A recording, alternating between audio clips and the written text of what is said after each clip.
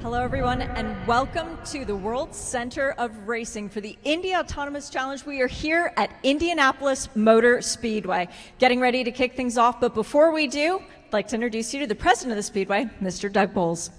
Well, thank you very much. On behalf of Roger Penske, Mark Miles, and everybody at Penske Entertainment and here at the Indianapolis Motor Speedway, welcome to this 115-year-old cathedral of speed. It was built in 1909 to test the new technology of the day, which in 1909 was the automobile. And 115 years later, these university students and these teams will be testing the new technology, not just of today, but the new technology of tomorrow. We are excited to have you all here. We are excited for what this moment means. Thank you to Paul Mitchell and everybody at the Indy Autonomous Challenge in the state of Indiana. This is a great state. You all are helping us showcase what we can do in the state of Indiana. Thanks for being here. Good luck to the teams. Let's go racing. All right, ladies and gentlemen, with that, let's meet the teams that will be taking part in this. First of all, car number 2 from Purdue University, right here in the USA, Purdue AI Racing. There you can see the teams giving you a big wave from down in their pit area underneath the awnings, and a lot of tech, obviously, down there that they are overseeing. Next up will be car number 3 from Technische Universität München in Germany. It's Indy Autonomous Motorsport. And they have been one of the very successful teams. There's a big wave from all of them. Next up, we will be moving to car number 4 from Korea Advanced Institute of Science and Technology in South Korea, KAIST.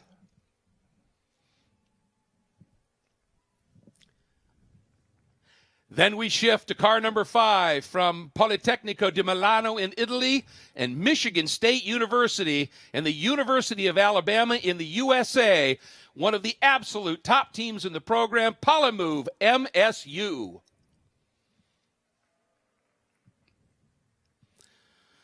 Then we go to car number 6 from the University of Modena and Reggio Emilia in Italy, Unimore Racing. Then car number 7 from the University of California, Berkeley, University of Hawaii, University of California, San Diego, and Carnegie Mellon University in the USA, AI Racing Tech. Next up, car number 8 from the California Institute of Technology in the USA. It's Caltech Autonomous Systems and Technologies Racer. Car number 9 is from the University of Virginia here in the USA, Cavalier Autonomous Racing.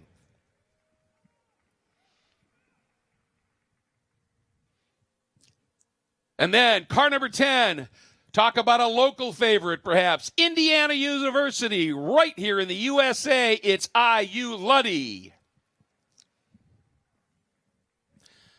And completing our field, it is car number 34 from Auburn University in the USA, Autonomous Tiger Racing.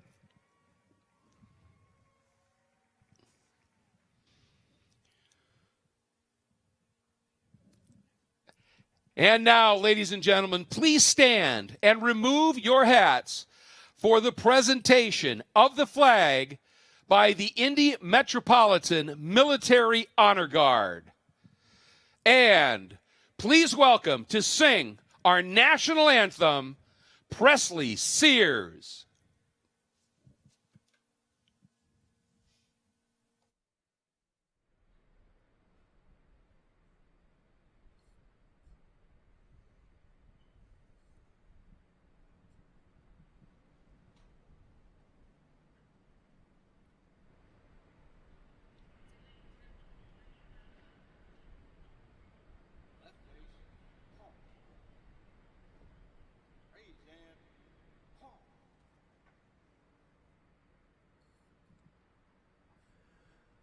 Oh, say, can you see by the dawn's early light what so proudly we hailed at the twilight's last gleaming, whose broad stripes and bright stars through the perilous fight o'er the ramparts we watched were so gallantly streaming.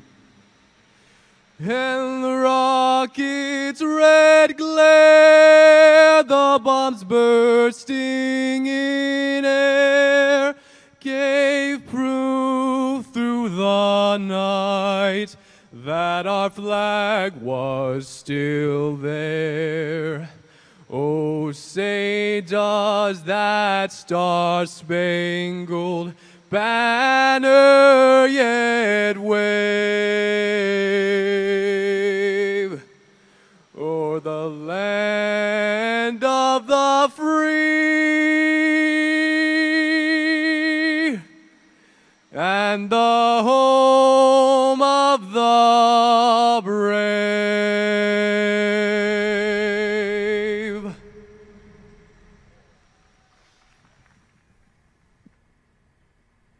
Absolutely beautiful rendition from Presley Sears. And as you can see, the drones have appeared above us. We've got high tech and high flying tech here this weekend of every conceivable sort. Right now, the drones providing an absolutely beautiful version of our national flag, the Stars and Stripes. And they're going to be making a change and doing something pretty special when they get down in front of all of our Indy Autonomous Challenge teams down in that order. We've got some very special stuff coming along with our competition, of course, but one of the things that we have coming up is we are going to have the Lawrence Central Prep Band is going to be playing a little bit, giving us a little bit more musical entertainment, and we'll be hearing from them in just a minute. And I just wanted to mention something. We had there the Indy Metropolitan Military Honor Guard. There are 264 Metropolitan Military Honor Guards in this country, and the most requested one comes from Indianapolis. They are here with us today. Indianapolis and Indiana have so very much to be proud of. The Speedway, of course, one of the great parts of Indiana and Indianapolis itself and the history that it has. And there go the drones starting to make their change up.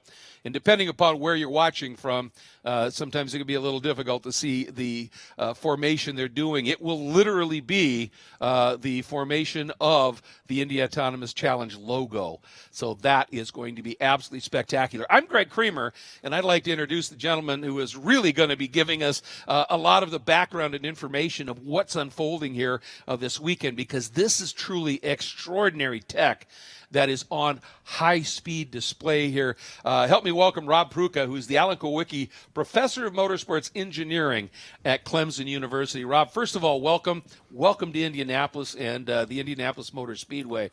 And I'm really excited about this. I've been watching video and studying up on it.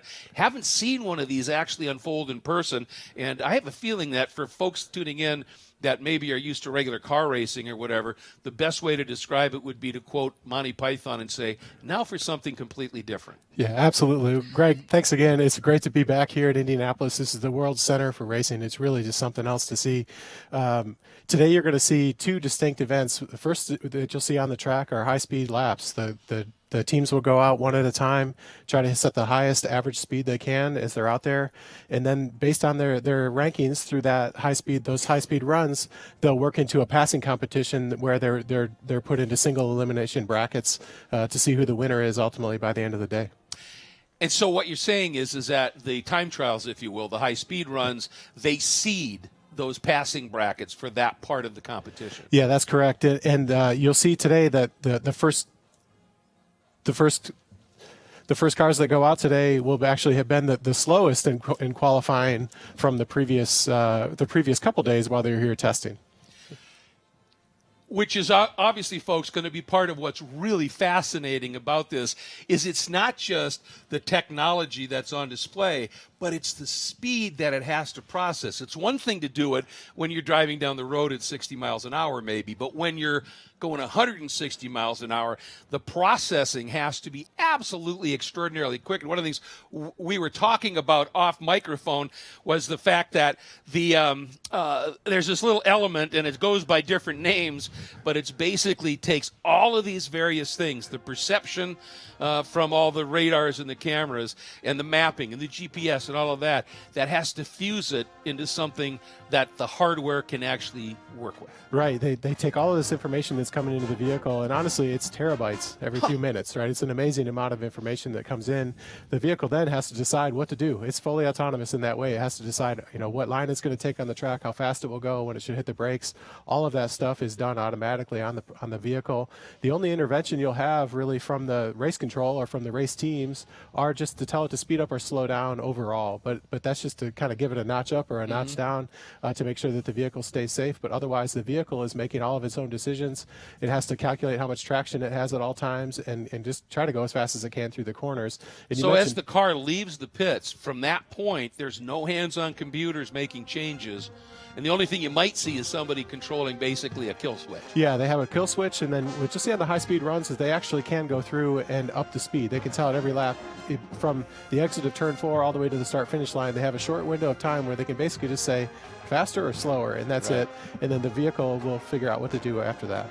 So here's a question to ask. And as I was looking at this, are these cars now, since there's no driver, it's a hardware stack where the driver would be that is then coded by all of these engineers that are in these programs.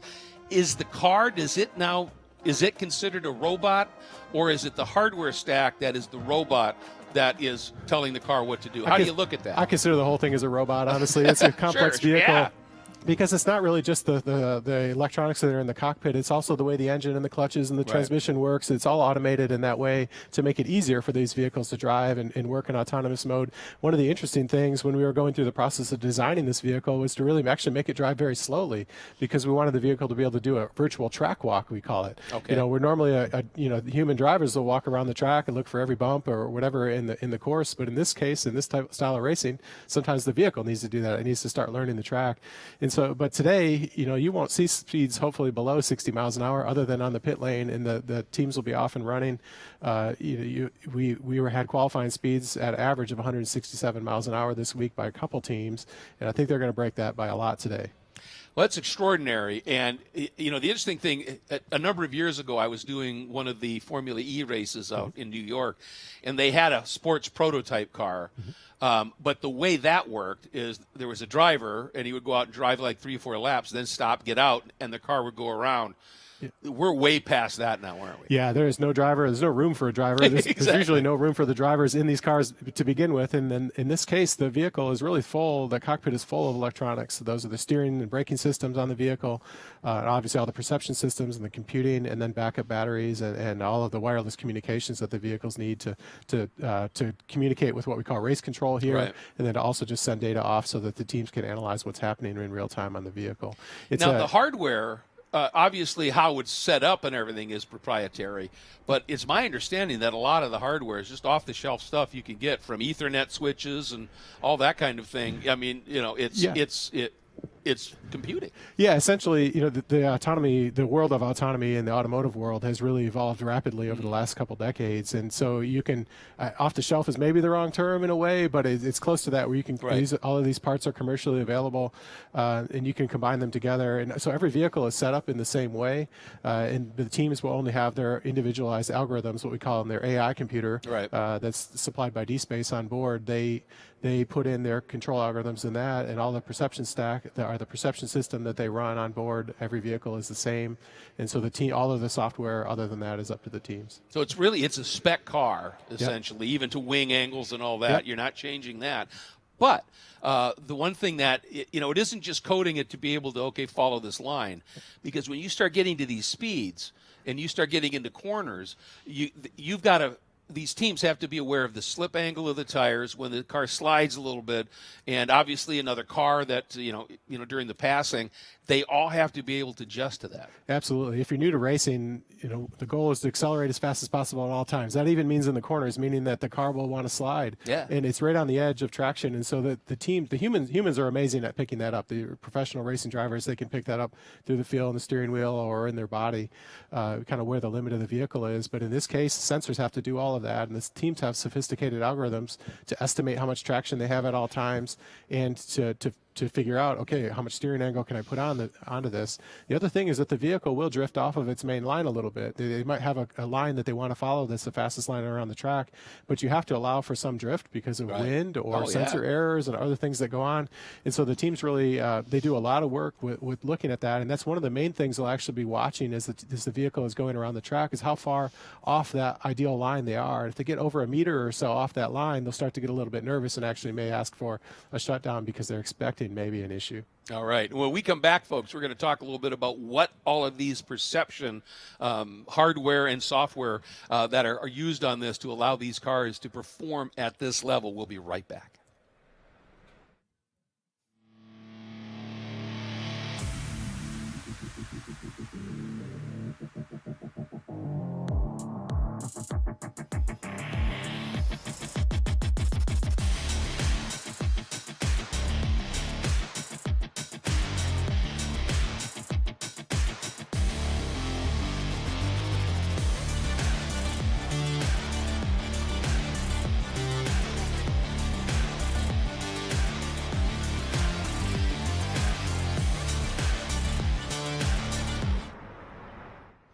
Welcome back, everybody, here at Indianapolis Motor Speedway. The Indy Autonomous Challenge will be getting underway shortly. Once again, first of all, let's talk about the cars themselves. Dallara has built the Indy, what used to be Indy Lights, now Indy Next cars for a long time. This is a version of an Indy Lights car, but there's an awful lot that has been done with it. And, of course, Clemson very involved in the creation of the AV24. Yeah, that's right. So it started out life as what we call the AV21, and it's what, like you said, came out of the Indy Next series. It was IL-15 from Dallara. It was heavily modified from there with a different engine, as we can talk about later in the broadcast, a different engine and clutch package and everything to make the vehicle easier to drive and easier to maintain. And then also there was integration of all of the electronics in the cockpit, and that's everything from all of the by-wire systems of how the vehicle steers and brakes, as we mentioned, to the communications with the pit area, because safety is always number one. And so the main thing we always had to try to understand was how do we make sure this is as safe as possible at all times. And so we always need to make sure we're in communication with the vehicle, so that way it can be shut down at any time if there's any issue. Yeah, huge amounts of data flowing. Chatting with a couple of people, they said on one run you can get up to 3 terabytes of data. So there's a lot that you're churning through to make this work. Yeah, absolutely. You can get about a terabyte every 5 minutes or so, and it becomes an overwhelming challenge actually to deal with the data. What you'll see is that all of the teams, they deal a lot in simulation before they ever get here. So they have what they call digital twins of the vehicle that they're running around on virtual tracks to test out all their algorithms. And they take that data and refine those models. And the top teams, the teams that progress the fastest, are the ones that can handle that data the fastest, make adjustments to their codes, and then ultimately get it back on the racetrack safely. It's a very difficult thing to do. You have to be really careful that you don't make sort of wild changes in your code, right? Because that are untested. And so as you'll see, the top teams will test all of that endlessly, virtually, which you never see here during the event, right. That before it ever gets on the vehicle, to make sure that it's safe once it gets out there. All right. So, yeah, just incredible what we're about to see here, folks. There you can see the cars, and notable there, not one driver in that shot. In the cockpit is that hardware stack, and they will be negotiating the 2.5 miles of this legendary speedway solely through the gifts of all those people standing under the awnings that are the ones that do the coding and really come up with the software and the platforms for these cars to be able to perform at these speeds. Once again, the competition will start with a time trial, and then that will seed the actual passing drills. And it is time to get us underway here for that special command. Let's get back down to Shea Adam. And welcome back, Mr. Paul Mitchell. For those most famous words in motorsport, Ladies and gentlemen, start your software.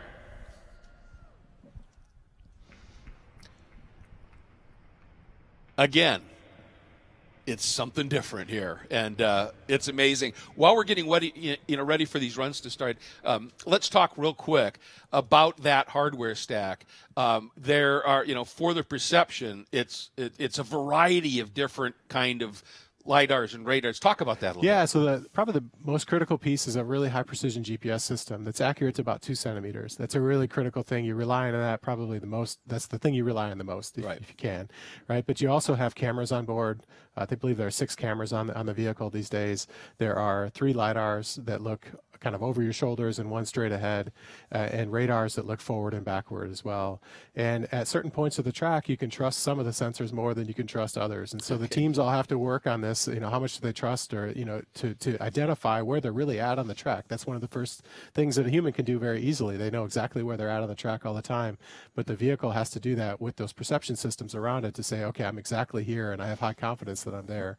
And if one of those sensors were to fail or give a false reading, you have to quickly reject that information so that you don't steer off course and try to overcorrect for an error. It's a very difficult process, and if you followed the Indy Autonomous Challenge over the years, you saw a lot of crashes early on, but the teams have really gotten a lot better at that over the years. It's a very difficult thing to do because in real life things go wrong. Yeah. And vibrations on the car and other things will cause problems to all of the different sensors, and the top teams have figured out how to get around that. And the amazing part to me is that you've got all of those perceptive operations, the LiDAR, the radar, the optics and all that. Then you add the GPS, and then you add all the inputs from the car and all that. And it's all got to be put together into an operating program that makes it work. And I don't think we can say enough about the young students and the faculty advisors from these programs that are making this happen. Yeah, it's outstanding. They take a ton of information that's coming in from the vehicle. They write all the code themselves.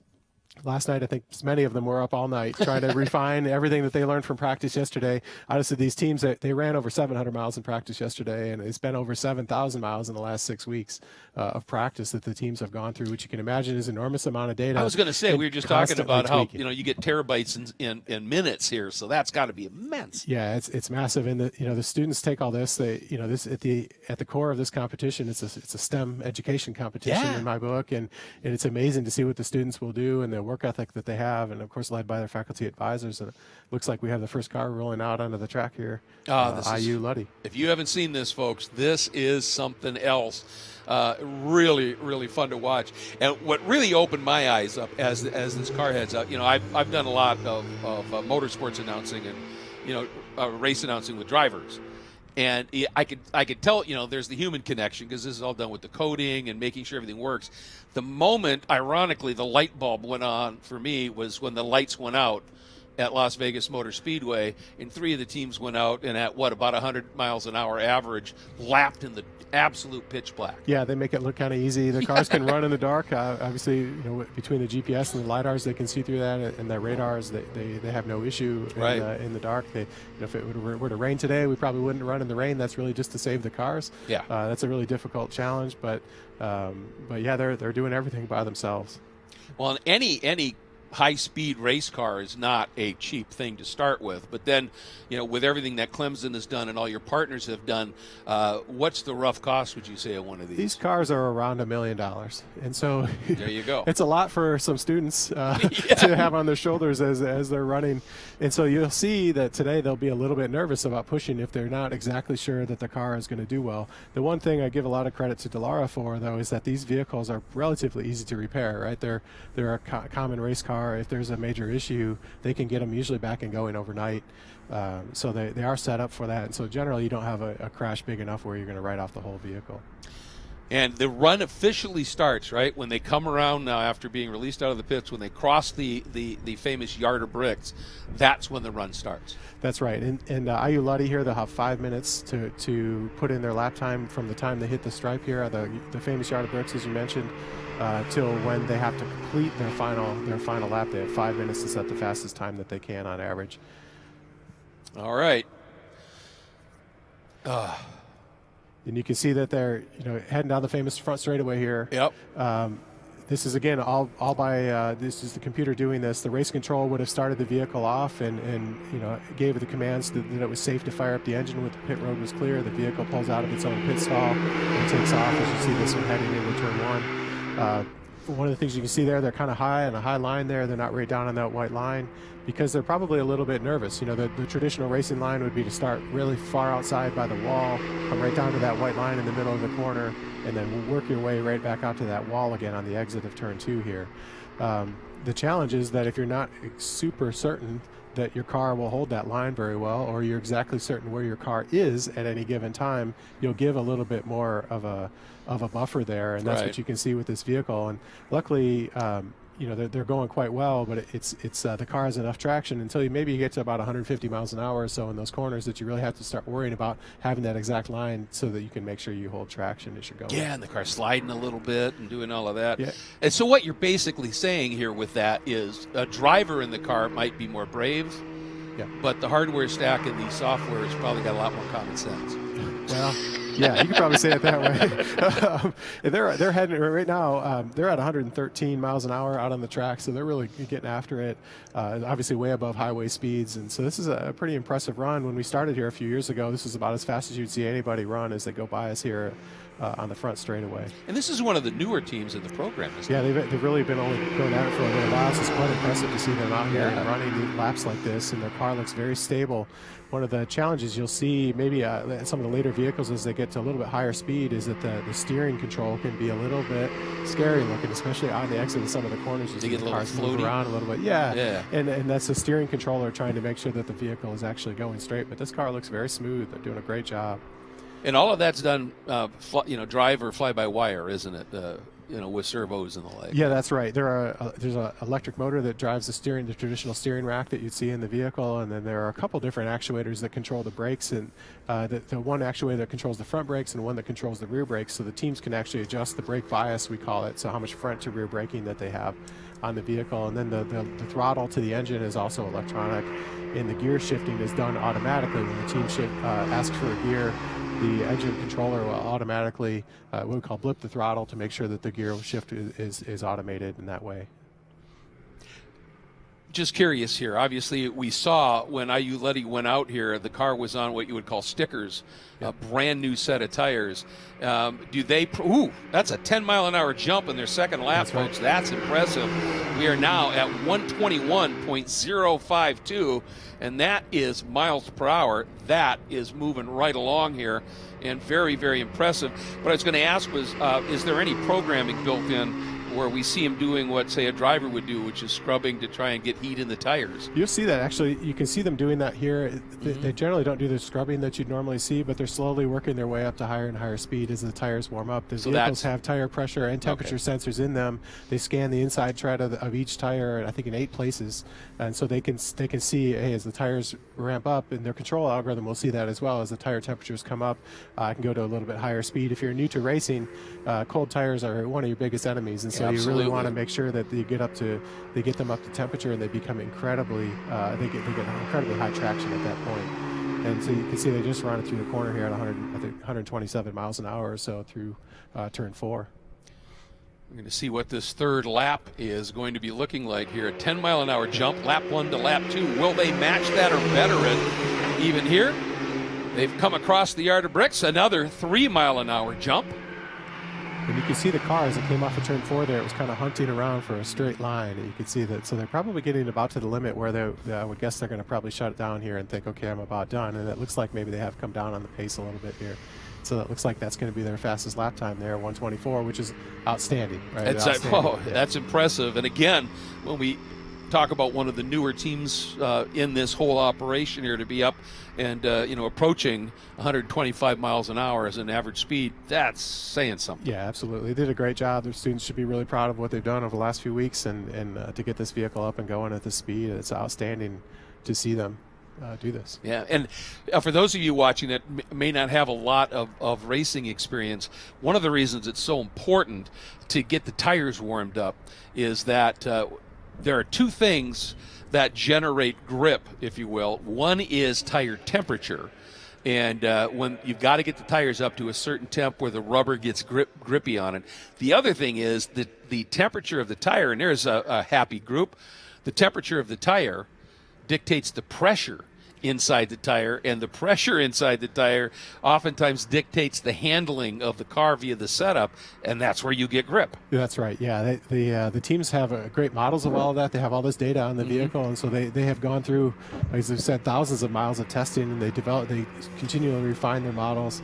They have advanced instrumentation on the vehicle to measure things like slip angle, so they can develop their own estimation algorithms, we call them, to determine, okay, how much traction we're going to have when I go in this corner at this speed, and do I need to speed up or slow down, and their controllers will do all that. You can see the vehicle autonomously going into the pits, and the Purdue AI racing team should be already headed now out on the back straightaway for their run.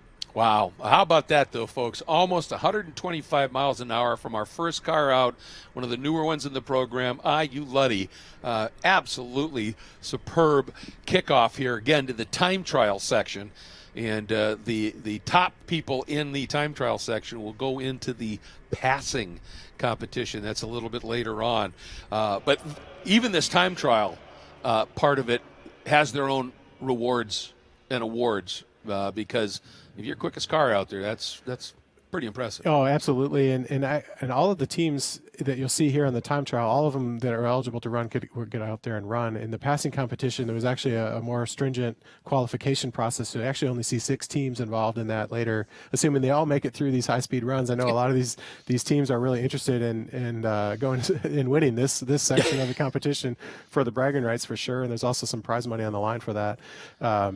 So we'll see that they all make it through to live another day. And it's one of the interesting things about racing is if you want to win, you need to finish first. You need to finish, right? Yeah, so, to finish first, first you must finish, that's right? Now, the interesting thing here is obviously, some of the other tracks that you run on are wonderful tracks, but it doesn't matter what the deal is here. This is Indy. Yeah. And so to be able to say, and we haven't been back here, right? The IAC hasn't been back here since 21. That's right. So for somebody to come out and claim this one, whether it's the time trial or the passing deal, if you do anything at Indy, it says something pretty special. You said now this is Purdue AI Racing that is heading out on the track, and they look to be up to speed a little bit quicker here, don't they? Absolutely. They're already up over 130 miles an hour going through the corners, so this is on their first lap. They just started. They have 5 minutes to run here. We'll see what they can come up with. They're probably the most improved team I've seen over the last year within the IAC. They've really done a good job, and their car looks amazing out there on track and very stable as they go through the corners. Yeah, you could just see it. It's flowing more speed through the corners. I can't wait to see what this first lap time is. And getting a little bit closer down to that white line, getting a little bit closer to a normal racing line. You're giving that outside wall lots of room, understandably. Yeah, and then you'll also see as the speeds come up, the cars will also move away from that outside wall. Once they'll exit really, really high up near the wall, and then they'll pull back down away from that wall to keep the drag down on the vehicle. Actually, as you run near the wall, the drag picks up on the vehicle a little bit. So you end up pushing a little bit more air on the rear wing, and it slows it down. What a lap! 131 average speed right out of the gate. That is impressive. And you bring up a very good point. Yes, these cars, they have aerodynamics in terms of the wings and the like. It's fixed. It's not like you can change it here. But you still suffer from buffeting. You still suffer from wind and all of that, and that's all got to be computed in, doesn't it? Yeah, absolutely. And the wind today is a little overcast, and the flags were blowing down the front straightaway, I guess, today. So all of that will affect the car a little bit. And it's certainly at nearly 40, almost 140 miles an hour. Purdue is running right now. It does matter. All of this stuff matters as you go through. Well, and that's the thing. When you're talking about the aero on a car, aero induces drag because that's what's pushing the car down on the track, essentially. And when you're into a headwind, you might not have the same top end, but you've got a lot more stick. Yeah. But then when you go into turn 3 with that at your back, now you're losing that downforce. So you've got to be considering that. And they jump it by 4, 135.303 on lap 2. And it looks like they just sped up again, going right about 140 miles an hour through turns 1 and 2 down here. You can see that their car kind of came down in the short chute. You kind of expected to stay up near the wall, but they pulled back down away from that wall. Probably a little bit nervous, but it's looking great for them so far, running great laps. And I totally get that. I mean, there's lots of safer barrier around here, but it's still a wall. Yeah. And I understand being just a little bit circumspect there. But their average speed is just absolutely superb here, and more to come for sure. Yeah, absolutely. And, you know, the expense of crashing one of these cars is high, right? And you certainly don't want to do that because you want to live on and keep learning another day. And we've had a few incidents throughout practice this week, but nothing too major, luckily. And they're looking great, you know, straight down the middle of the straightaway, which is good because it looks wide on the screen right there, but it actually is quite narrow when you're out there at these kinds of speeds. And so they're doing the right thing, just stay right in the middle of the straightaway and drive on through. They'll, you know, come up the track a little bit there, you can see, and then come back down to the white line in turn one or close to the white line, and then back off and back on the gas. And it looks like they have come up in their speed a little bit more as well. Yeah, a couple miles an hour, up to an average of 137.530. And just watching that line, yeah, they just really, and it looks so stuck right now too. That's the the impressive thing here. And you know, obviously, just working to build that pace, as you said, the first lap or two is almost more to just to get the tires up to temp. And 2.5 miles here, and this is the other part of this, you know, and like at Las Vegas Motor Speedway, where you ran earlier, you know, it's your classic sort of tri-oval speedway, right? Yep. Every driver who has ever raced here said every turn on the map looks identical. None of them are, right? And they all drive a little differently. And look at that, 139.5. We're just touching on 140 here, folks. Did a great job there. The vehicle looking good. You generally, the car is set up to understeer or push, you might say, in the racing world intentionally. So that way, you know, if you start to lose the back end of the vehicle, you're almost always going to crash in these vehicles.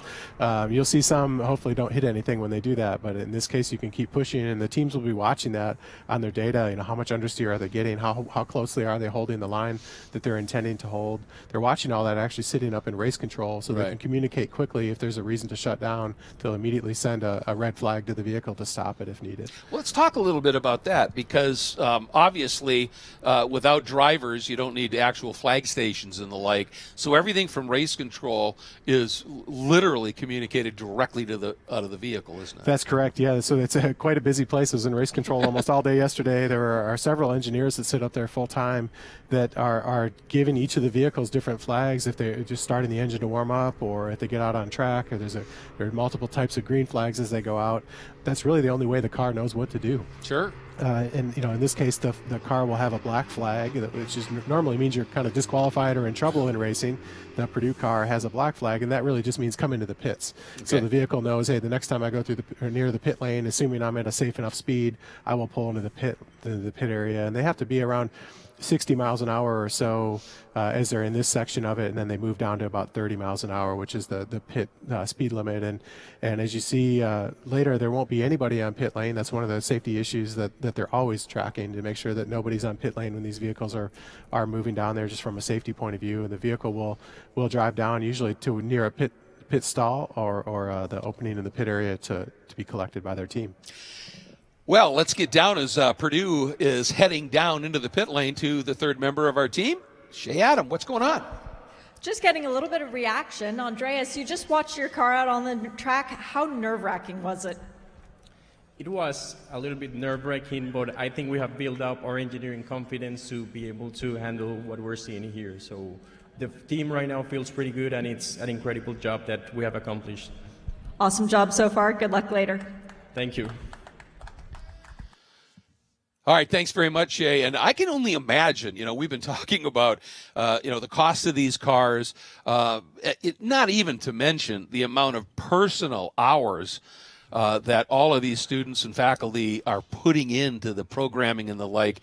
And, you know, to have it suddenly go wrong would just be gutting. So I fully understand it's got to be nervous, but when the car completes a successful run, it's got to be just gleeful as well. Absolutely. You know, it's a really it's a kind of surreal experience to sit down and watch the students as the cars are out there. The one thing they have to remember, though, is if you don't push the limits, you won't find out where they are. And so from time to time, you're going to have accidents, and that's the way it is in racing. Things are going to break, and you're going to crash. That's just how it is. So you have to get used to that and be ready for it. And the teams do a great job of responding. And the Indy Autonomous Challenge itself has a great crew of mechanics that can go through and help fix the vehicles, both electronically and mechanically, if there is an issue. So they support the teams in that way, so the teams don't really have to be an expert on all of the mechanics of the vehicle. Right. They ultimately have to model most of that stuff so they become experts in it, but the IAC takes care of pretty much all the maintenance on the vehicles. As you see the AI Racing Tech vehicle coming out to run their qualifying runs, this is one of the strong teams in the competition always. We'll see how they do. Yeah, this is the gang from the University of California, Berkeley, combined with the University of Hawaii, University of California, San Diego, and Carnegie Mellon University. That's a fairly serious conglomeration of brain power, isn't it? Yeah, I guess if there was any, there's no doubt about it. And it was, as this series formed, there were universities from around the world that were doing what they called kind of hackathons. They were trying to qualify into the event and to be able to qualify to purchase one of these cars. And so through that process, some of the universities found out they were really strong in some areas like perception, and some were better in path planning algorithms. And so they combined together and made teams from around the globe. And if there was anything good that came out of the pandemic, is that we became very efficient at communicating virtually with Zoom and Teams and all of these platforms that are there. And so these teams can exist literally all over the world, and it also allows you to work almost 24 hours a day, which students generally do anyway. Yes, but now you can really expand to these other universities and pick up expertise across the world, so that your team will perform at its highest level. Yeah, the technology and data transfer capabilities now too are just incredible. And the teams are obviously, while they can't adjust anything other than, as you said, okay, pick the pace up, but they're certainly watching telemetry info. Oh, absolutely. There are thousands of data points that are coming through. The teams have elaborate setups that they've built themselves, really, to make sure that they monitor, obviously, the line that the vehicle is on, but also accelerations and steering angles. Sure. And is my controller actually tracking what it's supposed to be doing with steering or braking or anything like that? And so they generally have 3 or 4 monitors running, and a group of engineers around them watching at any point in time while the vehicle is running, just to make sure that everything is okay. Now, is there anybody back at these 4 universities that are getting stream information and watching it there? Do any of them do that? For my understanding, they're all here. They're generally all here, but the capability is there to do that. But pretty much the entire team is here, and they'll live in Indy for the last 6 weeks or so. That's from all over the world, yeah. and they really gel, and they really think about nothing but this. We were kind of joking earlier. We spoke to one of the teams that was in Las Vegas for the previous event at CES. They had been in Las Vegas for 2 months, and they hadn't gone down to the famous Las Vegas Strip yet, because they were at the racetrack or the hotel writing code the whole time. So, well, they probably aren't even allowed in the casinos. Some of them crack it maybe. Start getting those machines to pay out big. So this car just ran about 100. It was going about 140 miles an hour down the street over here, and just did it. Their first average lap, the first lap was 111. So they just sped up a good bit here, and you can see them running a really good line. Got a little bit lower, closer to that white line in the corners than we've seen in the previous 2. Yeah, look at that. That's just about a car width off of that white line. That is that's starting to get a little bit aggressive now in the line. Yeah, and you can still see those fresh stickers still on the tires, but probably in the next corner or 2 you'll see those will be gone as they wear off. As these tires wear pretty quickly. It's a really soft racing compound, and so they wear out, and about 30 or 40 laps or so of high speed running that they wear out, and that's normal, that's expected, and that's what one of the key pieces that really makes these vehicles, or allows these vehicles to have the performance that they have. And the tire is one of the most complicated pieces on the vehicle.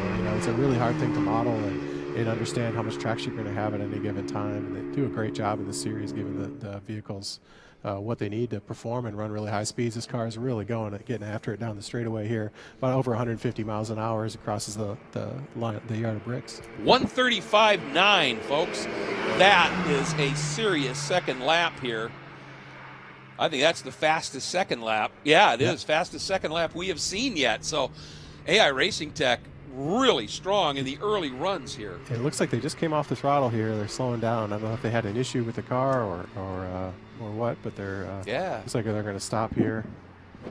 and hopefully pull into the pits, get around and pull into the pits. But they put up a great lap. That was outstanding. Maybe they saw that that's as quick as we can go right at the moment here. Yeah, it looked a little not out of control, but it looked like it was definitely moving up the track a little bit. But it's interesting. These vehicles, a lot can go wrong, right? There are so many signals on there, and so they might just want to stop and check something to make sure they're okay. And it looks like, so you can see they stopped on the track and they're starting to roll again here.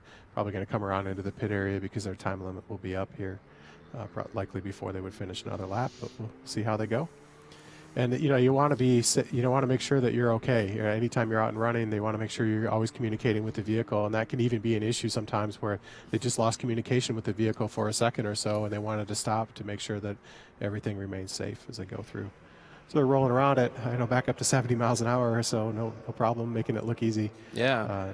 Probably coming over on into the pits here. Well, even it's only the second lap that they ran and are probably done, but it's still the second quickest time that we've seen yet. So, they certainly, it looked like, had the potential for more. I hate to see this happen here, for them to back down just a little, or have to back it down just a little bit here. But they certainly showed some potential. Yeah, they definitely kicked up the speed with what was going to be the third lap there. They had gone up to over 150 miles an hour on the straightaway and shut it down in turn one for whatever reason here, which we'll find out soon, I'm sure. Well, as you said, there's so much financial investment and so much time investment that if there's anything that glitches a little bit here, they're going to certainly have caution play a huge role here, and into the pits, as you said, they come. And obviously with that little issue, better to bring it in and see what if any problem might be there on the car. And so let's take a look. We've now had 3 runs complete and 9 cars in total. I love hearing it come down into the pit lane, downshifting as it comes in here. But here's how it stands right now. Purdue AI up top by about 4 miles an hour, and then AI Racing Tech having to stop a little bit early here, and then IU Luddy still there in third of the 3 cars. And again, we have 6 more cars that are going to be heading out here. And what did you say they had practiced at, some of the other teams? So they were up into well over 150 miles an hour. Yeah, right? so the average speed was 167 for the top car that went out there, and so most of the last 6 cars that you'll see, I think all of them were up over, they were under a minute to go around the racetrack, which gives you over around 150 or so miles an hour on average for their best run. And it looks like the Tiger Autonomous racing vehicle is out there. They're having some sort of issue. Parked out there on the back straightaway. They may be waiting for a flag from race control here as well to get going. Yeah, again, this is the next one up. This is number 34 from Auburn University. And I find it fascinating. Obviously there aren't other cars out there, so they can just stop on the track, do a reset or look at whatever issue, and then say, all right, we're ready to commence a run here. It's the safest thing to do, just park the car. It's actually one of the things that teams have to do to qualify for the brackets that come in later. Mm-hmm. They have to do a high-speed stop, usually from 120 miles an hour, to show they can brake at a certain rate. Because that's if something happens in front of you, you certainly don't want to run into that other car, right? And so that's one of the qualifying things that they do. So it's a pretty common thing. The teams are all very good at it, to go out there and brake. And you can imagine in these race cars, to brake down from 150 or 160 miles an hour, it's actually a pretty hair-raising experience if you're in the real car. So it's a complicated thing to deal with, and this is where the teams that have control of the brake bias on the vehicle, so they can control the front to rear brake bias simultaneously on the vehicle, so they can develop their own algorithms to make sure the vehicle stops as quickly as possible without locking up the rear tires, especially because if you lock up the rears, you're certainly going to lose control. And luckily these tires are large. You can see the rear tires are very large, and there's a lot of downforce on the vehicle, so you generally have a lot of traction. You can brake pretty quickly. Well, and as you said, with them being set up to push or understeer, and for those of you that aren't familiar with racing terminology, it just means that as you turn the front wheels, the car still wants to go straight a little bit, and you would set the car up that way because the easy solution to get out of that is you just gently slow down. Yeah. That puts a little bit of weight back on the nose, the wheels turn, but it tells you, okay, too fast there. Sure. Right? Yeah. We were just hearing that the AI Tech Racing, they just had a GPS issue on the vehicle. And that's one of the critical sensors that you want to have all the That's time. big, yeah. And so it would make sense that they came in. Hard to say what can happen to these vehicles. They have actually, the track here is super smooth, right? And it's one of the probably about the most perfect racing surface you're going to find anywhere in the world. But the engines themselves are structural in the vehicle, and so that means that they're part of the structure. And this is a 4-cylinder engine. They naturally have what we call a second-order vibration in them, and so that they will, because they're part of that structure, they're going to vibrate all of those electronics that are in the vehicle. And so it's not that uncommon from time to time that the wiring will come loose, or you'll just straight up damage some of the electronics that are in the vehicle. And so that's probably what happened, unfortunately, but they'll move on. It's not the first time, and they just keep rolling with it. And you can see the Autonomous Tiger Racing vehicle from Auburn out there running laps at right around 90 miles an hour as they're trying to come up to speed and warm up here. And expect to see them pick up the speed as they keep going faster and faster here. Now let's go back real quick. You were talking about the tires in there. It's a soft compound, so they don't last that many laps. Mm-hmm. But they're used for more than one run. You're not just throwing tires. Well, every time a tire gets heated and then cooled, it goes through a heat cycle, and it changes the grip, that's right, the durability of the tire. So they have to model that too. Yeah, they track. The teams will track that, and the only time that they'll obviously change them if they're out of mileage, if they run out. But if they spin out, then obviously they're changing them at that time as well. And these are, very customized tires for this type of racing. All right, so they just came in. Obviously, they had that stop out there, so they're taking it easy and building up to pace here. Yep. About 89 miles an hour for that first one, but more to come. They've come up to about 110 out there on the track, so they are slowly speeding up. And again, this is planned usually from the teams, where they'll start out slow. By the way, this isn't slow. No, this is yeah. 110 miles an hour, but they'll start out what looks slow, at least on this huge track, and slowly work up as the tires warm up and they get more comfortable with the algorithm that hey, this thing is actually following the line that we want it to, and they'll keep going. And you can see them here. They're running a pretty good line there through the corner, about a car length and a half off the white line, just for safety here. As the speeds are lower, you can get away with that no problem and not have a traction issue. Rolling through the turn here, again about 110 miles an hour. They look perfectly good here. No real issue with steering. You can see that car just tracking straight down the straightaway. No issue. You will see from time to time some vehicles will start to wander around. We saw that with the first IU car. Right, yes. It's just before they shut down, they got to some limit where they were having a little bit of trouble with their steering control, and that's probably what flagged them to shut down. So 109.4 for an average speed on that second lap. So now, really starting to pick that pace up just a little bit. And, one of the things, that you don't want to do here in any type of car at Indy is run a little bit too high through the corner, or especially corner exit, because you get up into what they call the gray area, and that's where the grip suddenly will go down in a big hurry. Yeah, it happens quickly. And I spoke to some of the folks here at Indianapolis Motor Speedway this morning, and they go through and they clean this track religiously. So they went through, it's amazing. And so they really aren't a lot of what we call marbles, the little tire chunks that roll off the tires as they wear out. There really aren't many of those up offline, but ultimately at some point you will lose grip as you get kind of out of that you get on the light gray surface that you see. The dark gray is usually tire rubber that's in there, that's a little lower on the track. That's kind of the standard line that you see. This vehicle is now traveling over 150 miles an hour as it comes down the straightaway, so they keep picking up the speed as they go through. Wow! Fastest lap we have seen, folks, 140.864. You called it as you were watching live time telemetry over there, visually you could just see that car entering the turn and really picking the pace up. Yeah, they're still not quite pulling out of that white line. You want to see that, but they've picked up again. They're going around 150 down the straightaway here. It's important to note one of the rules of this competition is that from the exit of turn 4, they're going into turn 3 right now, but from the exit of turn 4 down to the start-finish line on the front straightaway, the teams are allowed to say faster or slower. That's the window where they have to do that. And so if I'm seeing the speed is on this front straightaway, that's usually after they've bumped the speed up. And these cars have so much power that they will pick that speed up quickly as soon as you hit that button to do it. And they actually have to be careful that they don't break traction and lose control of the vehicle when they do that. So it looks like their speed has come back down here. That they set their lap. Their time is probably out, and they're back down to 90 miles an hour or so. So that lap speed of 140, 864, it looks like it's going to be the number one here for a little while. That's going to be a hard one to take down, but we'll see what happens when the next team comes up. Yeah, it was a really solid run, and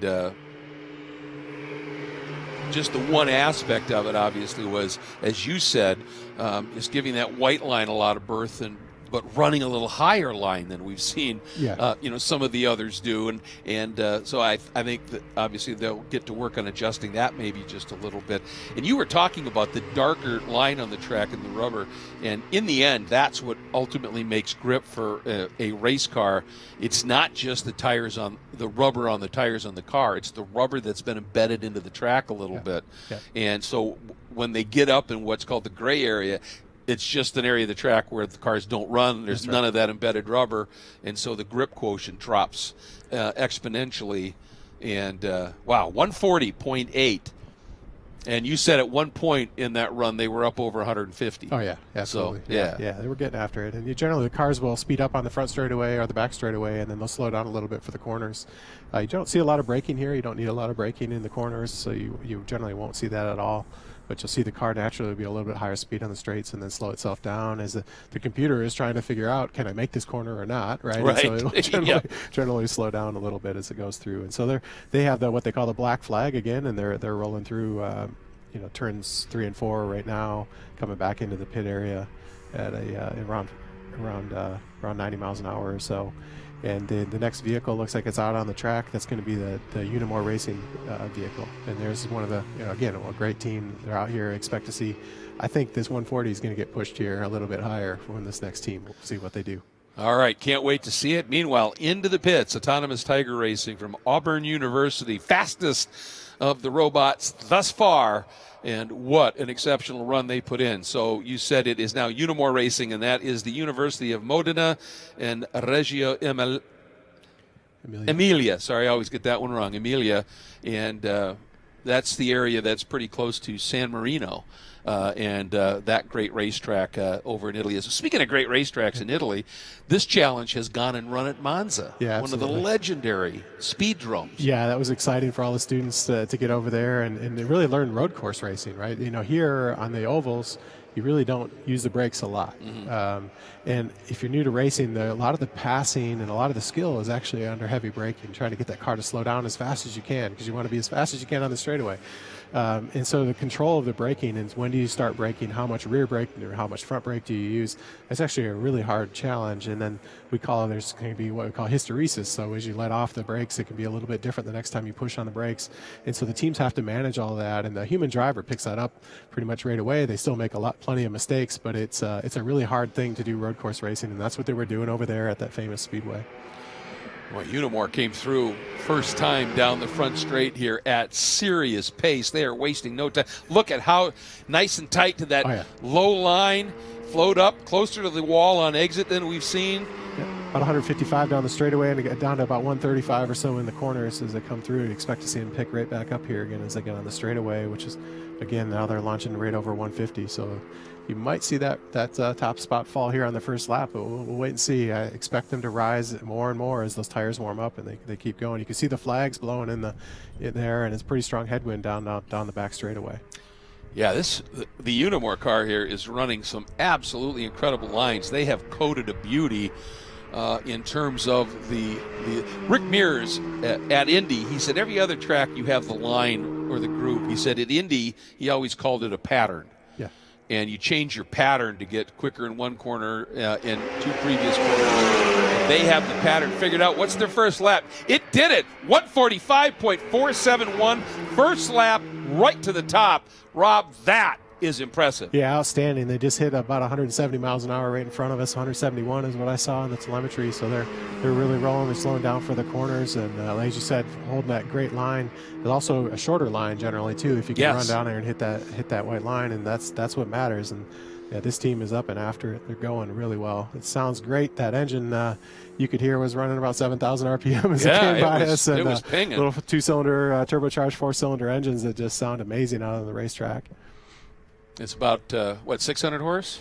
It's about 450 or so. Oh, to the rear 450, wheels, okay. yeah, 425 depends on probably Okay. on the weather, honestly. And they run a racing fuel, 100 octane racing fuel, to make sure they don't knock the engines to death as they're doing that. And they're pretty reliable machines. Hopefully, you know, fingers crossed, they hold up really well. And this car is again up over 160, almost 170 miles an hour as it crosses the Yard of Bricks down the front straightaway here. 150.715. Unimore is after it here. Huge. What a lap.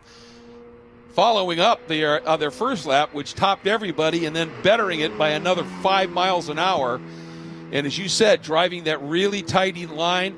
And, you know, here's the thing, folks, again, if you're not real used to racing, is when you drive from the outside of the track to the inside, which is the apex of the corner, and then flow out, the more you can do that, the less tight the radius or angle through the corner, which means you can roll a little bit more speed. As you start tightening up the radiuses or the angle you have to drive through the corner, it starts to scrub on the car, the tires start to slide, and it just robs speed. Look at how this is really driving some I expect solid this to be the lines. fastest one. They were right around the minimum speed of around 150 through the center of the corner and up to 170 here again on the straightaway. Boom, another 5 mile an hour jump. Oh, check They had a that. tie. Oh, it's the same. How about that? All right. That's 155.1. So this might be about the max they think they can go. We'll see if they can get through. I mean, you know, with the wind today, maybe the down the back straightaway for sure, definitely a little bit lower top speed by a couple miles an hour, although they're really getting, you see about 172 as this thing is going into the corner right now. And then they're, you know, not on the brakes, but slowing down in about 155 middle of the corner. It's just amazing. You know, this is more than double of normal highway speeds as they're seeing these cars go through.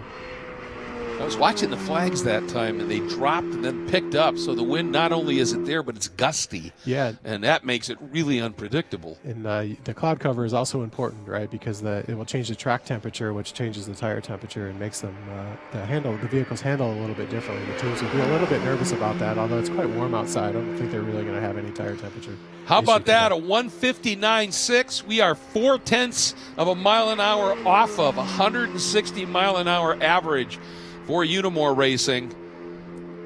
Great line Boy, right there. stepping right out to it the up. wall. Yeah, absolutely. Really flying down there.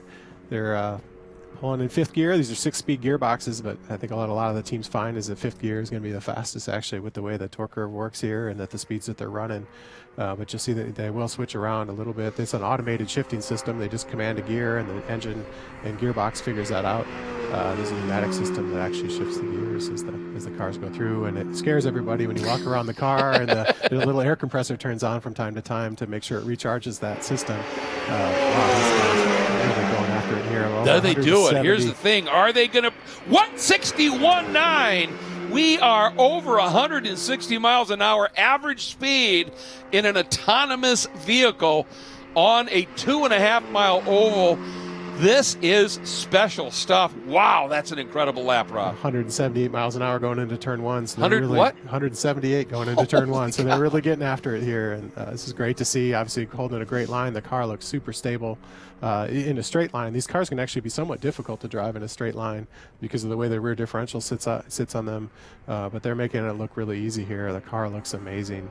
And I don't blame them for pushing harder and harder here. And this is one of the teams that qualified fast enough that they have 7 minutes to run. So expect to see probably one more lap out of them here, or this could end up being the last one. Let's see. If they were up at a 178 on the straights, what do? 163.8, continuing to move it upward.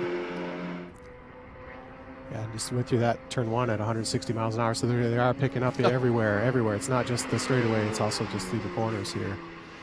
And, so they come through, and it looks like they might be starting to slow down now. So I think they're probably out of time, and they're off the gas. Yep. Coming back into the pit area, so they will. They're still on a green flag, but they'll probably receive a black flag here, meaning that they need to come in and pit. They've come down, and they're slowing down to about 50 miles an hour or so to cruise around. Back in with the fastest time that we've seen so far today. Yeah, by a chunk. Oh, yeah. As well. That was really remarkable.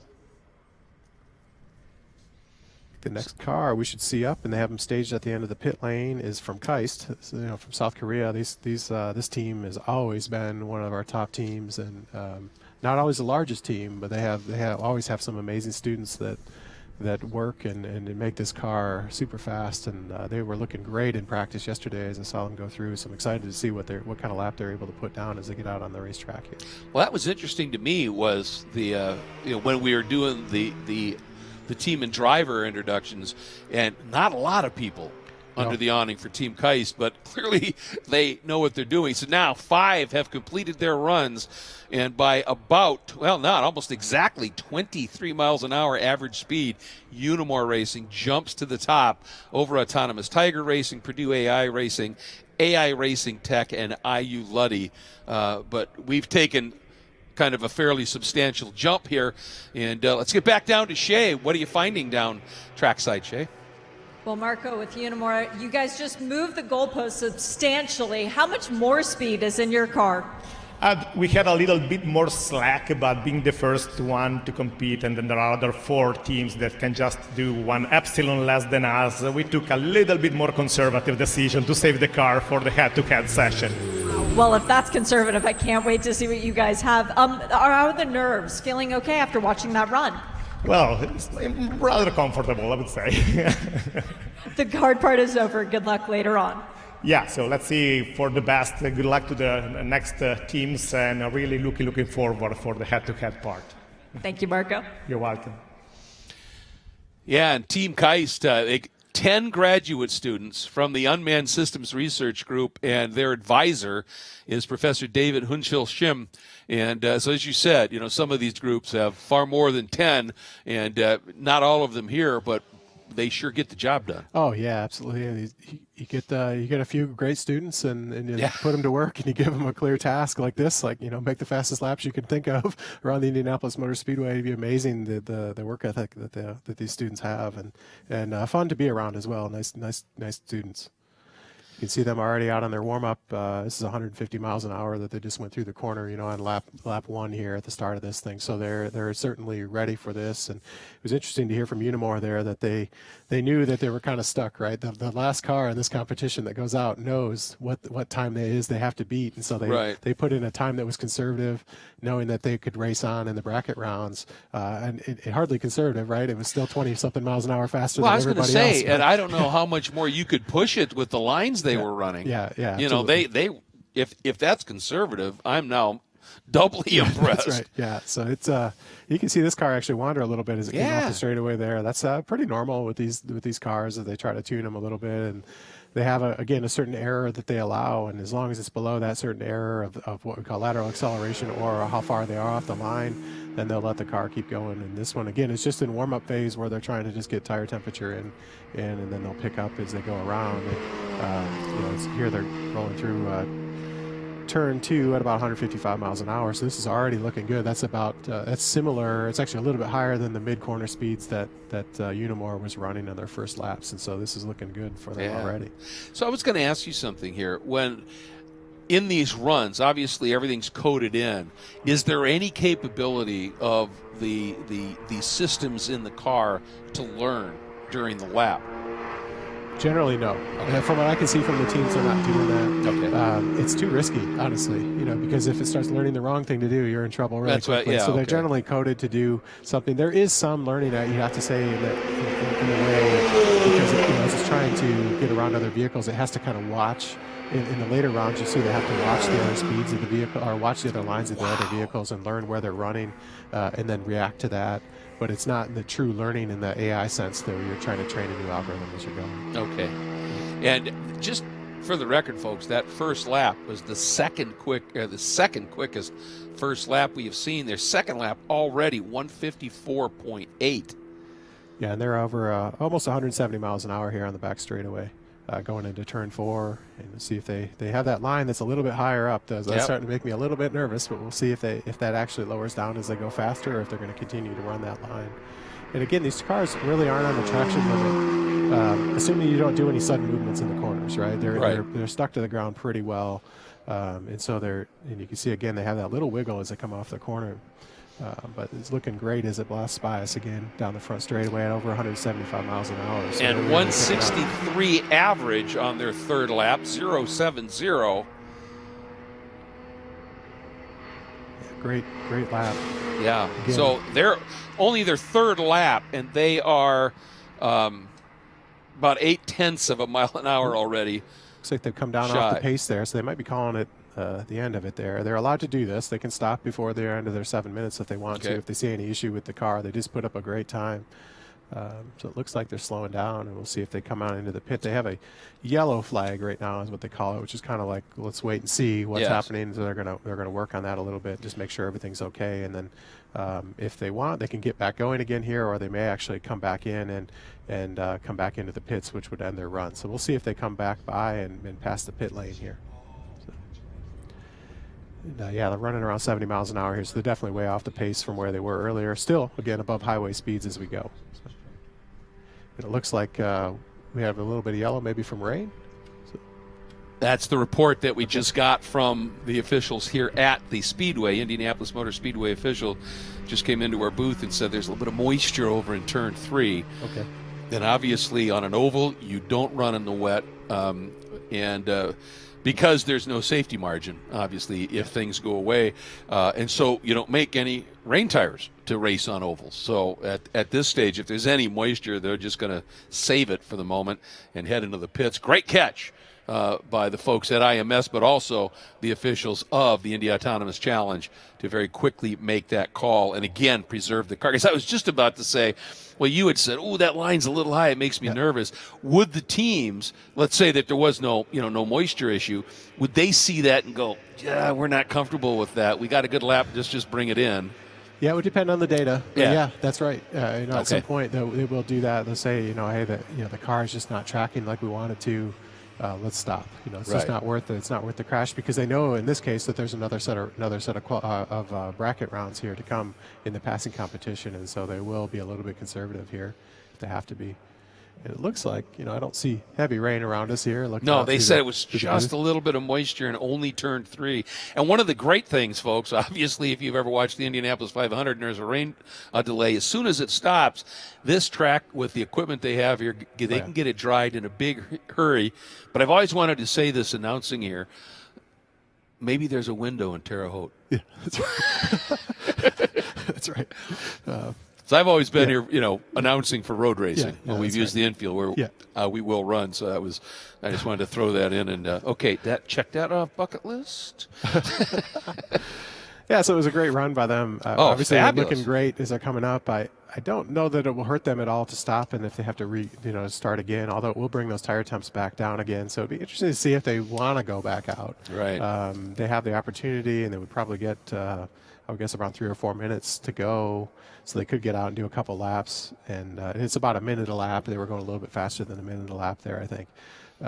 So they would have enough time to probably get up and run one more high-speed run. But as they sit right now, they're already looking pretty good for the. Yeah, and they're only 0.8 of a mile an hour off of the fast time. Yeah. So is it worth the risk? Yeah. Because you're going to be the first one out on a track that was damp and drying. So that's right. Yep. You see the wind blowing through, and there was supposed to be weather coming through, and we've lucked out so far today. Right now, and that's a stout breeze. There's no question about that. Well, there's enough there that they're covering up the robots. It's hard for me to, having announced race cars for a long time, seeing now that but they are truly robots, and of course out in it here is our Shea Adams. Shea, what's the feeling down there?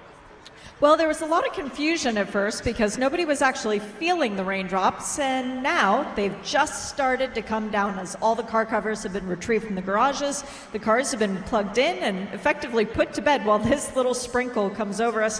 Hopefully it moves by quickly, and already the IMS has those safety vehicles out on the track. They're going to try and dry this place out as quickly as possible. So, Rain, if you could just move away, that would be awesome.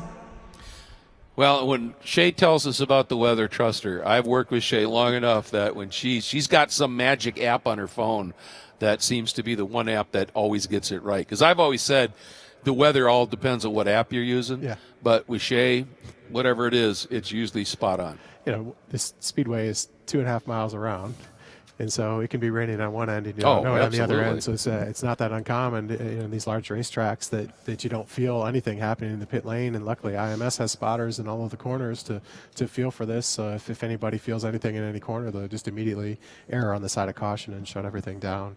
Because these slip tires, they just don't move any water out of the way. No. You can't have that. And so it's almost certainly a crash even in light rain if you're not on top of it right away. So they did a good job here. Well, you know, folks, if you've ever been driving down the freeway and you've hit that little bit of a deeper puddle and you felt your car just sort of slide for a second, that's hydroplaning. And when you have no channels on a slick tire, if there's any moisture down, you're just doing that constantly. And, of course, that's pretty limited control. Now the question becomes, and hopefully we're not going to get anywhere near enough rain for that to happen, but if it, you know, we got a scenario where the track gets pretty wet. The bit of rubber that's been laid down can then get washed away and the track becomes green. So do they have to go in and then recoat a little bit and say, okay, the grip's not going to quite be there? I think in this case they probably wouldn't. I mean, you are watching it. You're watching it as it goes and checking. Hey, you know, how much traction do I really have? I don't know if they would really change the code, but you know, one thing they can do is adjust that kind of their average speed that they want to try to run on their run. So they would probably just start more conservatively and make sure that as you go through, everything kind of looked like it did last time when we went out there.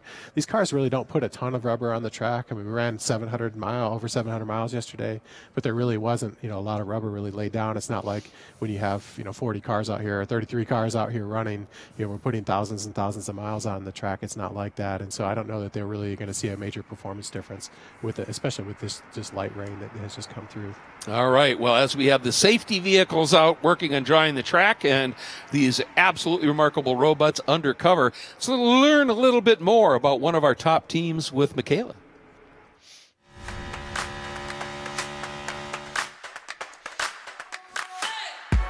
So my name is Michela Verucchi and I'm from 3II Unimore Racing.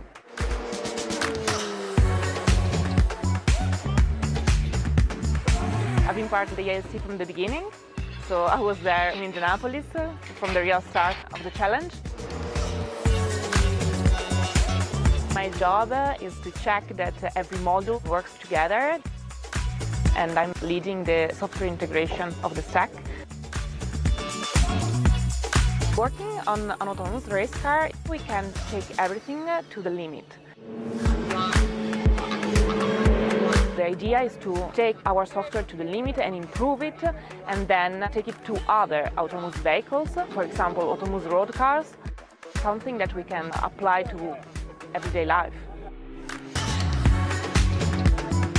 I'm from Maranello in Italy, which is the most famous for Ferrari. Racing is something that was in my life since I was little. Everyone in the family watched the Formula One. They're really proud that I'm working in this environment. This is my last race because I graduated and now I'm working in a startup in Modena. And now we're applying the result of this research to real vehicles that are used every day to help people work better and more efficiently.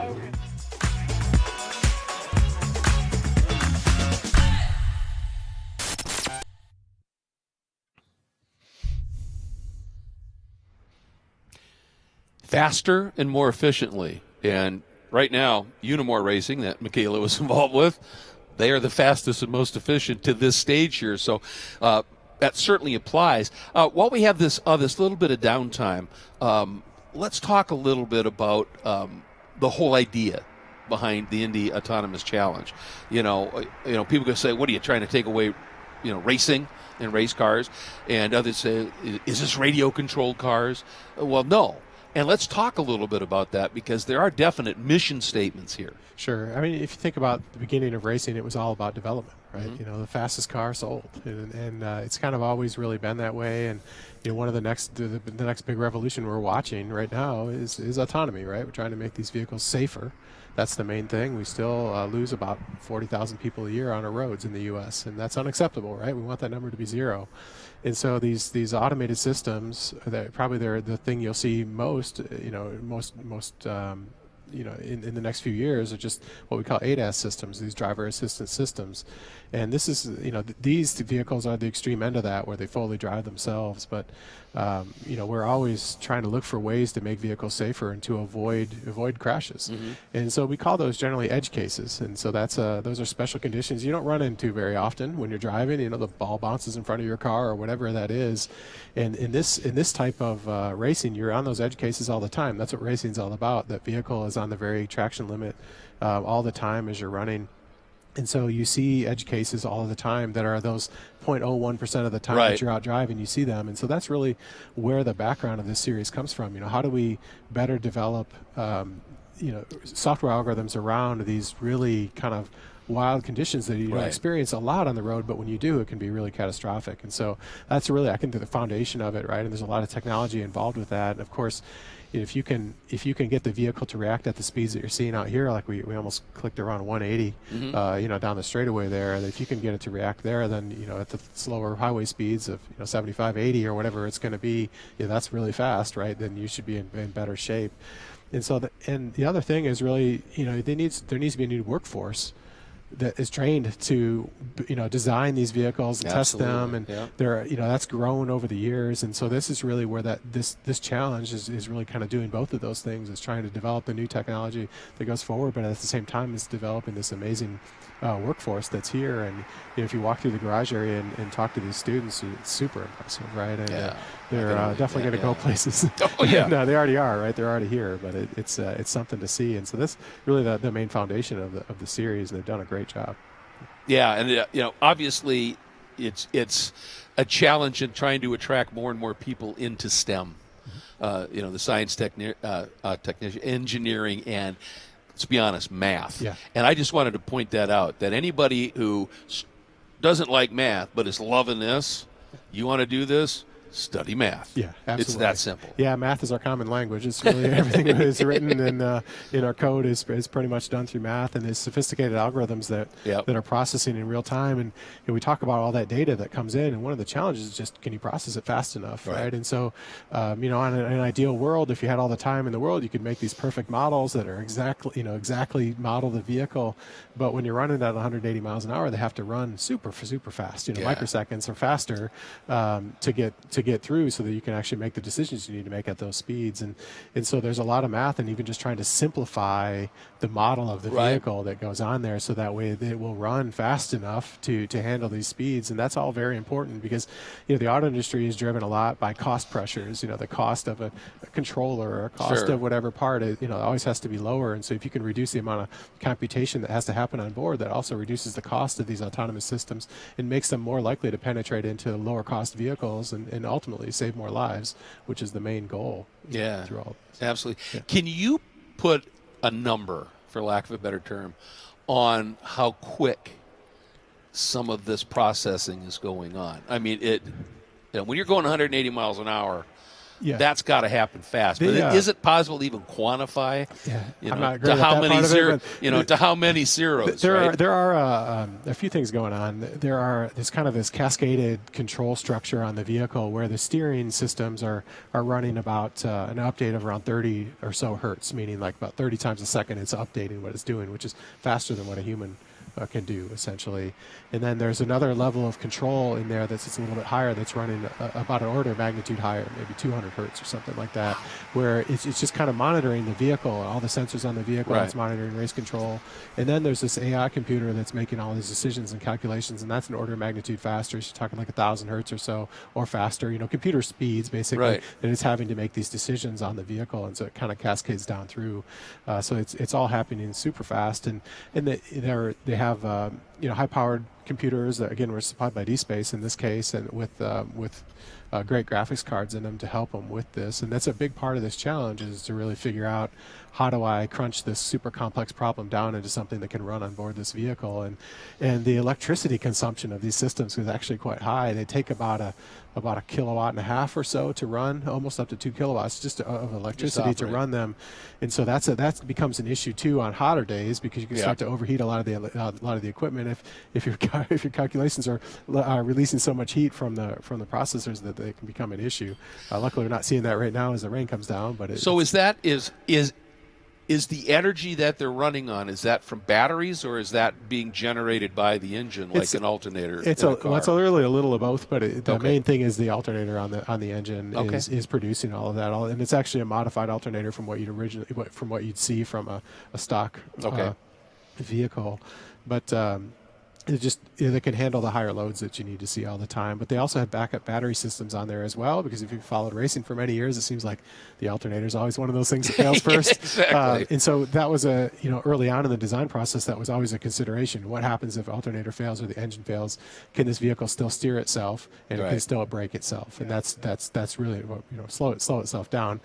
Meaning, and so that's really important. So it does have backup battery systems on board that will say, okay, I've lost power from the engine or whatever, I can still steer my way down and brake down to zero speed. It's a really critical part of this, and as this series evolves and gets to more and more vehicles on the track, that becomes more and more important to try to figure out what happens if a car in the middle of a pack loses power. Yeah. So as we continue to see the beautiful robots undercover, as we've talked about, and a number of the IMS safety vehicles are out on the track trying to dry it. We did have a heavier blast of rain come through, as you can see, folks. So the track is fairly wet. So it is going to be a little bit before we can get back to high-speed activities here at Indianapolis Motor Speedway. So we are going to take a little bit of a pause here. We'll have a graphic up, and it will be updating you and letting you know when we are going to be coming back on the air. We hope it's soon, because this is truly spectacular stuff. So hang with us.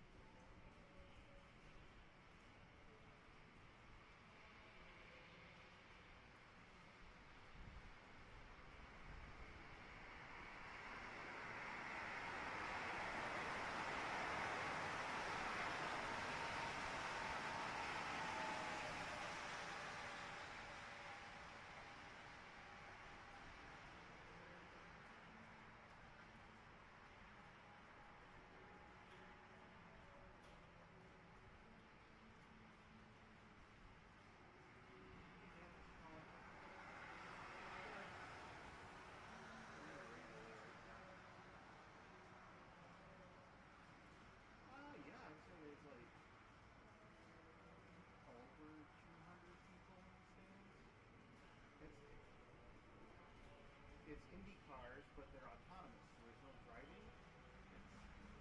It's all AI, like they program it, and like they are actively controlled. So they got through 5, there's 9 cars here. It's all colleges. The fastest car average around over 2.5 mile oval, was 168 miles an hour, I want to say. Highest going into turn 1 was like approaching 180, is what I heard him say.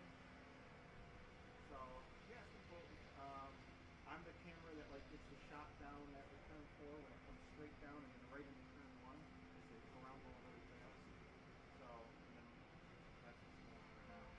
go to that website? Oh no, I was just more curious because I found the website, but I didn't look at it at all really. Okay. Yeah. No, that's covered. So I got per diem for yesterday. I get hotel for 2 nights, per diem for today, per diem for tomorrow, gas both roads. Like, because I was like helping everybody at work yesterday get set for today. There's a volleyball thing today. It's no big deal. I wouldn't be working for it.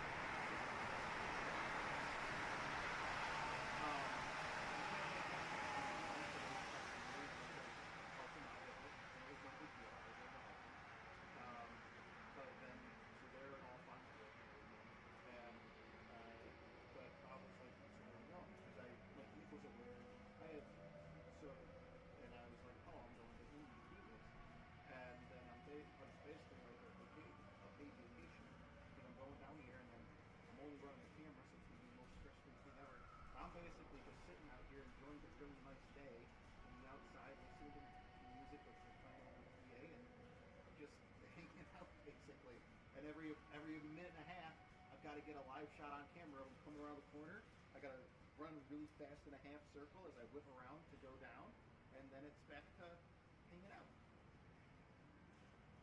And he was like, "Oh, cool, that's fun. And as long as you're like getting out of here and you're actually having fun and doing something good, then that's all cool, you know." Because yeah, this is like I basically was like, yeah, this is like super, like I didn't even have to build up my camera today. It's just show up, put on my headset, and work, and run a camera. Like our call was 8 a.m., but we basically just like hung out outside in the fresh air for like an hour and a half, and then they were like, you can go to your cameras. These are the cameras you're going to be at. These are where they are. And then we went there, and then we checked comms, sat in front of our cameras, just sort of enjoyed the sun and the nice morning weather for another hour, and then we went and we got lunch, and then we set our cameras for another hour. The event started at 1, so we were shooting for an hour and a half. And even when we're shooting, it's like, you know, I get my shot, and then the other cameras have to get their shots, and I just sit and wait, you know. There's a kid who graduated last year who used to work for me, who's working here at the camp as well. And then the guy who booked me, I knew from when I started working with Spartan Movie. He was there my first year, and he was a senior. Yeah, that's how I got picked.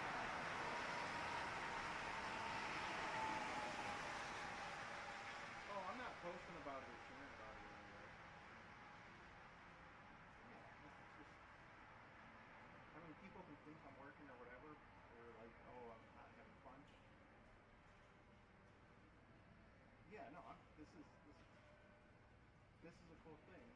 This is, yeah. That's the whole reason I started working at Spartan Vision way back when, is because I get to go and do and go see things. And I get paid to go and do it, so I gotta get paid to go do it. No, it's just today, but it goes late today because it's a 4-hour drive. They gave me a hotel. Yeah, I'll drive back tomorrow.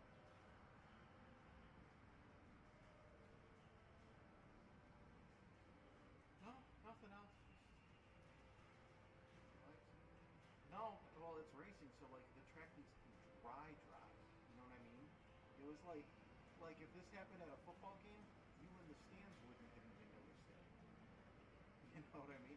And also, lucky for me, with my camera, there's some cameras where they're like, because I'm at turn 1 when you're like in the main part of the bleachers, I'm actually underneath in like a little like nest thing. I've got to like climb through. I don't know, you wouldn't be able to even get to where I'm at just because of how you have to almost crawl through this little hole in the side of the bleachers to get to it. And then you climb down like these 18 stairs that are basically a ladder, and then you're here. So I'm fully covered, but there's 2 of the cam ops are getting wet right now, or they did get a little wet.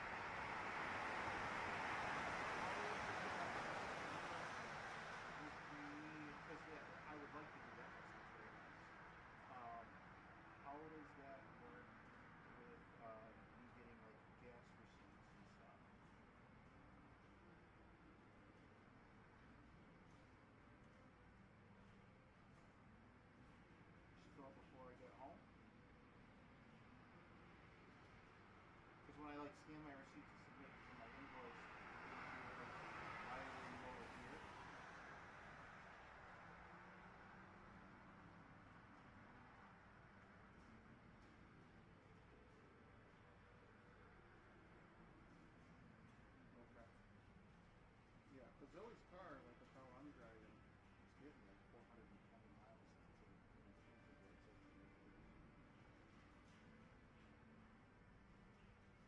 I will. Okay.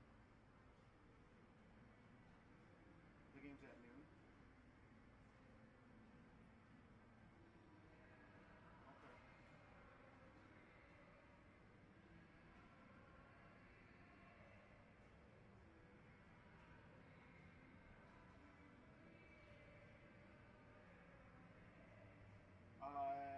Tomorrow, I might have to go to work on Sunday. Tomorrow I'm going to text Nick and check. Yeah.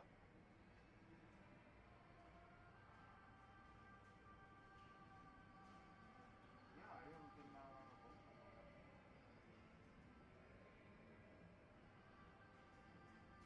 Yeah, definitely plan on seeing you tomorrow.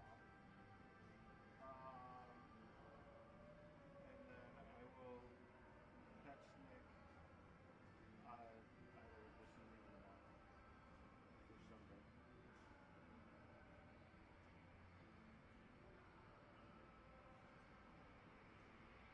Well, I'm just gonna text him and be like, hey, do you still need me to come in tomorrow? Come in on Sunday. And if he says, because they very well.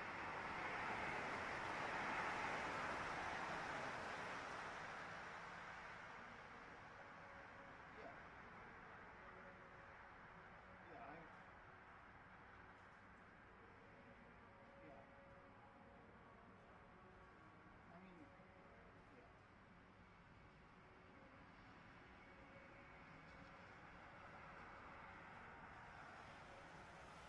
Okay. I'll be fine.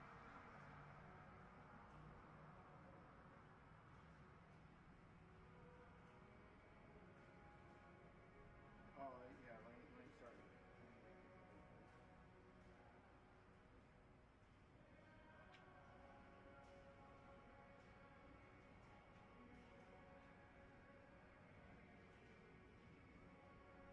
No, not where I'm at.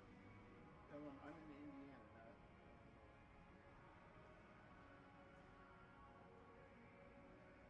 Oh, not. I'm basically right in line with Holland. 4 hours and 20 minutes.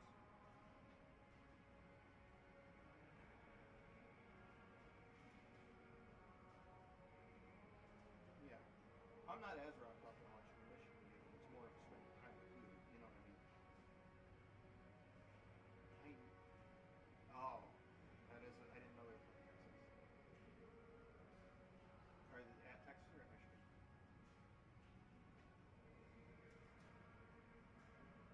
Okay.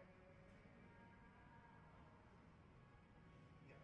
Well, we'd still be able to watch the Michigan State game and all the other football we want that evening. I know.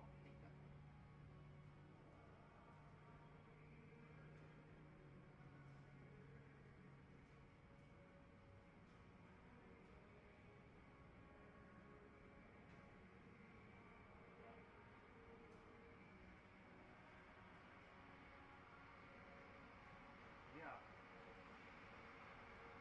Oh, I know. And then also, the other thing too, saying this out loud, like, I'm doing this, Bob's not working, like, the weekend of October 4th, we only have one video board thing, and it's Midnight Madness, and so I'm doing that, and Bob's not doing that, so that way he can go out of town that weekend, you know what I mean? So it's sort of which is the point of me and Bob being able to do everything. He said that way I can take the weekend, he can take the weekend. Yeah.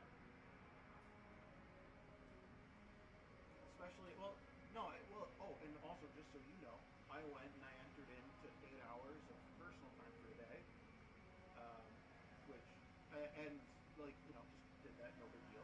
And then yesterday, Nick came in my office and he was like, hey, you take those 8 hours off. And I was like, are you sure? And he was like, yeah. And I was like, well, won't they complain that, like, nobody ever takes time off? And he was like, yeah, but I'll tell them that's just because you work your ass off. Because you do. And I was like, okay, if you say so. And I literally said, are you sure it's going to expire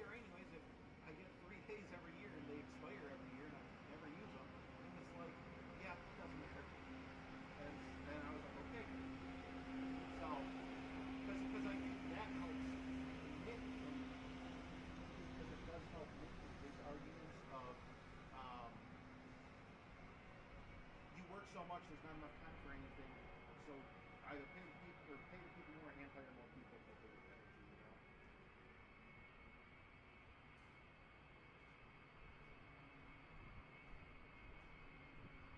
Yeah. Yeah. Yes. Do you think I should text them about that this evening or tomorrow? I think tomorrow. I would say tomorrow morning, just because it could be. I mean, it's one of those things too, though. First, the second volleyball game of the day has already started like 10 minutes ago. They already made it to one.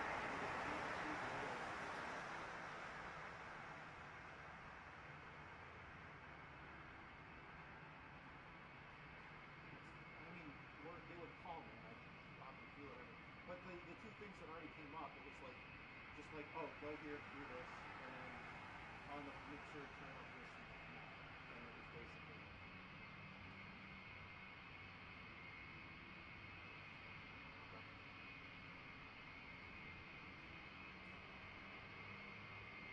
Yeah.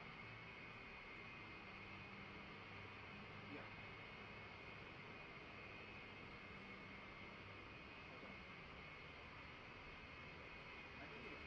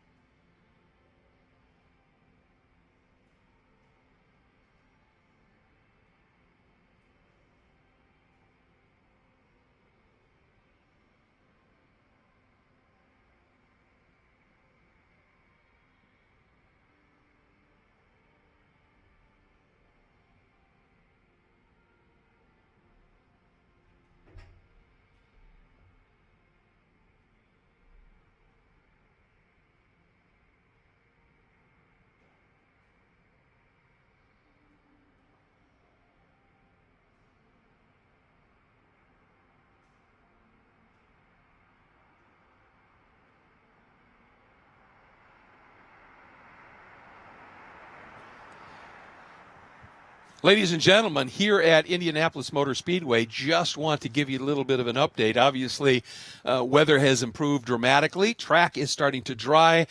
Do remember, it's not just the track itself, it's also pit lane that has to be dry. We are anticipating right now a resumption of activity at 4 p.m., and the plan right now is to run the remaining full program.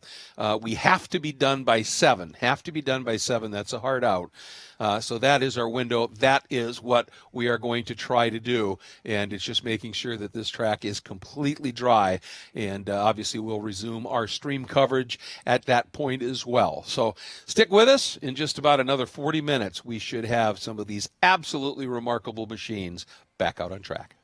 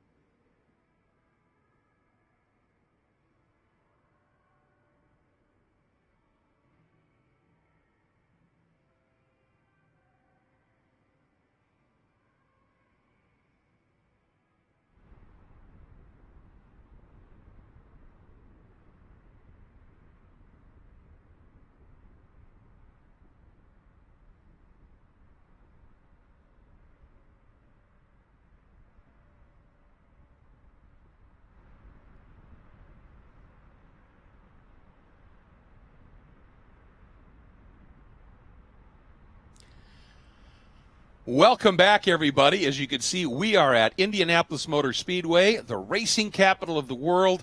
There is the legendary pagoda behind it, the pylon, and we are about to get back to on-track activity here at the Indy Autonomous Challenge. Once again, I'm Greg Kramer, joined by Rob Pruka, and let's take a look at where we left off here and where the standings are. And we'll fill you in a little bit on what's going to be unfolding. Unimore Racing by 0.8 of a mile an hour only. It is so close, leading over Keist. Autonomous Tiger Racing, and then a little bit farther back in terms of speed, sitting in third. Purdue AI Racing Tech, and IU Luddy are the 6 of the 9 that have been able to go. But, Rob, we are going to, because Keist was in the middle of a run that got interrupted, they've decided to give them a little bit more time. Yeah, the race organizers decided that because the run was interrupted about halfway through, they still have 3 minutes and 44 seconds left, I believe. They're going to let them go out, and remember, as we were talking about, they have to get the tires warmed up, so they're going to let them go out for a couple laps, get back up to that speed of around 160 mile per hour laps, and then start their clock, so they get kind of their full run back in as if it was relatively uninterrupted as they went. Of course, they're going out on a track that just got rained on, and so they're probably a little bit nervous, but the crew here, it looks like they've done an amazing job drying everything out. Yeah, well, Indy is absolutely legendary at being able to dry a wet track in a hurry. And down amongst it, third member of our team, of course, is Shay Adam. And Shay, understand you're down in the Keist pit area. What are they looking at? Hey, Greg. Yeah, I am. They are all up in race control, save for one lonely member of the crew. He said, I'm the only one here. I said, yep, I'll keep you company during this run. The car is out on the track, and the conditions have changed dramatically from where we were earlier. It is still a wind, but it's a consistent wind, not just that occasional breeze that we saw for the earlier runs. And the temperature did drop quite a bit. It's about 5 degrees cooler than it was earlier this afternoon. All right, thanks very much, Shay. And that changes the dynamic a little bit here. Obviously, a cooler temperature means on this track that was rained on, and the track's going to be a lot cooler, it's going to be difficult to get that heat in those tires, Rob. But the other thing is engines, especially turbos, love it when it's cold and make even a little bit more power. So it's going to be fascinating to see how this plays out. Yeah, they already went up to 100. They're at 146 miles an hour, so they didn't waste any time trying to get back up to speed. No, they did not. And you're right, as the weather cools down, the power will come up a little bit for them. The main thing is to stay on that full throttle, though, to get that power. That's the big thing. And you can see they're a little bit off the kind of the primary line, off the bottom of the track, but again, they're putting in pretty good times here, and they're just really trying to warm up so that they can get their run started again. And again, they had about 3 minutes and 44 seconds to go in their run, which you'd expect to be about 3 laps. And in this case, running that slightly higher line in the corners might not be the worst thing in the world, for the simple reason that water runs downhill, and if there's going to be moisture, it'll be more down on that lower part of the track. So running a few car lengths up of that line might not be a bad play. Yeah, absolutely. And if you see in wet racing on road courses, the line will actually change because the pavement will have changed. Maybe where it was the prime line might actually be a little bit more worn out. And so you'll see drivers in wet conditions run offline a little bit and go a little bit faster. Although it looks like things here are dry, there's really nothing to worry about. And they're going about 160 miles an hour or so into turn 3 and 4. All right. Well, their first lap out on the clock, again, just building them up, was that 144 lap. So we'll see now where they complete this one. And you're watching the telemetry, so we'll know when they are now officially on their timed run. Yes. Yeah. Wow. Yeah, they're really that didn't picking it take up much here. time. Yeah, they're right up to 170 miles an hour here down the front straightaway, crossing over the outer bricks and heading out into turn 1. So 154.868. So are they now on the clock?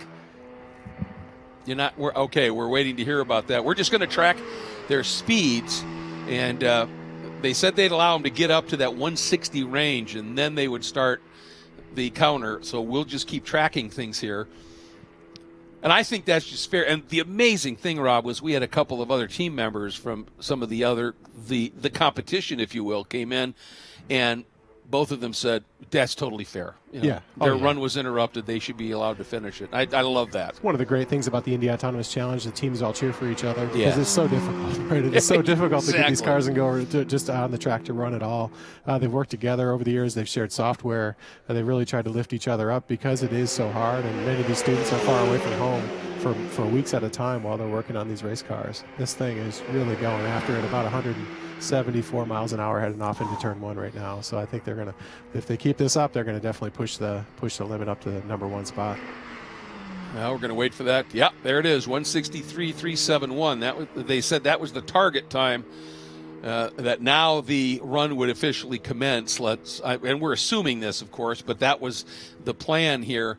And you can see those flags again. It's a consistent breeze, as Shay said, which makes things, when it's consistent, it makes it a little bit easier to be able to track it and plan for it here. But they look really, really solid here. It'll be interesting to see what this lap is going to produce here.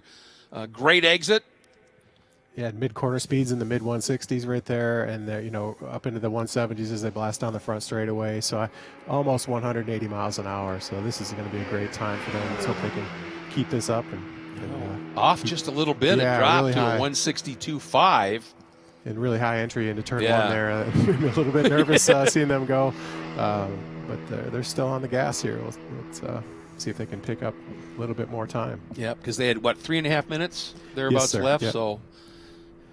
And looking for about a 1 mile per hour, about a half mile per hour is what they need. Compared to their best time of lap 6 there. All right, let's see what kind of time they put up here in the short chute, heading into turn 4. Boy, that was a nice line. Yeah, great line. You can see them kind of come out and then pull again away from the wall, making sure they don't stay anywhere near that outside wall. Keep the car going as fast as they can, and they're up into 6th gear. 164.3. So that's fastest lap thus far. Yep. On lap 8 of their run, but technically that'd probably be lap 4. And it's about a half mile per hour faster than the previous fast time, so that's doing quite well. And don't see any issues with the car. It looked a little bit unstable out of exit of one of the corners, but it doesn't seem like it's going to slow them down. The car straightened itself back out no problem and kept going. Now, I was going to ask, if you're on a lap and your time runs out, do you get to complete that lap? No, you don't in this case. You have to Exactly. complete the lap within the time frame that you have. Okay. Yeah. All right. This lap looks like it could be even faster. And again, way up off that bottom. Hopefully they hold off to no problem on the bottom there. So. All right, let's see. Can they better that 164.353? And if so, by how much? There's the yard of bricks. By 0.2 of a mile an hour. We expect them to shut down here. We'll see if they keep going. They're still at high speed, about a 170 through the corners now, so this is even faster. Really pushing it. Wow, if they can keep this one going. Yeah, assuming that their clock doesn't run out. But yeah, if you're doing 170 mid-corner, you should be able to maintain that in most of these corners. Yeah, about 175 at the end of the straightaway, and then looks like through turn 4 they'll have to slow down a little bit, but looks like another great lap. Hopefully they can beat their last time. All right, target that 164.594, already the fastest time. Impressive, one of the smallest programs in terms of personnel, but boy, do they do the job right. What is it? What's the time? A 164.956. Outstanding. Hit almost 180 miles an hour heading down into turn 1. Look like they are now backing down a little bit. They're down to the 140, so this is probably it. They're going to come in the next lap here. So the car gets slowed down. So outstanding run for them. Put in their full 7 minutes of time, and right after the rain, that took a lot to get out there and go after it as fast as they did and get the car warmed back up and go. And you can see them slowing down now. They're under what they call the black flag to get them to come into the pits here as they come around onto the front, or they're on the back straightaway. As they get around to the front straightaway, they'll pull into the pits, and they'll be staging the next car. I can only imagine how nervous they are after knowing what the conditions were previously, and then a 5-degree temperature drop doesn't sound like a lot, but when you're talking about the performance of a race car at 170 plus miles an hour, 5 degrees has a huge ripple effect throughout a race car. Absolutely, and the tires had a temperature cycle in them as well, and so there's really a lot of unknown going out there. And of course, you trust this track that they had it dry. There was no doubt about that, but it still is a nerve-wracking thing to do. And these are $1 million race cars. You can't forget that. It's a lot of burden on the teams if they crash, and so. it's great to see the outstanding run by this team. They've just been one of the top teams since the start of this competition several years ago. It's really tough to to be able to explain just how remarkable it is what Keist is doing, considering the relative size of their program, and to be putting up these kind of numbers. That speaks awfully highly of them, doesn't it? Oh, yeah. And Keist is an outstanding university, one of the top research universities in the world. It's not a huge surprise they have amazing students, because they are very, very, very good. And happy for them, and great to see their outstanding performance, and looking forward to seeing them in the bracket runs later. They put on a great show when we were out in Las Vegas for CES 2024 earlier this year. They looked outstanding in that competition.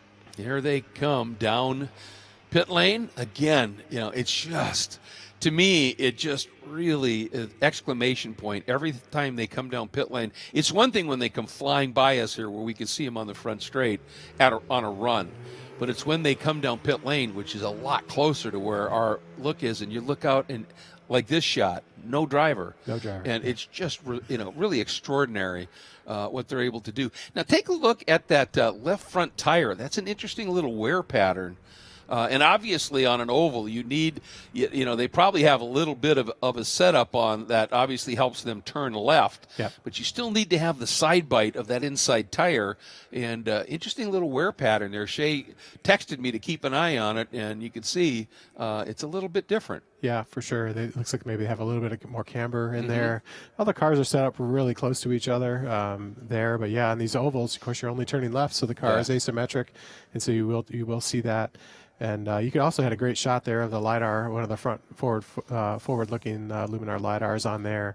You see that kind of shining. That's where the driver's eyes would essentially be. Yep. The teams rely on that heavily when they get around other vehicles, especially to pick up those vehicles. And on the nose of that vehicle, you also see the one of the GPS antennas. There are a couple on the side pods, and also on the roll hoop as well. The small wing up on the roll hoop. Okay. And those help determine the position and orientation of the vehicle, and obviously pick up the GPS signals from satellite images or from satellites. And that little reflective glow on the LiDAR looks very cyborg. Yeah, for sure. So it really brings home the robotic element. I love it.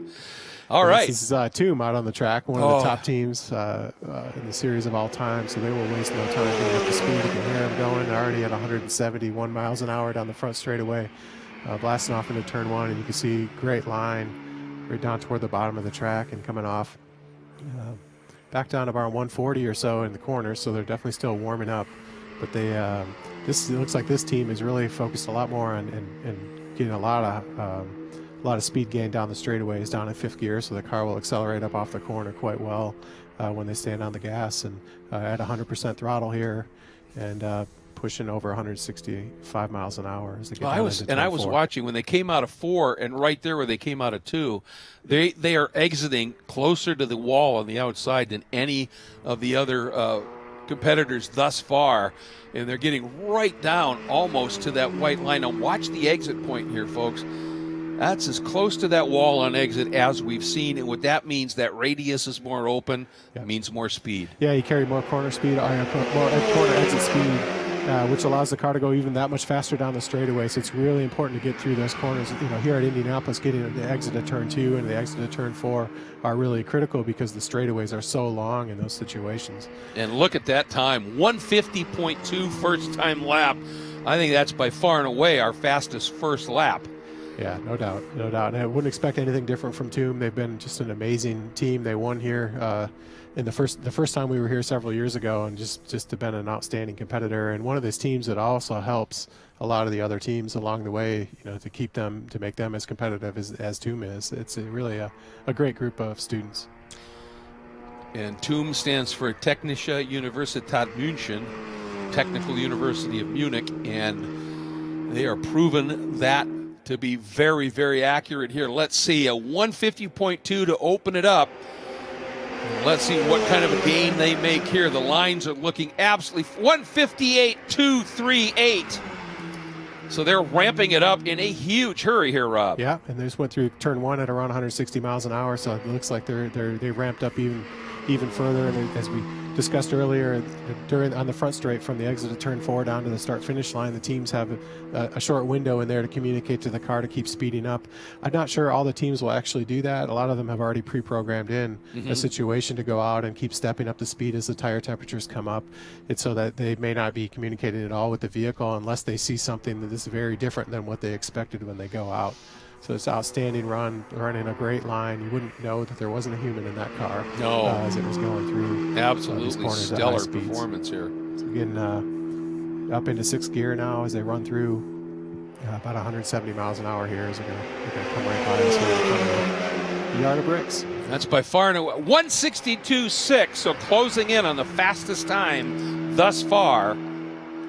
Just looking for a couple more miles an hour here, and they'll be in the top. And looks like they're continuing to speed up here. And the mid-corner speed in the about 163 or so mid-corner speed out of turn 2, which is about 5 miles an hour faster than last lap. So we'll see how they come through. And again, their line looks perfect. The car looks incredibly stable. There's really no concern here. I don't think they'll be concerned at all for this. This team is comfortable when this car is out doing this.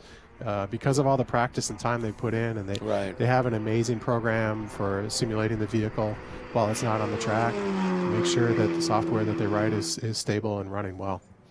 All right, let's see what they put up here. Again, you talked about the speed gain as they're coming down this front straight, heading into the turn 1. 166.254, there it is. Fastest lap turned yet. It's great to see, and they're still on the gas trying to go faster. So they're not done yet, and that's actually about a mile per hour off what they were running yesterday. But yesterday it was very sunny and a little bit warmer, and so I think they had a little bit more confidence. But I also feel like they're not going to let that stop them today, and they're going to go after this and try to set a new record here. Well, and that's the key, isn't it? Testing and all that's one thing, but this is so close to actually saving it. Boy, you were right. They were going after it and pushing hard. Yeah, unfortunately, they lost control. It looked like they got down near the white line and lost the back end of the car and just backed it into the wall. You could see the axle shaft actually rolling down the track. So that one's pretty damaged. They're going to be out of the competition for the rest of the day, it looks like, and the rear wing is broken as well. That's a big hit, yeah. So, I'd say they lucked out. They did all the right things there. They just kind of locked things down and backed in. And, but yeah, that's going to take a little time to get that vehicle cleaned up. And one of the top teams, so it's too bad to see that right now they're sitting on top of the speed competition. They are, and obviously the question is going to be, can they get that car repaired? As you said, looks like it could be a bit tough here, but what a season they've had. But let's watch it here. You can already see the back end stepped out on the vehicle, it looks like, before the replay even gets going, and they just back it in. They were still on the gas trying to slow that thing down. Whether it was intentional or not, the algorithms were doing the right thing to try to keep it off the wall. Really no different than what you'd see with a human in there. Trying to slow the car down before it got into the wall and just backed into the left rear corner. Yeah, as soon as it snapped, you could just see the brakes lock up, which is exactly what you want to have happen. And so in this situation, the race control can immediately shut the vehicle down. And so they go to red flag for the whole track. They shut it down, obviously make sure that the engine is off so that way there's no issue with the safety workers getting near it. There are safety switches and everything. So they've gone through and trained the safety workers how to deal with these cars to go out and pick them up. And this one will certainly have to go back on the flatbed trailer back into the garage area for repair. Well, that's something that in the world of electronic and autonomous, racing, that is, one of the key elements here is when you're dealing with charged batteries on any level. The crews that are coming out to rescue these cars and on work on them, they have to know what's going on. Yeah, and these cars, traditional, I guess I never like to use the word traditional with engines, but they're high-tech engines, so the safety crews are very well versed with that, and they do have small lithium-ion batteries in them as well. But it's not a major amount of energy on board, and the safety crews are able to handle that because they've seen these now come in over the last few years in racing series all over the world. The main thing here is they make sure they lock the brakes down as well, and so that way the car won't roll while the safety workers are near it. Okay, let's watch it here again. Looks nice there, and there it went. Yeah, I just lost the back end. Maybe not enough downforce. They also probably found the limit, right, of what the corner speed could be, and unfortunately just lost the back end. And it'd be interesting to see what the next team does when they get out there. I was just thinking that is that, you see a moment like this, one of your competitors has an off. Do you now start looking at that going, okay, let's back it down just a little bit, and which is totally natural, obviously. And up until that moment, though, it's a real shame because they were, the lines that robot was running looked really, really stout. Yeah, and they just lost control. It's no different than you'd see in everyday racing. The driver just lost control, right? That's really all there was to it. And that's it. That's part of it. You're pushing the limit. You're trying to keep the tires right on the traction limit all the time. And unfortunately, you every now and then you lose in that situation, and that's what happened right here. They just lost control. And you can see the safety worker there. They take the front wing off the vehicle. These cars are really relatively easy to repair, not inexpensive to repair, but they're certainly relatively easy to repair because this is, as we said earlier, it's expected. You're going to go out, you're going to push the limits, and things are going to break and fail, and so that they're meant to be pretty easily serviceable. And in that hit, they'll have to check the rear gearbox and engine mounting. They haven't had really many issues with that kind of impact over the years, but then it's probably just the left rear suspension. And you can see that half shaft just bouncing down the track, which is kind of a good thing because sometimes when it doesn't come off, it pushes right into the gearbox and destroys it. So when it flies off like that, one, it takes a little energy with it, and two, it's much better to have it rip out than to compress in. So that's right. Fingers crossed a little bit here. That's and one of the things too is a purpose-built race car like this has a somewhat modular design to it, like you said. So it's being able to swap out components is made a lot easier. Doesn't make it cheaper, in terms of component cost, but it sure makes it easier to be able to do those repairs.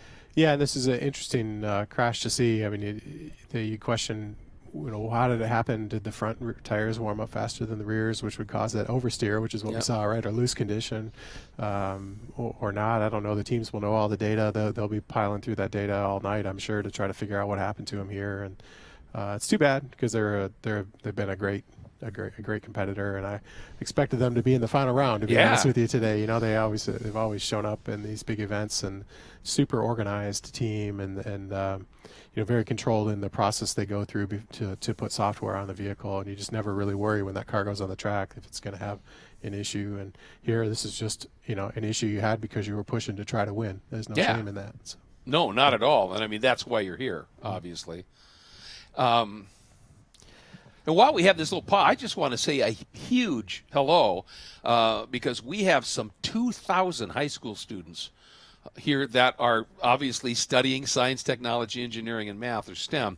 And obviously just want to say hello. When I was coming in here to the pagoda, I could see a number of them getting a tour, and what a wonderful opportunity for them to see, talk about inspirational, right? To be able to see what they're studying in an application at this level.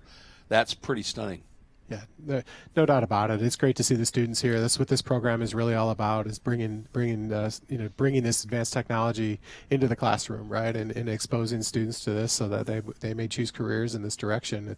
It's a great field to be in. The opportunity is amazing in this robotics world. Whether it's race cars or automation in an assembly plant or anything, it's there.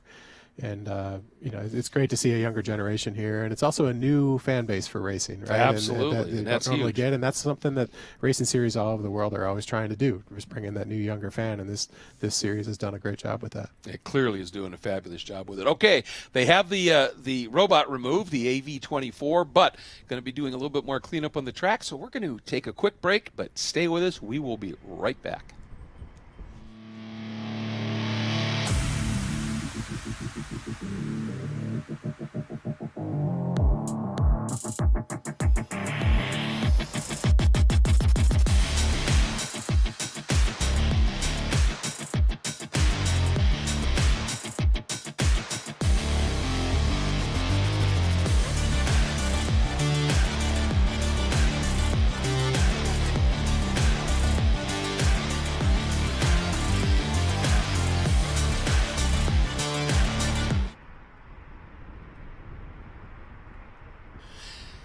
Speedway, Indiana, the actual home of the Indianapolis Motor Speedway and the racing capital of the world.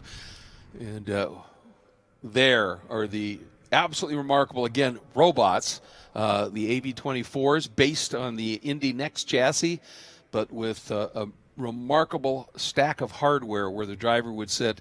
And the performance these cars have been putting up is remarkable. Best average speed we have seen thus far was just turned here prior to this off here for the Toom Autosports entry at a 166.254. Their run is done. The question now is it repairable before the next segment starts? Rob just gave me kind of a shake of the head saying he would, and I tend to agree because that's pretty tweaked. But still, they showed their speed. And they are truly, one of the high-end teams in this program, aren't they? Yeah, no doubt. It's tough to see them on the hook there as they're getting towed away. And these cars, they sit so low to the ground, you really can't push them. Of course, that one broke the left rear suspension, so you probably weren't going to – it was sitting down onto the ground. But even still – they only are about an inch or so off the ground. Yeah. So you just have to pick them up. They have this special hook system here that hooks on over the roll hoop, which is a really strong, I guess, titanium structure that sits underneath the vehicle. If normally there were a human in there and it rolled over, it would protect that. Yep. So they hook into that, just lift the car and pull it back into the pit. So they'll probably have it fixed up tonight and ready to go again tomorrow. And there you see the pagoda and the pylon, the scoring pylon. And the remaining cars that are getting set to go out. And this is a real shame on a number of issues, or not issues, but a number of levels for Toom. But one of them is they were really going for a two-peat because the only other time the Indy Autonomous Challenge has been at Indy was in 2021, and Toom won that. Yeah, they did. It was super impressive. There was a little bit of an issue at the end that one of the cars shut down a little bit early that maybe could have won, and but Toom was just flawless really that whole week, and that was an interesting time because it was the first time out here when nobody really knew what was going to happen. They had done a lot of testing at smaller tracks, and when they got here and saw that the speeds were high and these cars were able to get through the corners no problem, it was really a big relief for me, at least, somebody that was sitting there trying to help design these cars. But yeah, they're just one of the top teams. They've always been outstanding in the passing competitions as well, and unfortunate for them to crash, but it's just, again, part of pushing the limits. That's what happens. There's no shame in that. Well, what's the old saying? Sometimes you win, sometimes you learn. Yeah, that's right. And from every, it's like, one of my favorite, quotes was, I think it was Edison who said, "No, I never failed trying to make a light bulb. I just learned 1,001 ways not to do it." Yeah, and that's the approach you have to take. In the education world, these hands-on type projects are fewer and fewer, it seems like, these days, and this is the real thing, right? They're out there in real race cars, real money on the line, and they're doing it, so it's just an outstanding opportunity. You can see the car on the hook there, you're getting a good view with the nose off. You can see some of the brake system in there, and the brakes reservoirs, and looks a lot like the standard race car underneath. And anyway, the track crew out checking. These cars are also mostly carbon fiber, most of the main parts, and so when they hit the wall like that, you need to go check and make sure there aren't any of the shards out there on the track, which honestly you don't usually see a ton of, but you don't want to cut a tire down for sure for the next car. Bridgestone makes a great tire, but no tire is impervious to sharp pieces of carbon fiber. Absolutely right. And just to, a couple of things here real quickly. One, that building there where you see in front of the pagoda, that is the museum. And if you've never been to it, do yourselves a favor, folks. If you're ever in Indianapolis and you like racing on any level, come and see it. The collection that they have in there. As a matter of fact, when you fly into the Indy airport, and as you're making your way to baggage, they always have a car on display. And talk about a historic car. They have the Rizzoline Special that Bobby Unser drove to win here, and that was the car Paul Newman drove in winning, and it's just sitting there, right? It's just amazing, and there's tons more of that inside this building here. It is incredible. Yeah, from turbine cars, four-wheel drive, all the history of motorsports is really in there. It's worth the trip for sure. Yeah, there was a late 40s Alfa Romeo that ran here the last time I flew through. I mean, it's just it's incredible. And I do want to say there's a huge number of sponsors that are all part of the Indy Autonomous Challenge. But one of the things that we want to say here is a very special thank you to the Indiana Economic Development Corporation, or IEDC, for its role in the very creation of the Indy Autonomous Challenge. It is very tied to Indy. Yeah, they have been outstanding making this whole thing happen. There are so many people behind the scenes that work, from Paul Mitchell at the top all the way through to, working on the cars and all of the marketing.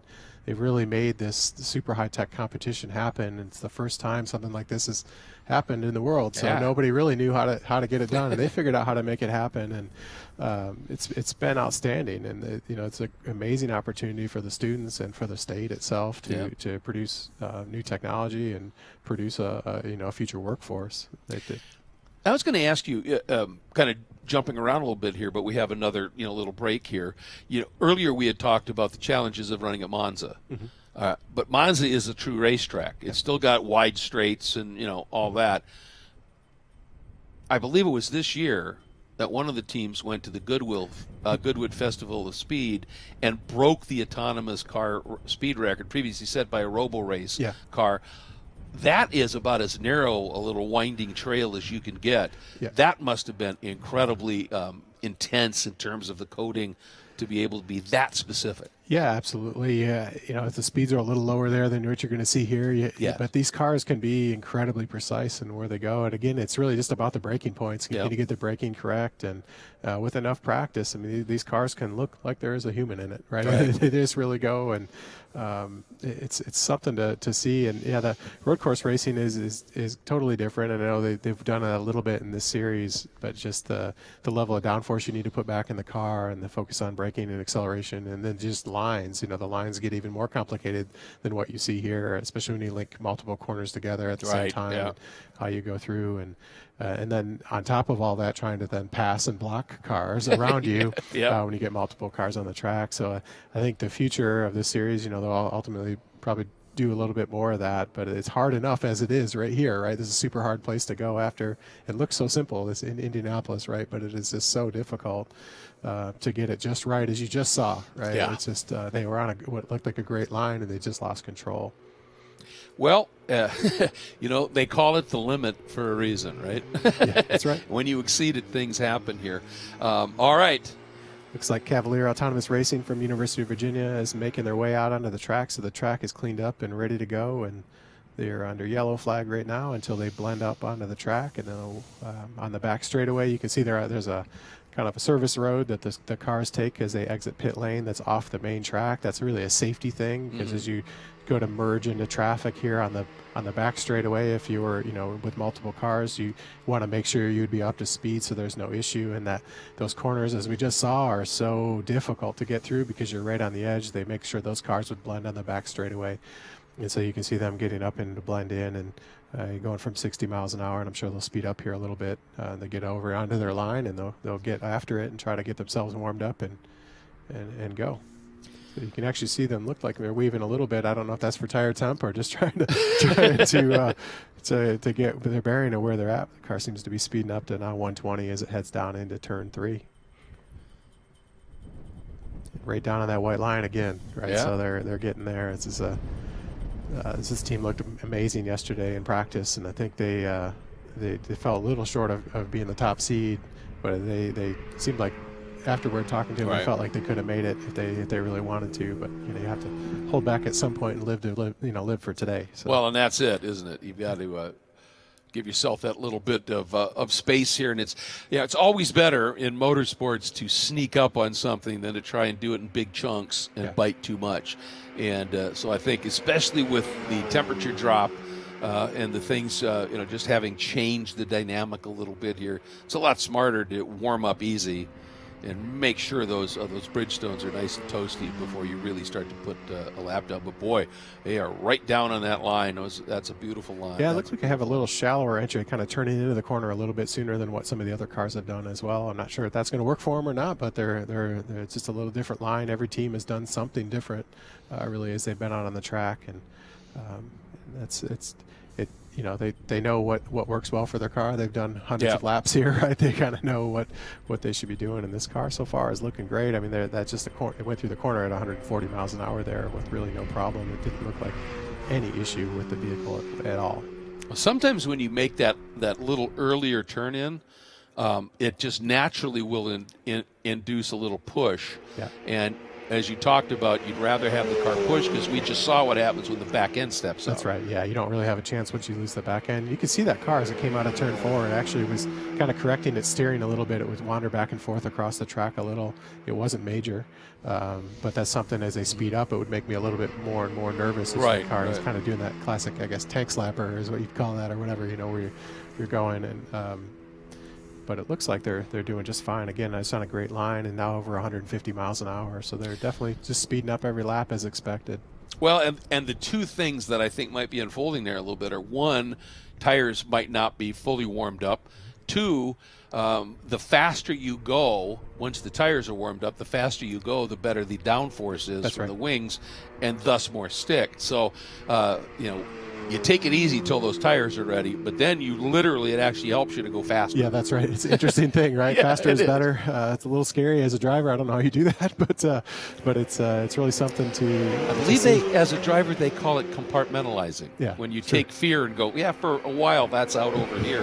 That's a good second lap. A 1:49.673, and just through that corner at 160 miles an hour, so they're really looking great there. The car hasn't slowed down at all as they exit out of turn 2 down the straightaway and start to speed up. They're sitting there in 5th gear, so that's a good gear, I think, for this speed. As you get a little bit higher, you might see them shift up into 6th and then maybe drop back down back to 5th to pull back up out of the corner as you slow down. It's probably, if you look at the engine torque profiles and all that, probably the right thing to do, but it's a little bit difficult because you don't want to upset the car at all when you're in mid-corner by shifting. Right. Because you could end up crashing just through that process, right? So you have to be a little bit careful how you handle that situation. All right, let's see what lap 3 produces in terms of a time. Whistling across the yard of bricks. 1:59.232 for a third lap. And it looks like they've stepped it up even more, about 5 more miles per hour, maybe through the center of the corner. They're up to around 165 corner speeds, which is about as high as we've seen all day. I think with Toom we were up to around 170 mid-corner, so starting to get nervous, after what we just saw. Absolutely. Again, 166 or so down the back straightaway. Well, you were talking about the gearing, and look at those flags there. Yep. What might be happening is as they drive into that wind, you're going to stay in 5th gear because you've got the wind in your face, so it induces more drag. So you want to power through it with a lower gear. But then when you go down the other straight, that's a tailwind, so you might need to float it into 6th for just a minute down that run, then drop it into 5th as you enter that corner. Interesting thing I've seen about this team is they have been pretty much a steady speed. 164.705 is what they got. So they're up a little bit higher, but they went pretty much the same speed the whole time. A lot of the other teams were slow down in the corner and then full throttle on the straightaways to get the highest speed possible and then slow down again. This team, Virginia seems to be doing a little bit different strategy, just hold the same speed the whole time, and they're up to about 172. So we'll see if this car will stick if it tries to hold that same speed through the corner. 175 as it enters into turn 3.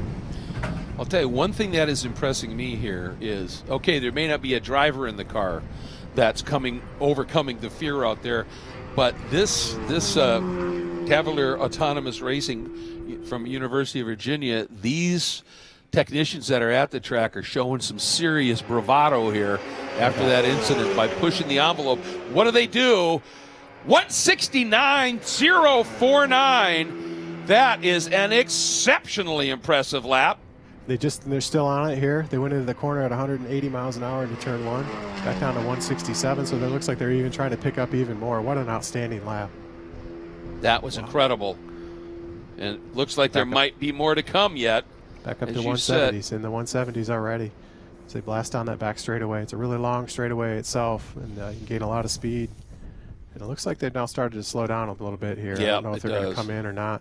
They say they have a yellow flag. I'm not sure. Maybe if we're seeing more rain, the cloud cover is definitely coming back a little bit here. So we'll see they're under yellow, which means they have to slow down and just run a pace speed, usually around 60 or 70 miles an hour or so, and then they'll wait. Race control will make the call whether they should be pulled in or they should get back to racing.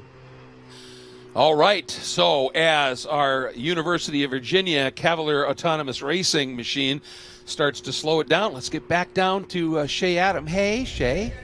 Hey, Greg. I've been hanging out with these car guys for a little while now. Came down to them when the last car was actually stranded out on the track and asked, how are the nerves? Anything you guys can do? And they said, nope, not really. So let's see. You guys just set the fastest lap time. How are you feeling now? Feels pretty good. I mean, this is a big win for us. You know, we've had some struggles in the past, so it feels like we're back. And as far as what's coming up still later, there's one more team to go. Do you think your speed can hold? We'll see. Track is cold, so anything can happen. We saw that at the last one, so yeah, we'll see. Fingers crossed. Fingers crossed. Fingers crossed. Well, that is it's an impressive run, as I said, especially following up and off like that from the previous car that produced some pretty significant damage, and being willing to say, let's get after it. Kudos. Yeah, I don't know that I would have done that, but I'm glad they did because Exactly. they set a great lap time out there, and they were going fast. They're under the black flag now, which means they're going to come into the pits, and it looks like their run will be over.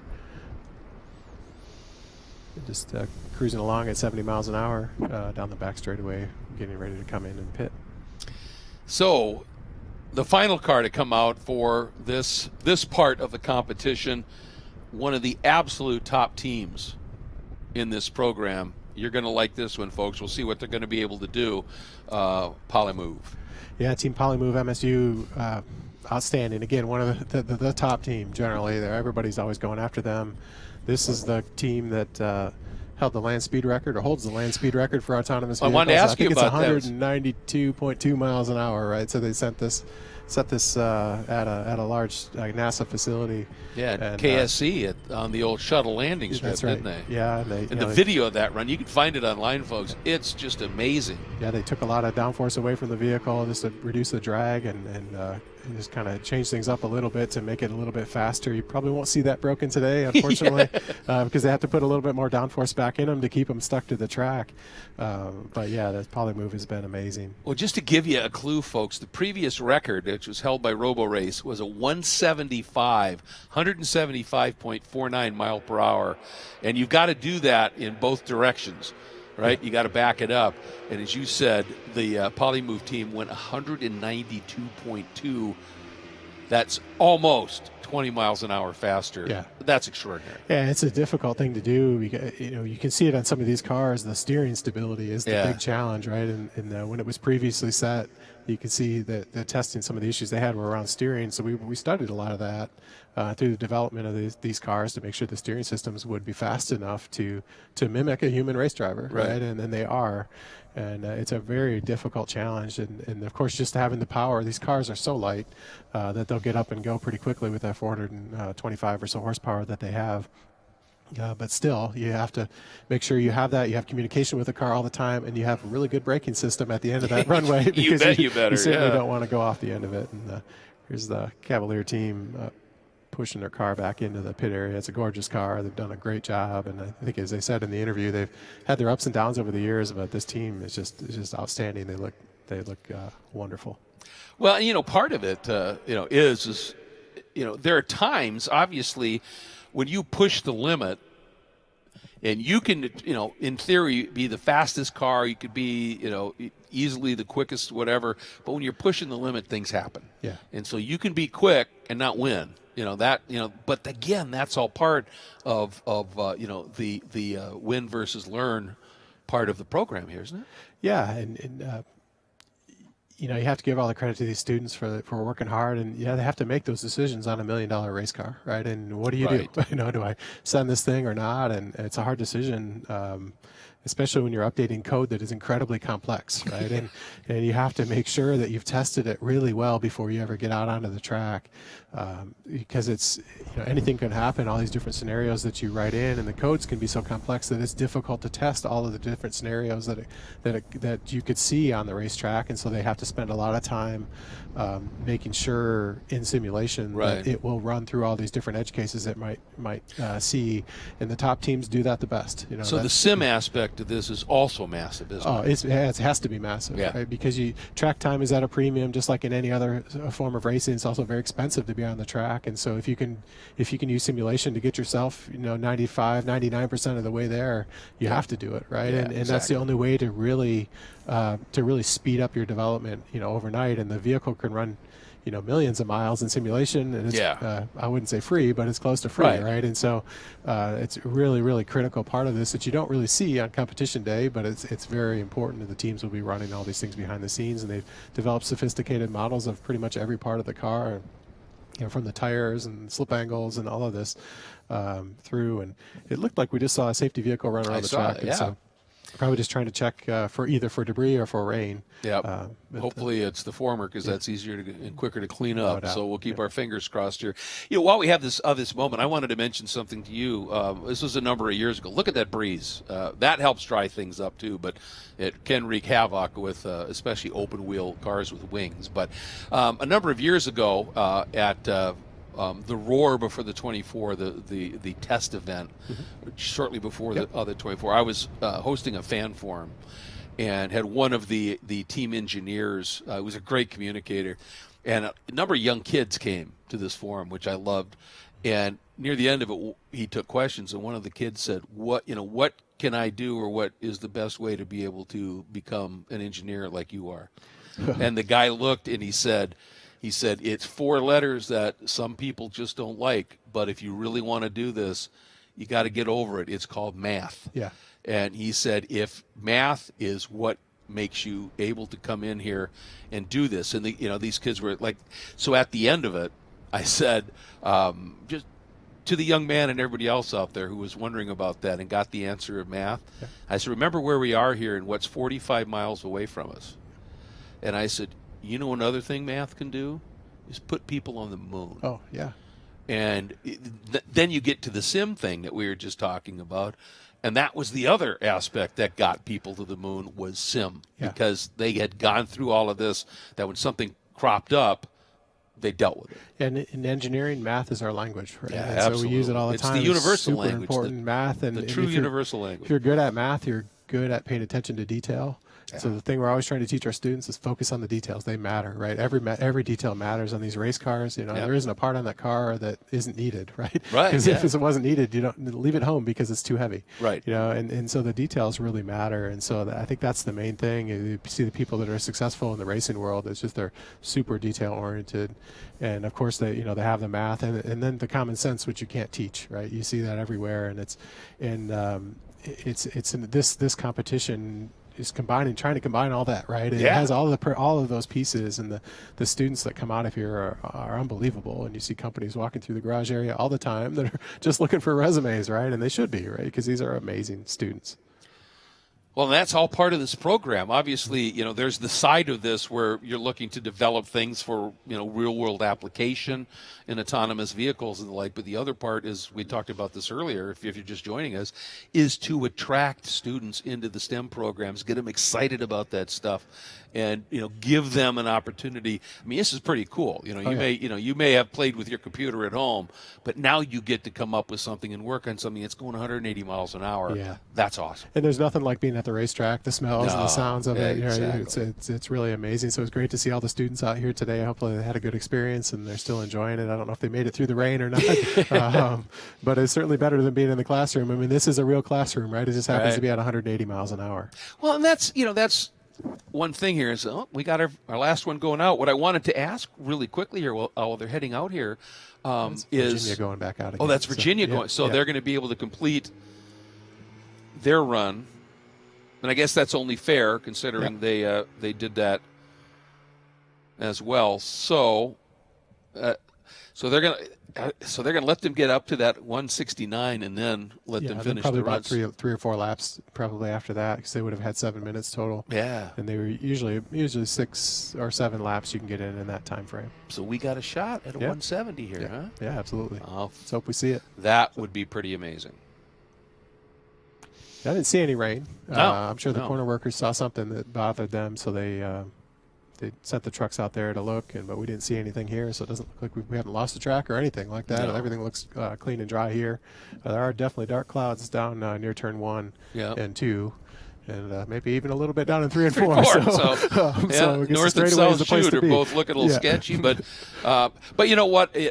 Even though there aren't drivers in the cars, it's still, if there is even a chance of any kind of moisture on the track, just stop, let the officials go out and drive around, and and have a look. It's just the right thing to do because of what you were talking about with the amount of budget that these teams spend on these cars. Yeah, it's not worth crashing one because of the rain.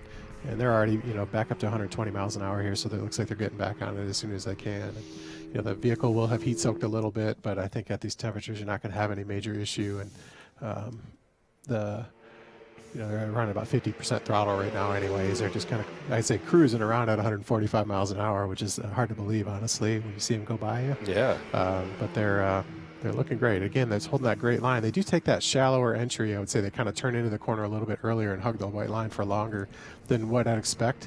But it seems to be working for them so far. The concern would be, could you lose the back end, and that kind of early turn in, early in the corner. So I think if they're going to have an issue, it's probably in that turn in. But hopefully not. Hopefully the car is stuck and doing just fine. Yeah. Well, I really do think, though, Rob, that early turn in, when you get to the apex, at that point, usually if you turn in early, you'll feel the push. Yeah, that's right. And then that allows the car to just check back just a little bit. Yeah, a little weight on the nose and slow it down. You don't want that to be sudden. That's the problem.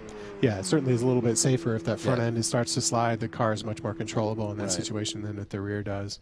And here they are over 150 miles an hour now as they come back down the front straightaway in front of us. It's a great sound, isn't it? It never gets old. Yeah, no. Great four-cylinder engines made from four-piston racing just outside of Indianapolis here in Indiana, and they've been an outstanding partner to work with, and the engines have been pretty well flawless. Knock on wood. I know I probably just jinxed them, but they've really been a great partner of the series. Yeah, there's a lot of discussion about the announcer jinx and if it's for real. Okay. So, well, I apologize for that. Well, yeah, I'm not saying it is. 160 miles an hour now going into turn 3 against the wind. Their first lap at speed was a 146, so they're starting to get right there. We'll see if they step up a little bit more as they come out of the exit. This is, out of the exit of turn 4. This is where they have the opportunity to tell the car to speed up a little bit more if they want to, and so they're up to around 161 or so. And they were, this was the team that were kind of holding a constant speed the entire lap.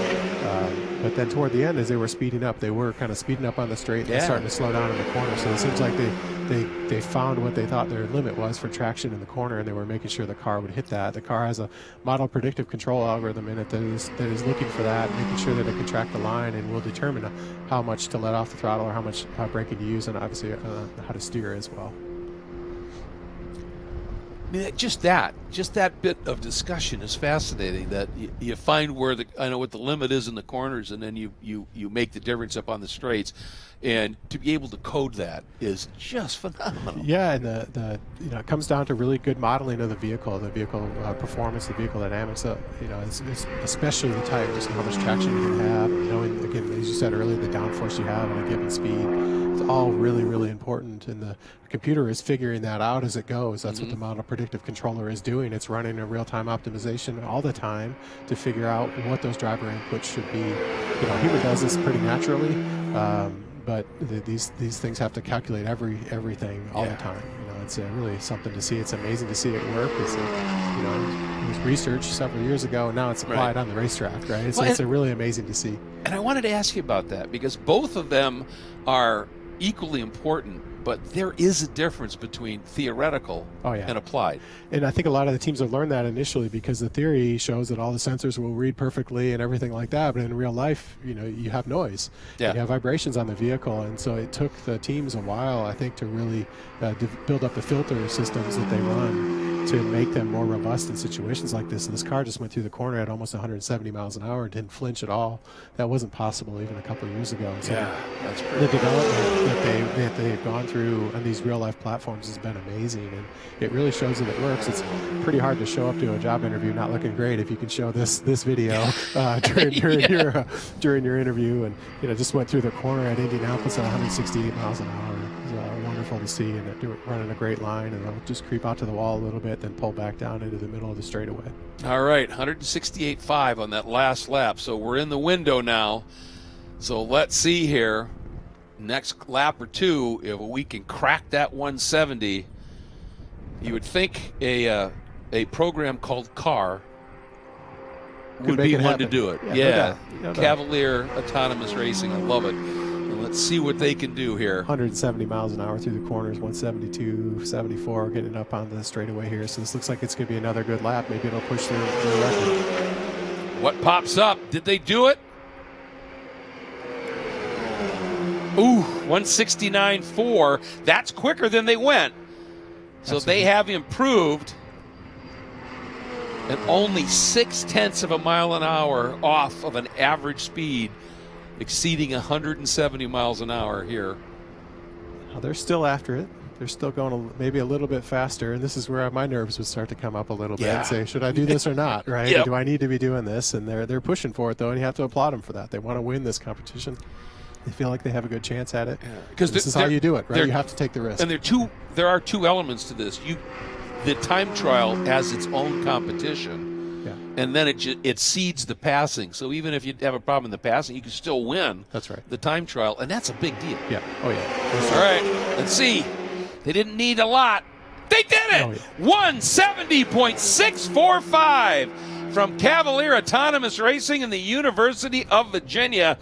That, folks, was an amazing lap, especially after following a car that had an incident, then a stoppage, and then going out and pushing the envelope like that, Rob. And they're still going. They're still on it. They're trying to get a little bit faster at 171. They crossed the yard of bricks over 180 miles an hour here. 180 as they came in front of us. So, but they're a little bit slower down the back. We'll see. They're, 170 through the corner again. This one is going to be close. They're going to be really close, I think. Again, they definitely didn't stop pushing.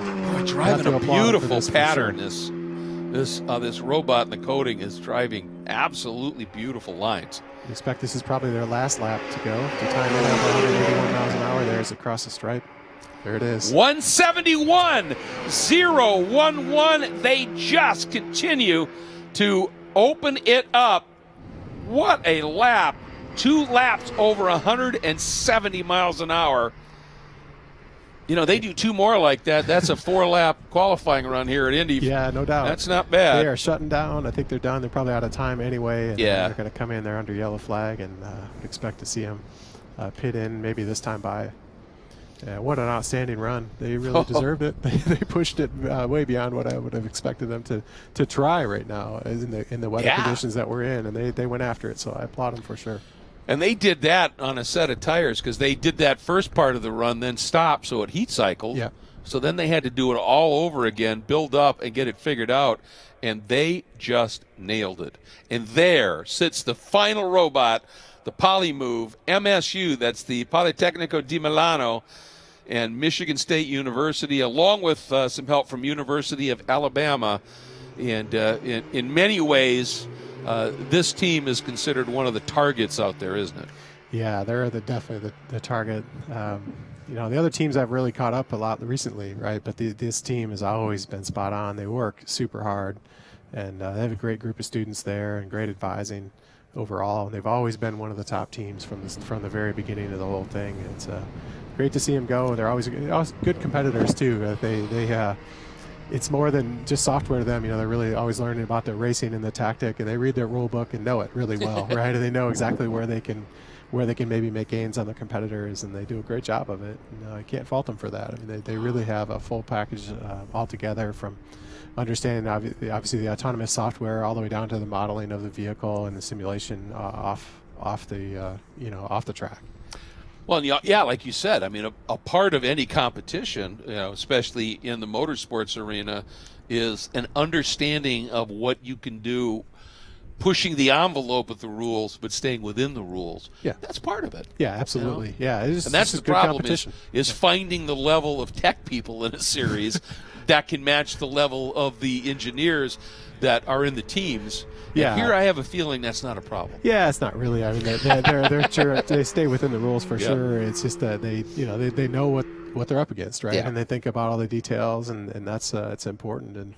And just again, a methodical approach to how you set up your software, and how you slowly increment through to the next version of software and figure out that it's ready.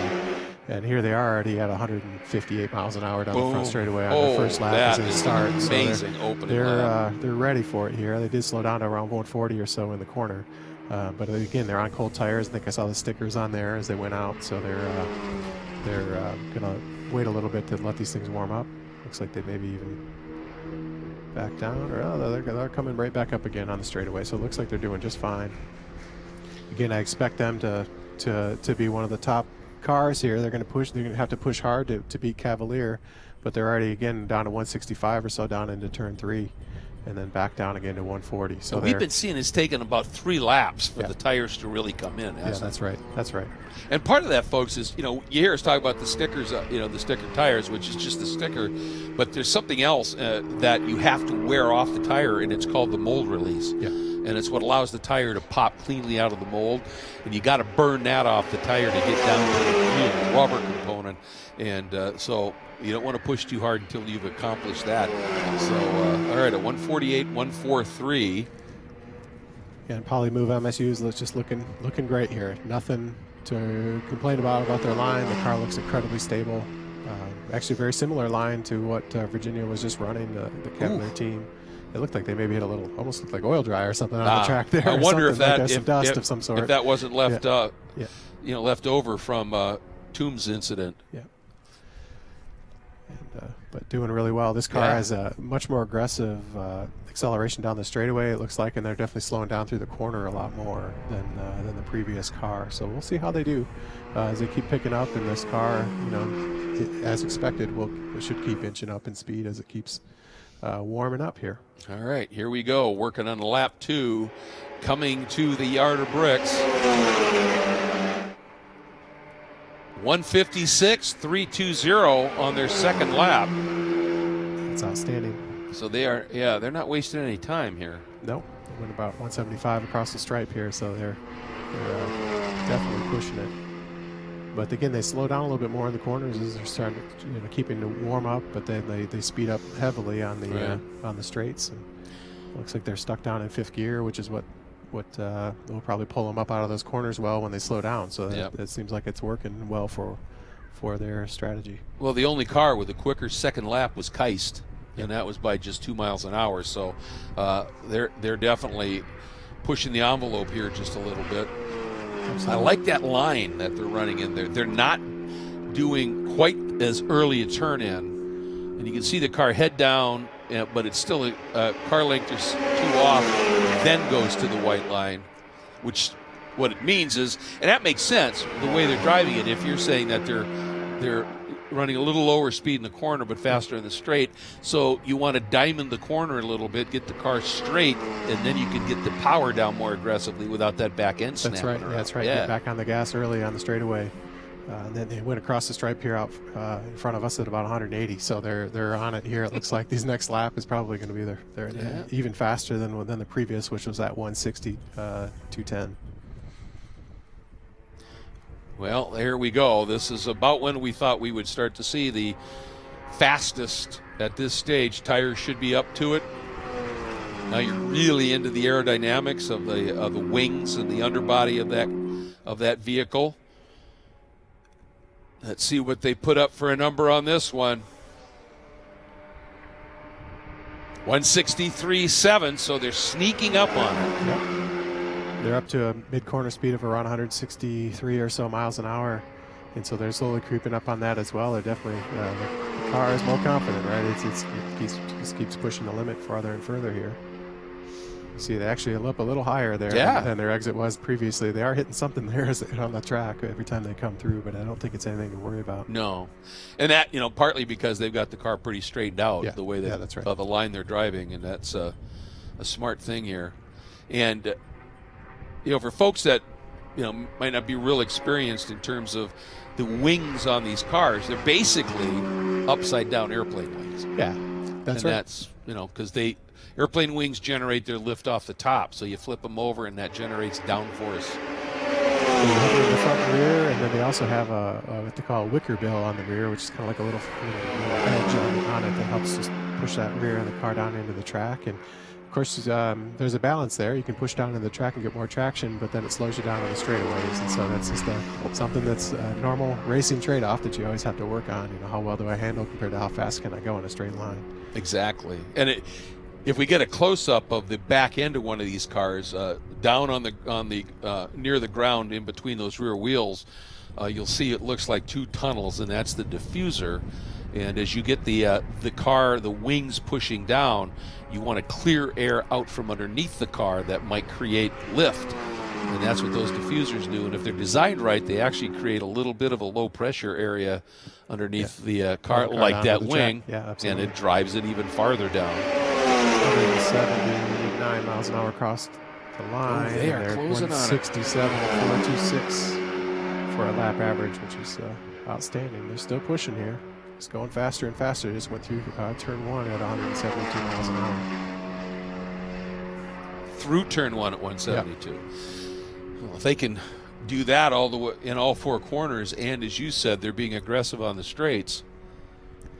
Yeah, they're up to about 172 here on the straightaway. It's gonna be close. Yeah, we'll see what they. It's gonna be. It's gonna be close. All right. Yeah. Into turn 3. The north chute. And here we go. Yep, you can see that little bit later turn in. And then hard on the throttle, I would presume here. Oh yeah, full throttle, for sure. Let's see what we got. 170.651. 170.651. I'm not sure how much more time they have. I don't think they need it because they just won. so that would be the last car going out, and so I think they were at the highest. Well, one, Cavalier has had a 171.0. Oh, I'm sorry. Yeah. Okay. Yeah. Okay. So then they're. It looks like they're shutting down though. So that may be all they have. Yeah, they must be out of time there with that 7th lap. So apologize for that. No, not at all.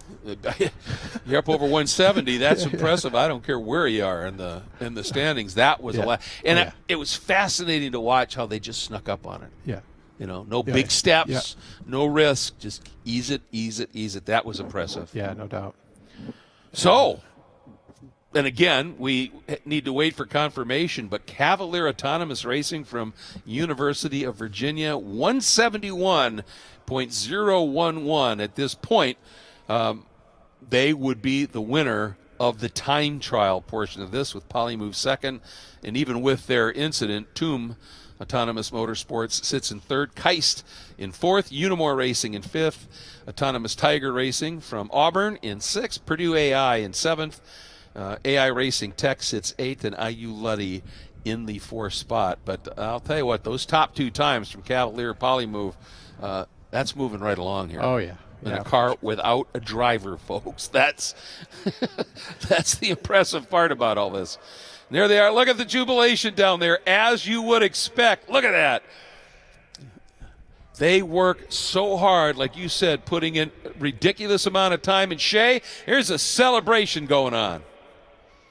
I'm Greg. This is so much fun to be a part of this crew. Now, we talked during the standoff era when you guys had a bit of a wait with the rain. Then you had to go out after a car had crashed. How much sweeter does that make this victory that you guys earned it?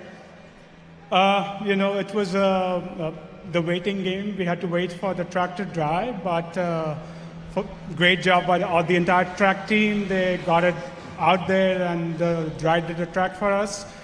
We knew what the car was capable of. We obviously had some advantage seeing the times of the teams which had gone before us. And we knew what our limits were. When everything looked good in our routine, we had to go for it and put some distance between us and the other teams. And it turns out that today it was enough for the first American team to win the Indy Autonomous Challenge. Congratulations. Yeah, thank you. Yeah, congratulations all around. Just an absolutely, superb run. And obviously they're good, but it's always special when, a team that is, in quotes, a little bit, considered maybe a little bit of an underdog, pulls it out with a lap like that. That was stunning. And they've had a solid week, so it's not a huge surprise, right? Yeah. They've had a solid week. They're a great team. They've always been a great team here, and they mentioned earlier they've had their ups and downs, but they've always been great. And they have a great leader there, Mater, you just heard from. Keeps them going, keeps them motivated, and hey, that paid off, right? As you said, this is the first American team to win one of these rounds. That's incredible. Been dominated by the European teams over the years, and so this is great. But we got one more competition, right? Well, and I was just going to say, how short-lived was that celebration? Because Yep. Now it gets really intriguing, folks. If you have not seen one of these, there'll, I'm sure, be just this little bit of a break. But now we get into the two-car passing competition. And let's take a look at exactly how this unfolds here. And I'll tell you what, Rob, I'm going to let you take us through this. Yeah, so there'll be a lead car and an attacking car. So the lead car will have to follow a certain speed. In this case, they're showing 80 miles per hour. It has to hold that. It can really run whatever line it wants to, but it has to hold that line around every lap. And down between the turns 3 and 4 or turns 1 and 2 is the start line. So the next time when they pass that, if the rear car is close enough, they'll throw what they call a waving green flag, and the car behind has one lap from that start line to make a pass. Once they pass, then the other car has to pass. If both of them complete that pass at 180, then they go on to the next round, which they're showing maybe it would be up to 120, so the speed goes up and they have to do that pass again. But they each have one lap to make that pass happen, and it's quite difficult here. I mean, the likelihood is that you're going to try to pass on the straightaway. Try to pass on the straightaway if you can, but it's always difficult to do. And the corners are the fastest because that's where you're gonna the first place you might want to try to make the pass, because you can you get the longest amount of time. So you might want to start passing immediately down in turn 1 or in turn 4 or in turn 2 in the start of those passing zones. But it's the most difficult, and the track kind of narrows up because you want to be at the exit of the corner. Everybody's out near the wall, and so we'll see what the teams decide to do. What do you think of the brackets here as it stages right now? And the question, you don't think it's a question at all. The Indy Autonomous Motorsport, I don't, there's no way they could get that turned around quick enough for this. They can't get back, unfortunately. But I'm excited to see Keist and Unimore here. It looks like they're going to be the first round, and that with Toom out, that'll give AI Racing Tech a bye and to move on against Polymove MSU. These are really difficult. This level of competition is really strong. You can see, of course, Cavalier Autonomous Racing with that first round bye as well, and so they'll go against Keist or Unimore Racing. It's going to be fun to see how that plays out, and I can't wait to see this. I'm just so excited about this. So basically, the defender, which is the car up front, has to maintain a speed. That's right. And then the attacker makes the pass. Then they become the defender, maintain a speed. The attacker has to pass. That's kind of leapfrog. Both of them do that. Then the speed goes up. That's right. Then the speed goes up in the next round. In steps. Absolutely. Yeah. And what you may see, so there'll be a little delay now because actually they'll bring both teams up into race control. These first two teams that will go out, they have to get into race control, make sure they're communicating with their cars. You saw it on pit lane. The cars were plugged into they have just battery chargers, so that or shore power, so that way they can keep all the computing systems on, running without draining the batteries on the vehicle. And so the cars are kind of up in live, but they want to make sure the teams are up in race control and ready in case there's an emergency shutdown that is needed. So it'll just take them a few minutes to shuffle in and out of race control, and then they'll be off and running again, and you'll start seeing them start up and roll off. It takes a little bit of time for the cars to get oriented and make sure that they catch up, and the race control can actually come in here and help a little bit. If a car gets too far ahead, they can physically slow them down on the track so that the other car can catch. So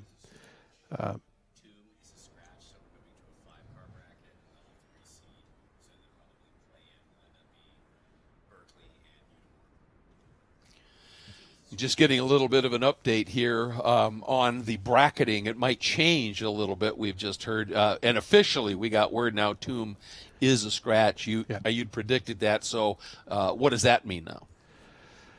Yeah, I first of all, I hate it for Toom because they're amazing. Without a question. They are such a competitor. They had a shot to win just like really anybody else, and they won't be there, and they deserve to be there. They put in the work to do it, but it's just how it goes again. They pushed the limits and didn't make it. But you're still going to see a great competition either way. These teams are ready for it. And, as they get out there, you'll see that they have to catch up. And once they initiate a pass, it's usually within a couple car lengths. They'll initiate a pass, and the car in front has to really kind of hold its line. Mm-hmm. They need to keep in that line, but it's difficult because you don't really know the line that the car is going to be on when you're passing them, right? And so this competition is quite hard because you kind of observe the car, but you don't have enough time to watch them for a couple laps to see what line they're really running. So you can maybe observe them for a corner and say, okay, I think this is where they're going to be, and we're going to try to pass them on the outside or the inside and just go after it. And so it's does this require big update in coding now, and how much is that hardware stack with the LiDAR, radar, all of that now looking and having to adjust quick? Yeah, absolutely. All of that stuff becomes much more critical now. Yeah. In the past, for the high-speed runs, it's there to help check your location on track and know that you're in the right position. But now you need to track another vehicle that's also moving, relative to you. And so you have to utilize those things. And you might have an ideal line planned, but you no longer can run that ideal line usually because if a competition is what it is in racing, that front car will try to probably drive you off that ideal line a little bit, right? That's part of normal car racing that you see, that the front car will generally push you up the track or down the track to kind of push you off the line that you're running the best. And it's not like they're trying to block necessarily here, but they're allowed to run that line because they're the front car. They essentially have the right of way. Sure. And so it's the rear car's job to negotiate that pass and make sure they don't run into the car in front. And there is a rule for the car in the front, though, that they have to leave about 6 meters distance between them and the wall.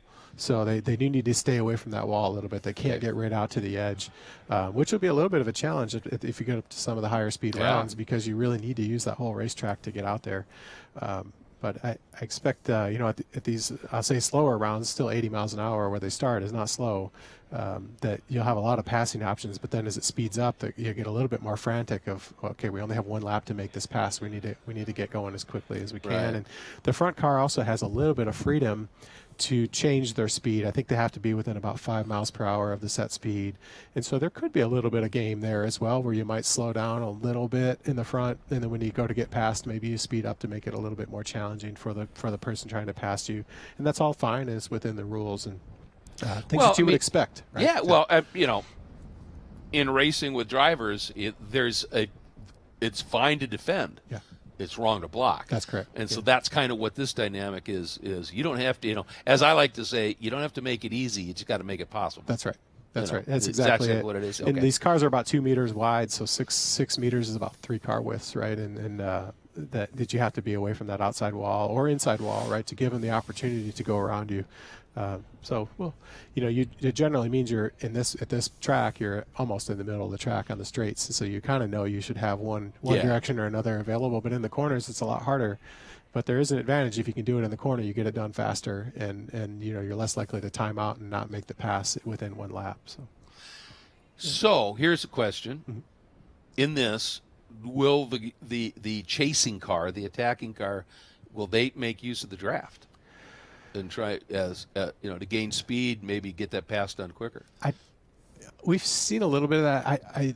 They generally don't, from what we've seen in the past, because you really want to make sure you're clearly offset from the other car, because the race control will shut you down if they think there's going to be a collision, right? And so you do want to keep a distance. You can see that, though, where they will maybe kind of sneak up behind a little bit, but at some point, I think about 3 car lengths behind or so, you'd like to see them be a lane offset, because you just don't really want the accident, right? Oh, absolutely. And you have to make sure, because the concern is, is the car in back actually perceiving the car in front? The cars actually have quite a small LiDAR cross section. You don't see a lot of information when the vehicle's kind of far away, and so sometimes you just don't see it. Right, with the cameras you'll see it and all that. But you have to be a little bit careful, and so they're always a little nervous, as they should be. That does the car pick up the car in front of it? Right. Does the rear car pick it up? Does it see it? And so the draft would help. At the lower speeds, I don't know that you need the draft, because you have so much power and the car is so light, you don't really need it. But at the higher speeds, I think it would be important to stay there. And then, of course, with the draft means, though, that the air is disturbed and you may have less downforce on your wings too, right? So you don't want to be right behind that car if you can avoid it in the corners, because you're going to lose downforce, and that could create its own issue. And so it's a challenge. We'll see how they navigate it. It's up to the software at this point, right? Yeah, I'm in. looking forward to this. Absolutely. I think this is going to be just riveting. And so ultimately, what it comes down to is, at a certain point, one of the cars that would be in the attacking position just isn't capable of making the pass, or there's a mechanical failure as something that'll just shut them down. That's right. But okay. Yep. Yeah, and then if the first car going is not able to make the pass, they will swap positions. Sometimes they'll do that by just stopping the rear car and letting the front car go all the way around, so they don't have to make a pass. Just kind of lap them in a way, Yep. And start over, and then that. But then that can happen, right? At some point, that does happen in every round or every match that they just can't make the pass, Right. Or generally, what we've seen a lot in the past is they start to make the pass and they're just too close. They want them to be a couple meters apart just to keep them from running into each other. And if they start to become too close, they essentially get disqualified. Okay. And so you'll see that as well. And hopefully they're getting ready to fire up. I don't see any engines running at this point. Nope, not yet. But the teams are there. They are ready. And it's just still, I've got to, I know I'm beating a dead horse, but this is mind-boggling to me. I mean, I'll be honest, I struggle with tech, yeah, sure. Just generally, but what they're doing here, it just is extraordinary, and it just shows you the leaps and bounds of what has happened in terms of the world of robotics and autonomous racing. Hey, let's take a look real quick, Rob, and you can talk us through this. We're going to give you the updated bracket and take a look at that, folks. So here's what's happening. So it looks like Unimore Racing is going to go up against AI Tech in the first round, and the winner of that event or that match will go on to meet our top seed, right? Cavalier Autonomous Racing, and then match 2, you'll see Polymove MSU up against Keist, which is going to be a big matchup as well. And of course, the winner of that one will go on off to the finals. Should be a good one here. Hopefully, we can get them out there. Unimore is a super strong team, and Hawaii has won in the past as well. So I mean, these two teams are it's gonna be a good matchup. Yeah, this is really looking to be a cool, and it's going to be fascinating to see because really, you look at Unimore. They ran a 163.8, and AI Racing, and taking a look at. Where's my note here? They ran there it is. They were at 135, but they had an issue with their GPS system, and so they got that repaired, and so that. So we haven't really seen maybe what Art, what the best they have to offer. So that's going to be interesting. We certainly know what Cavalier can do, and we know the other two in the bracket, Keist and Polymove. Really rapid. Yeah, certainly any team could win this one. They're all capable of it. And again, as we saw from AI Racing Tech, they had a technical issue on their car, and they pulled in early to try to get that fixed. And they're refueling the cars at this time, so they don't burn a lot of fuel. But that's certainly one thing that you don't want to do is run out of fuel when you're in front of another car going at a high speed. And so they refuel all the cars the same. Well, and that's the other aspect of it is fuel is weight. Yeah, that's right. So, you need to keep that if you're going to have a really true heads-up competition. Fuel that's levels got to be, everything's got to be the same. Yep. I just looking at a couple of weather apps here, and it says we're not supposed to get any more rain, but wind gusts are up to 21 miles an hour. Yeah. That's pretty stout. Yeah, for sure. We've seen that all windy. I'd argue with your app about the rain. We'll wait and see. There's certainly dark clouds here in front of us, but it's holding off for now, which is great let's to hope. see. Every digit here in the booth is crossed. Yeah, and the wind, at least it was blowing down, get a headwind and down the back straightaway, which could make turn 1 a little bit interesting because that would be a tailwind into turn 1 and potentially make the car a little bit light turning in. But we'll see. At the speeds of the early rounds, I don't think you'd see really much effect at 80 miles an hour or so. But when you get up to into the 160s, it's a real thing. And there they are. It's blowing really strong here. Yep. Yeah, you can see that. And the thing is, obviously, you got a lot of grandstand around here, so there is a little bit of protection. But headwind, tailwind. That's comparatively easy to deal with. It's when you exit 1 and you exit 3, and now it's a side wind. Yeah. That's when you can see things get interesting. Sure, for right? sure. Yeah. Yep. So, hey, the sport is loaded with challenges on every potential level here, and that's part of the game here is learning how to overcome it. Once again, we've talked about Obviously, this is a way to attract more people, more young folks into the world of STEM and science and technology, math, all of that. Engineering is all great here, but the other part of it is, you get on the highway in your personal car and it's windy. Yeah. It's this, it's that. Well, an autonomous car has to learn how to deal with that as well, and that's a big part of this, is trying to approve autonomous automoting for a public application. We would refer to those in the engineering world as disturbances. The things that just happen, right? It's a interesting term for it, but the disturbances, and you'd have to figure out how to reject them, right? So the teams will have that figured out. It's not too much different than having a GPS error or something like that comes in. You have to kind of identify, okay, what is there, and what do I see, and what do I actually believe, right? Because you can see things that aren't actually true.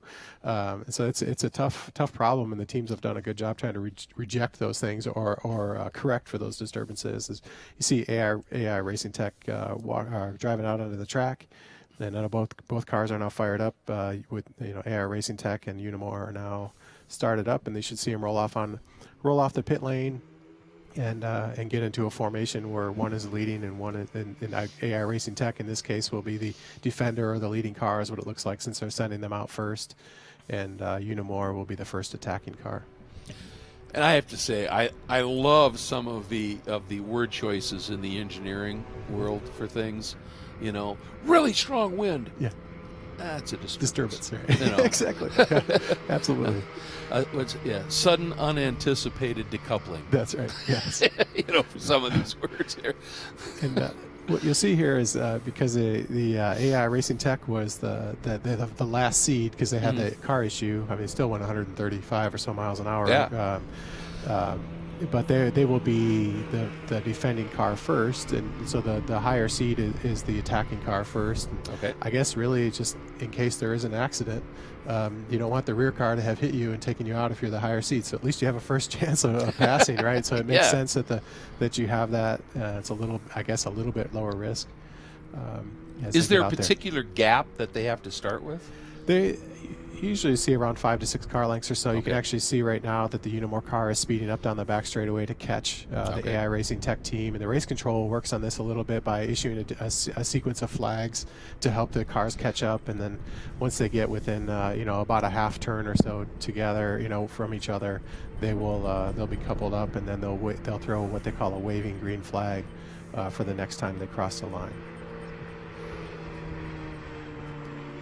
And once again, obviously, these cars have been sitting for a while. They need to get a little bit of warmth in those tires. Yeah, that's right. It looks like they're caught up to the point where it looks like they would probably send them here the next time around. So we'll see where they go. They won't really give them a warm up necessarily in this case, and then they'll start up at 80 miles an hour.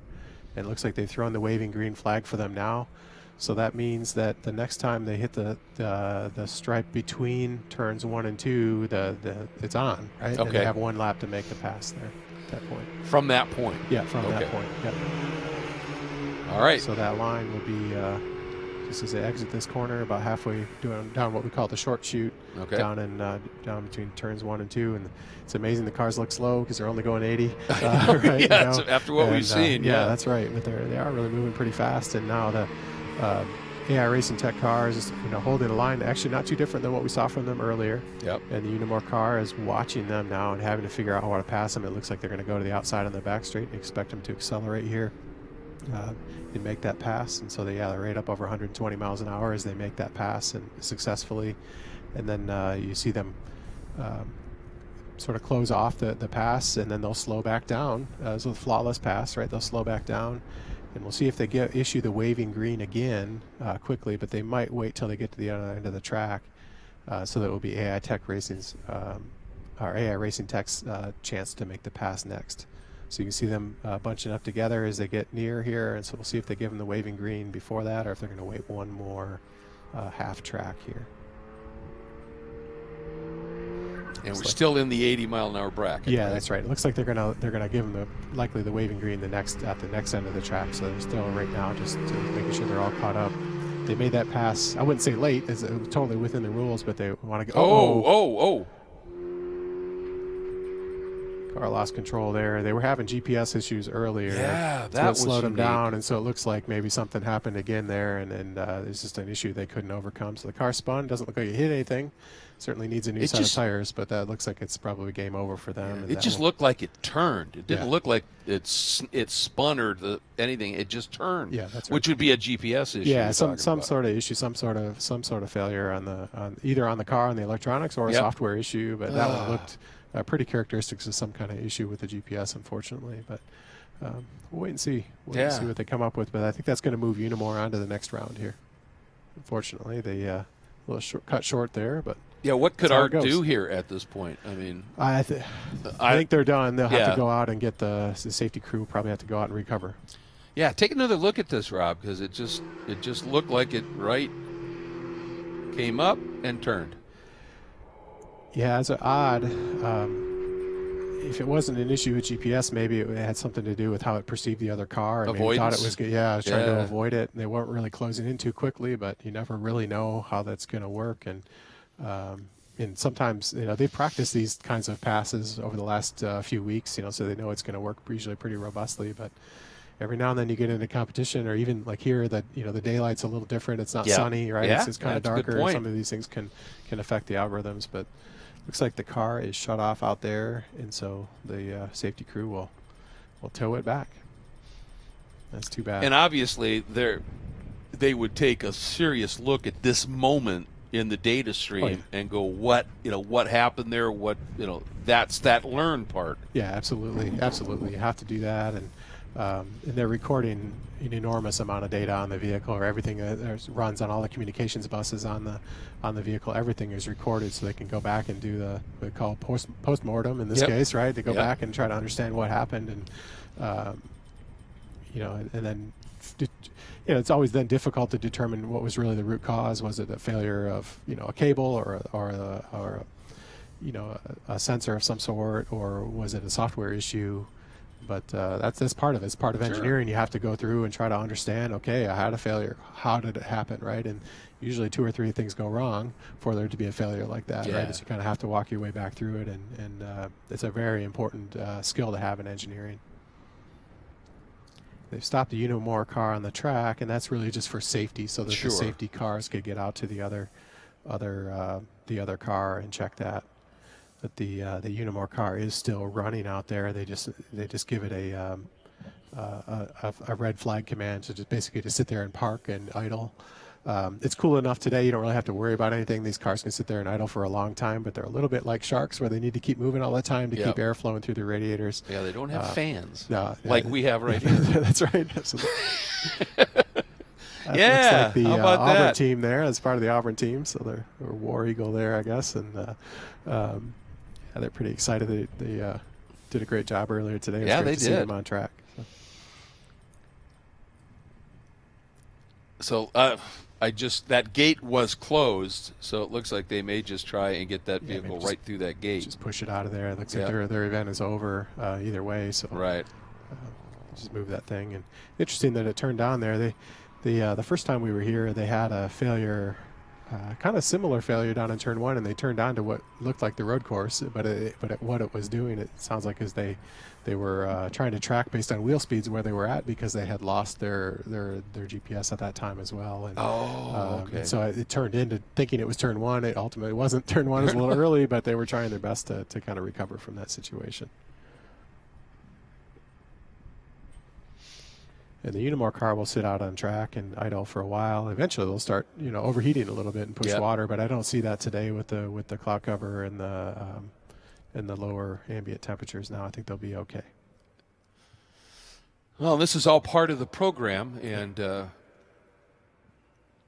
once we get out there and get going again, we're going to see this all play out. But as we've talked about, when you're doing something that's fully autonomous like this, as you said, there are it's technology, and every once in a while, you get a little glitch, and But that's part of it is all right, as you said, do the postmortem, figure it out, see how it could be prevented in the future, and get back to it again. And that's all part of it. Super complex race cars. It's hard to make them work. I mean, honestly, they've done a great job. They've spent thousands and thousands of miles over the last few weeks, and to keep them all moving. And I wonder if they'll just leave that car there because it's maybe out of the way. Not sure. That looks like they're on a yellow, full course yellow, so they can bring the Unimore car back into the pits. I mean, it'd be very strange to get another car down there. Yeah, again, yeah, that's right. Because it kind of turned its way down into there. Yeah. Kind of behind the wall, and I guess that's the maybe road course entry back there. I don't know that part of the track very well, but looks like they were clear behind a tire barrier, so maybe they'll just leave them. Regardless of what they do there, Unimore will now advance, and if I remember the bracket, they now will go up against Cavalier. Yeah, that's right. That's right. Yep. University of Virginia. Yep. That's gonna be a tough one. Yes, as we just saw. But they Unimore went a 163.8, so it wasn't by any stretch a slouch. Yeah. Oh no. But a 171.011 for Cavalier. But it's not about top speed here, right? It's all about the software and then making it work. Yeah. How well do you detect the car in front of you, and how well do you plan a path around them? And so the top speed is less important in a way, and so the tables could totally turn. The fastest car here might be the underdog. You never really know. Never know. A totally different part of the competition. And here comes the Unimore car running into the pits and getting ready to turn around for the next bracket. Now, in between, after the time trial, do they change? Obviously, it's a whole different coating, I would think, that to be able to do the passing, or is it just slight adjustments? How does that work? I'm not exactly sure how they do it, but they could leave the same code in there essentially because it's in this mode they're sensing another car. You're always kind of looking for debris or anything that might be out there anyway. I would almost certainly think that they're going to flash some code in there because they probably had a pre-planned schedule to go out and run the fast laps. Right. And so they probably do switch over a little bit, but honestly, a lot of that code still needs to be running all the time because you never really know if there will be debris on the track or something that you need to try to avoid. Okay. And so there probably isn't a major change there. It's a significant section of the code they're kind of going to start using more of here. Sure. But they were already using it in a way, so just to a lesser extent because you really need to start paying attention to the other car a lot more. It's a lot more about that really than it is about the true top speed, although you need to make sure that as you plan your path, your car can actually perform that maneuver and make that pass. Well, one of the things too that from some of the previous competitions, you've got to be able to close or complete the pass too. And there have been instances where cars got there and then couldn't make it stick, and so that would also be yeah, absolutely, a change in the finishing order and the like. So there are some dynamics here that we got to be really thinking about for sure. And it looks like they have the some of the tech crew from the Indy Autonomous Challenge out there. They'll probably pull the front wing off, and looks like they're going to load it up onto the rollback there, and you can't put them on with that front wing because it's so long. The cars are so long. When you stand next to them, they're barely over knee high, but they are super long. They're longer than you can see a Cybertruck sitting there, and I think they're longer probably than that Cybertruck. So they are long vehicles. That makes them very aerodynamic and very stable. It gives them a lot of downforce because that underpan you talked about earlier is large. But they're very tiny, and if you stand in the pit area, actually all you see really is that the antennas over the top of the roll hoop. Yeah, that's really all you see over the wall. Yep. And the wall is just barely above knee high, right? And so they're kind of small cars in that way, and they certainly have no ground clearance. And so you have to kind of take the wings off them to get them up on the rollback. And here the brakes are locked on them, and so they got to hit the switch. That's a safety thing again. When they shut down, the brakes will be locked, and so they have to hit a switch and let it de-energize the brakes for them, so they can roll the vehicle here. And I was going to ask, when you think about a driver in one of these cars, and you talk about the height of the roll hoop, so the driver's eyes are lower than that. Yeah. Right. Yeah. Low to the ground. Yeah. With all of that, the optics and the LiDAR and all that, driver's eye level down low. That's got to present some interesting challenges. Yeah, especially it's in the not banking. like you're raised up a bit. Right, yeah. and in the banking, if you're in the banking, it's almost like you're looking up as you go through. So the cameras on the vehicles, they'll have a fisheye lens to kind of help look out. You probably know more about cameras than I do, right? To kind of look in all directions.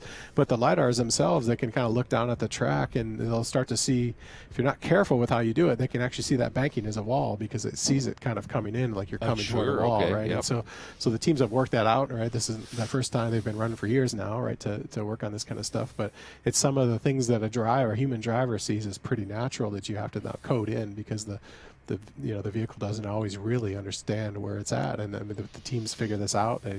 They'll have algorithms written. You generally, probably using some AI that identify, hey, this is a wall or this is just the track, right? This is the banking of the track based on where they're at. So it looks like they're going to lift this one up based on the roll hoop here. Yeah, well, it looked like they brakes just were can't locked. get the brakes to release. Yeah. That's a safety issue, right? They try to keep their brakes locked up, and for whatever reason, they didn't want to unstick. So. And on the banking here, why do you do that? Well, if you have a large banking, this is 12 degrees here at Indianapolis. It doesn't sound like very much, and the racing world would say that's a very low banking. But when you go to walk on it, it's actually quite a steep hill to be on. And so if the car stops on that banking, it will roll back down the banking and can be unsafe for the corner workers here, or the safety workers that are going out there. And so that is part of the system where you would immediately lock the brakes on when it stops, so that we can just make sure that people stay safe around it. I don't know what the stats are, but I would think the banking at Las Vegas Motor Speedway is a little bit more higher, stout, isn't it? Yeah, it was several stories high when you stand near it. It's a lot higher, and so this place is relatively flat compared to that. Which, of course, that banking helps the car keep traction. It kind of sticks it down into the track, and so they can go a little bit faster. And it makes this track very tricky. And as you look down into turn one here, you can kind of see that it actually kind of go uphill into the banking a little bit, and then you fall down almost in a hole as you hit down toward the apex. Or toward that white line, you kind of drop down the banking and then you come back up. So there's elevation change, even though the track is relatively flat as you're driving. It's a pretty fascinating aspect of it. And the sensors on the vehicle, they'll see all of that, right? And especially when you're through a corner, where you're normally kind of looking up to see what's ahead of you. That's a difficult thing for the vehicles to see because they're just kind of looking straight at the track. And these cars, they go. It's about 90 meters per second or so, and so we always joke a football field a second, right? Is about what they go. Yeah. And so you need to be able to see ahead that distance or more, really, to make a reaction. If there's a crashed car in front of you or something on the track, you need to be able to look ahead about 2 seconds or so, almost 200 meters, so that the car could actually make a quick lane change in enough time. It can do all the processing it needs to figure out, there's something there, it can identify that, whatever that is, as a problem, and try to steer around it. So when you get into the steep banking on the corners, looking ahead becomes a problem because you actually kind of have to look up to see ahead, and it's a hard one to do, and it's just real life, right? Yeah. It's a normal thing, and you see these part of the challenge. Types of situations on the roads every day as you crest a hill or whatever. You have no vision maybe of what's over the top of the hill, and these types of things. These are all normal problems that the autonomous world is challenged with, right? Sure. Problems they have to solve, and they're doing a good job of it here, doing those types of things. Well, and the interesting thing, you were talking about, 90 meters, a football field in a second. Yeah. So if you do you make the math simple, right? Yeah. So let's 100 yards in a second.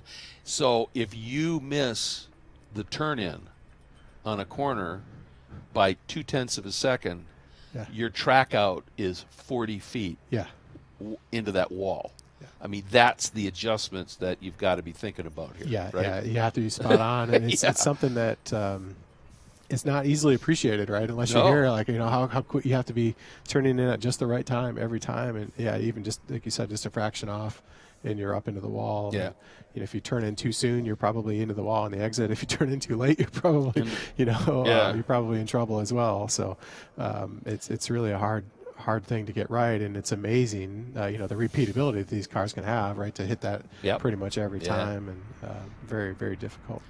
There's a good look at downtown Indy, and obviously it's the Indianapolis Motor Speedway, but technically we're in Speedway, Indiana, but it is obviously pretty close. But you were talking about the first Skip Barber, or the first driver school I ever went through, and the inevitable question came up, And the coach that was leading the whole thing said, I always wait for it because he loved using this line. And, it comes down to if you turn in early versus late. Yeah. That's, usually understeer, oversteer, or Yeah. push loose. And somebody said, what's technically the difference between understeer and oversteer? And the coach said, well, understeer, you see what you're going to hit. That's true. That's and true. that's, That's true. kind of the dynamic, Yeah. whether it's a driver or the LiDAR and the radar and everything is. Understeer is a safer one. That's where the front wheels basically don't stick, right? Right. They're kind of sliding, and it's a safer one. Yeah, I guess you see what you're going after, right, or Yeah. what you're going at, but it's easier to control. By So far, pretty much yeah. every passenger car on the road is designed for that, right? So they'll naturally understeer. It's just safer for us, so we Yep. don't get ourselves. And once you start to lose the back end and oversteer, you're in trouble. Usually, it takes a pretty skilled driver to pull back out of that. Yep. Like the ones that will race here, right? Yeah, They can do that, absolutely. and so yeah, you generally err toward understeer, and that was even part of the design of the vehicle. The engine is slightly heavier than what the stock engine is, and it moves a little bit of weight backward, which kind of naturally pushes that the understeer, and so that was part of the design early on, is just make sure that you can get out there and you can understeer. But the thing is, when you were in the vehicle understeering, you could tell somebody you were understeering, right? And so there's a whole other side of it. How do you actually analyze the data to tell that you're understeering?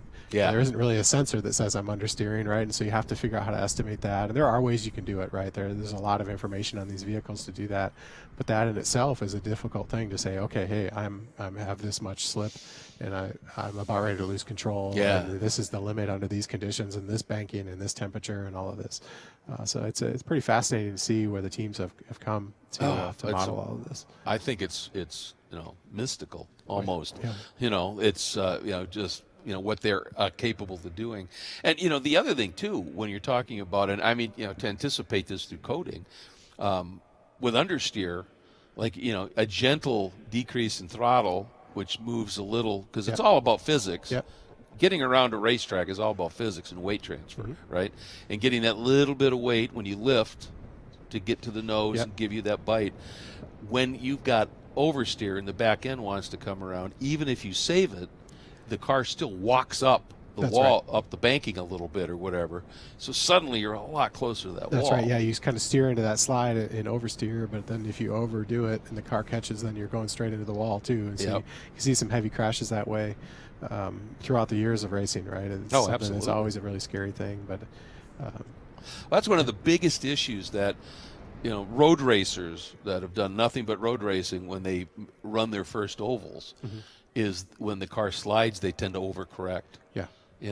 And they really crank in that opposite lock, turning into it, and then, like you said, you're on a banking, so it bites. Yeah. And away you go. And it takes them a lot to learn when the car starts to slide. Don't turn into it too much. Yeah, that's right. That's right. Yeah, you just kind of hold on and let yourself crash. I don't know how they do that personally. Yeah, I know. I would probably not make a good race car driver for that reason. And you can see this place is so big; it has part of a golf course, right? Yeah, so there's a number. There's a there's facility. Yep. On the inside, and then there's the rest of it's out on the outside, and it's a very popular golf course that. Unless it's the 500 or one of the massive events here, it's open and.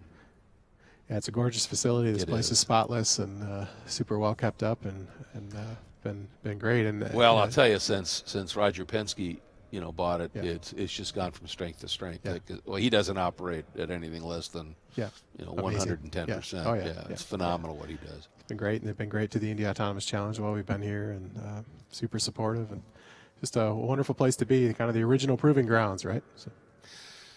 All right, looks like we're getting close with the removal of our art racing machine. But before we get the cars back out on track once again, let's take a quick break. We'll be right back to Indy.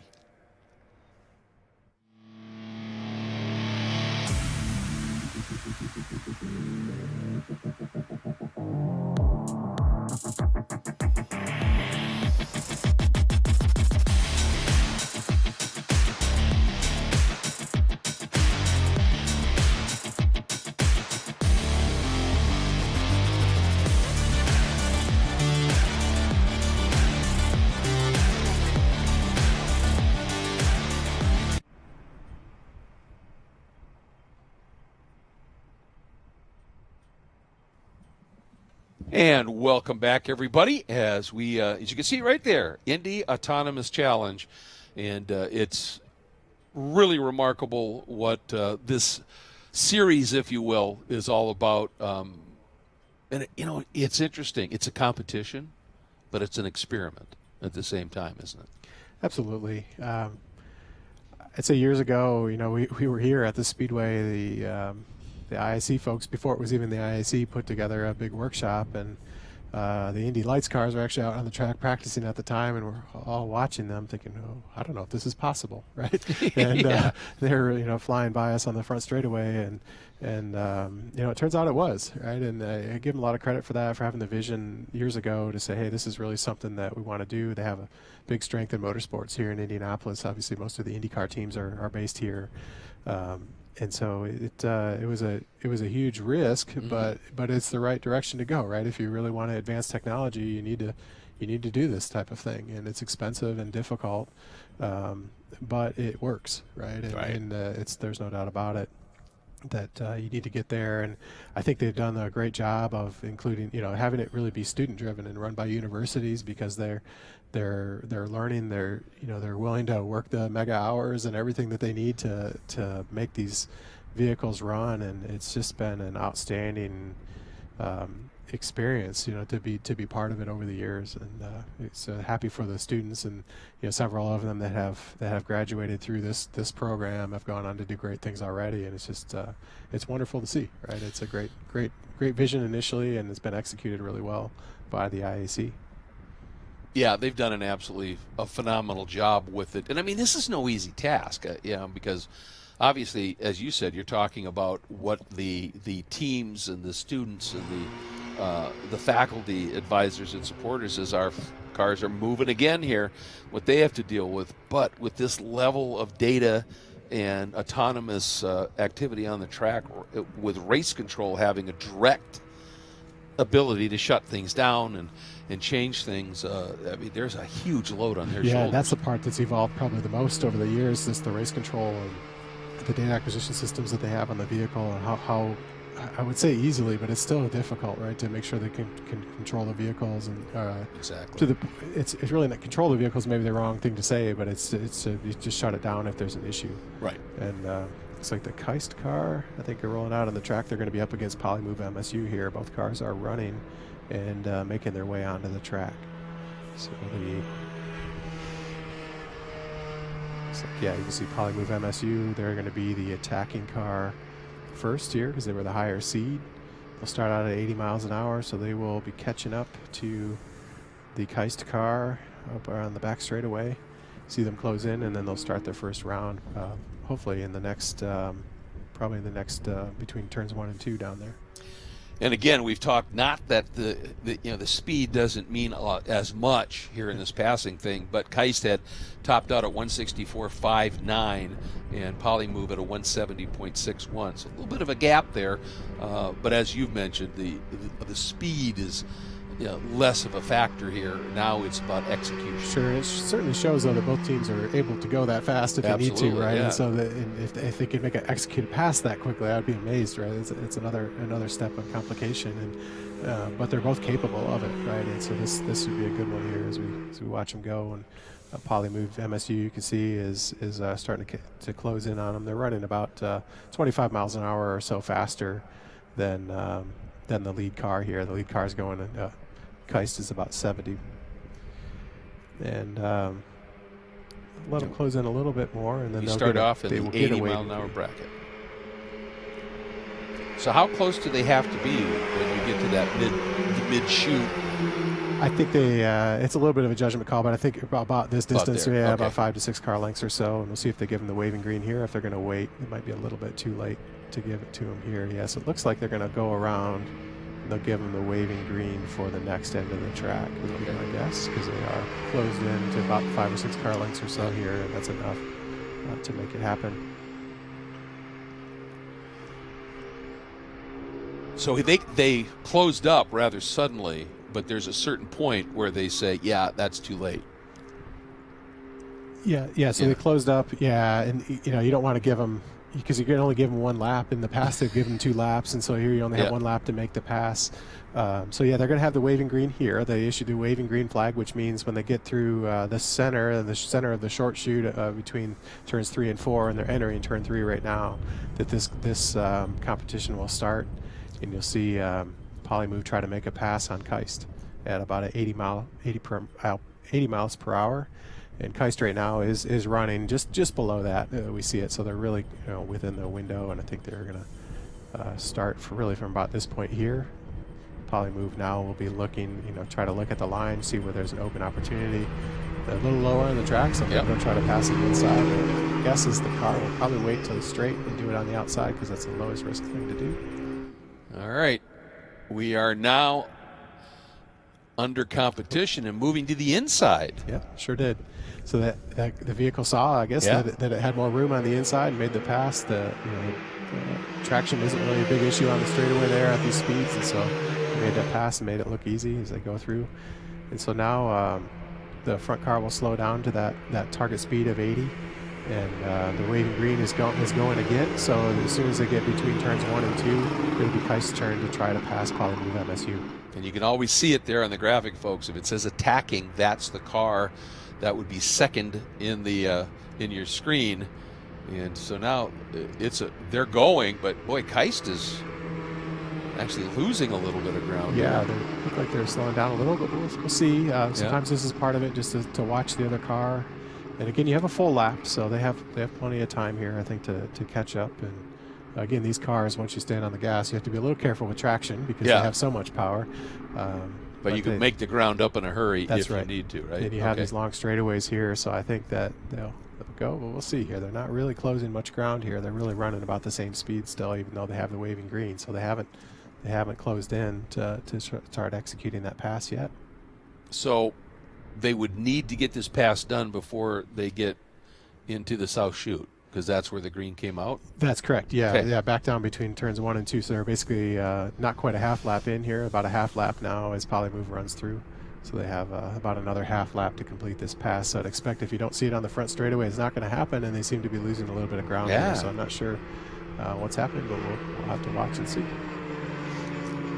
And is that just a factor of what the optics and the perception is saying, is they're just not confident? The car, the robot's not confident enough to execute.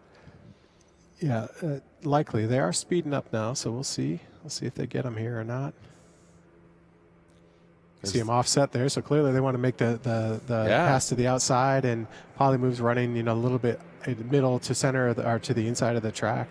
You can see the starting grid spots where other cars would race there, going right down the front straight. It doesn't look like they're going to make the pass here. No, it doesn't. Unless they speed up quickly, but they are speeding up here a little bit, but they're going to potentially run out of time. They're catching and closing in here. And they're back to green here, so I don't know. I think that's going to be all, because I don't think they were able to complete that pass. Yeah, not within that lap.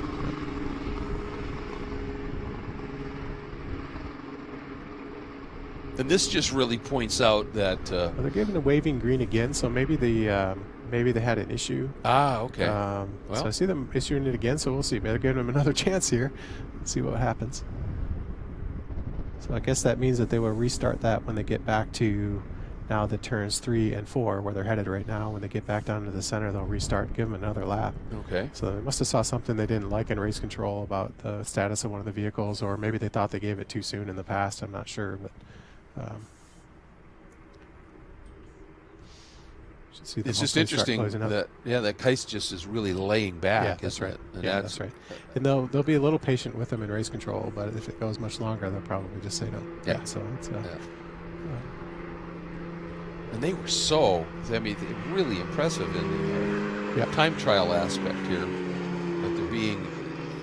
They are speeding up here. Here we go. They're starting to close in. It looks like they're going to make the pass on the outside. Let's see. Here they come. They just need to get it done here. That's pretty close. I mean, close to the cars together. Look at that. Polymove saying, I'll give you a little more room. That's right. The polymove car, they have to negotiate that. That's kind of how they say it in the rule book. And so that the polymove car there senses that, hey, this is a little too close for my comfort. So it'll move out of the way and allow them to do that. But it's not going to, it has to keep that bottom line in the corner. There's really nothing else it can do. So the Keist car had to yield. And did you see that little abrupt change of direction by the Keist car? Yeah. So there's just, the robot's not confident. Yeah, that's right not yet. No, we'll see if they wait here until it gets on the back straight. Now the robot is making, or the vehicle is making all the decisions at this point. The crew up in the booth really can't do anything other than watch. Yeah. So it's a little bit helpless, right? You're sitting there thinking, okay, is this going to work or not? And it does look like it's going to the outside. It's running basically the same speed as the polymove car here. So. And this would be the last straightaway that they're going to be on. I think if they don't get it done here, that'll likely be the end of it for them. Yeah, unless they surprise us with a nice outside move in one of the turns. That's coming up here. But this is interesting. Track has gone back to green here, and they're giving a yellow flag to Keist at this point. And so it looks like that is probably going to be the end of this section of the competition, unfortunately.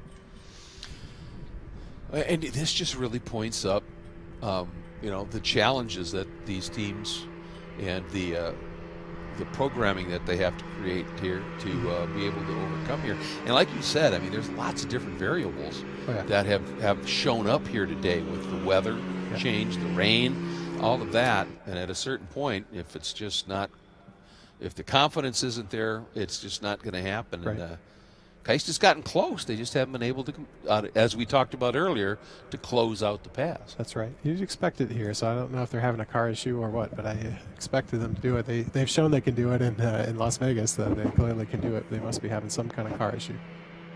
Well, maybe Shay can give us a little bit of an update. She's down with Keist. It definitely wasn't a poor showing here at the Indy Autonomous Challenge for Keist. What happened on that last run, though? I have to figure it out, but I think our car has some problem in hardware side, so we should figure it out later.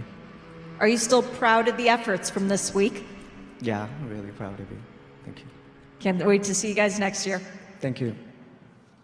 You could hear the dejection after having done such a great job in the time trial and all of the testing that they've done, and then they have something crop up like that. You can't help but struggle with the emotions, but again, at a certain point, as he said, we'll have to figure it out. Yeah, that's right. It's part of it, and they shouldn't be ashamed because they ran incredibly well. Not at time all. Trials, Yeah, right? they did. They really got us up out of our seats watching them just blast down around this track, and it looked like some kind of issue came up, and it's difficult to diagnose. You can even hear, there's the expert, you're talking to him, and he wasn't even really quite sure what had happened quite yet. It's just there's so much data that you have to crunch through to understand. Was it a hardware issue or was it a software issue? And then if so, which one of those it was. You have to dive into exactly what happened at that point. They both issued the black flag, and they're both running fine at this point. So they're both issued the black flag, so they'll both come into the pit lane here this time by.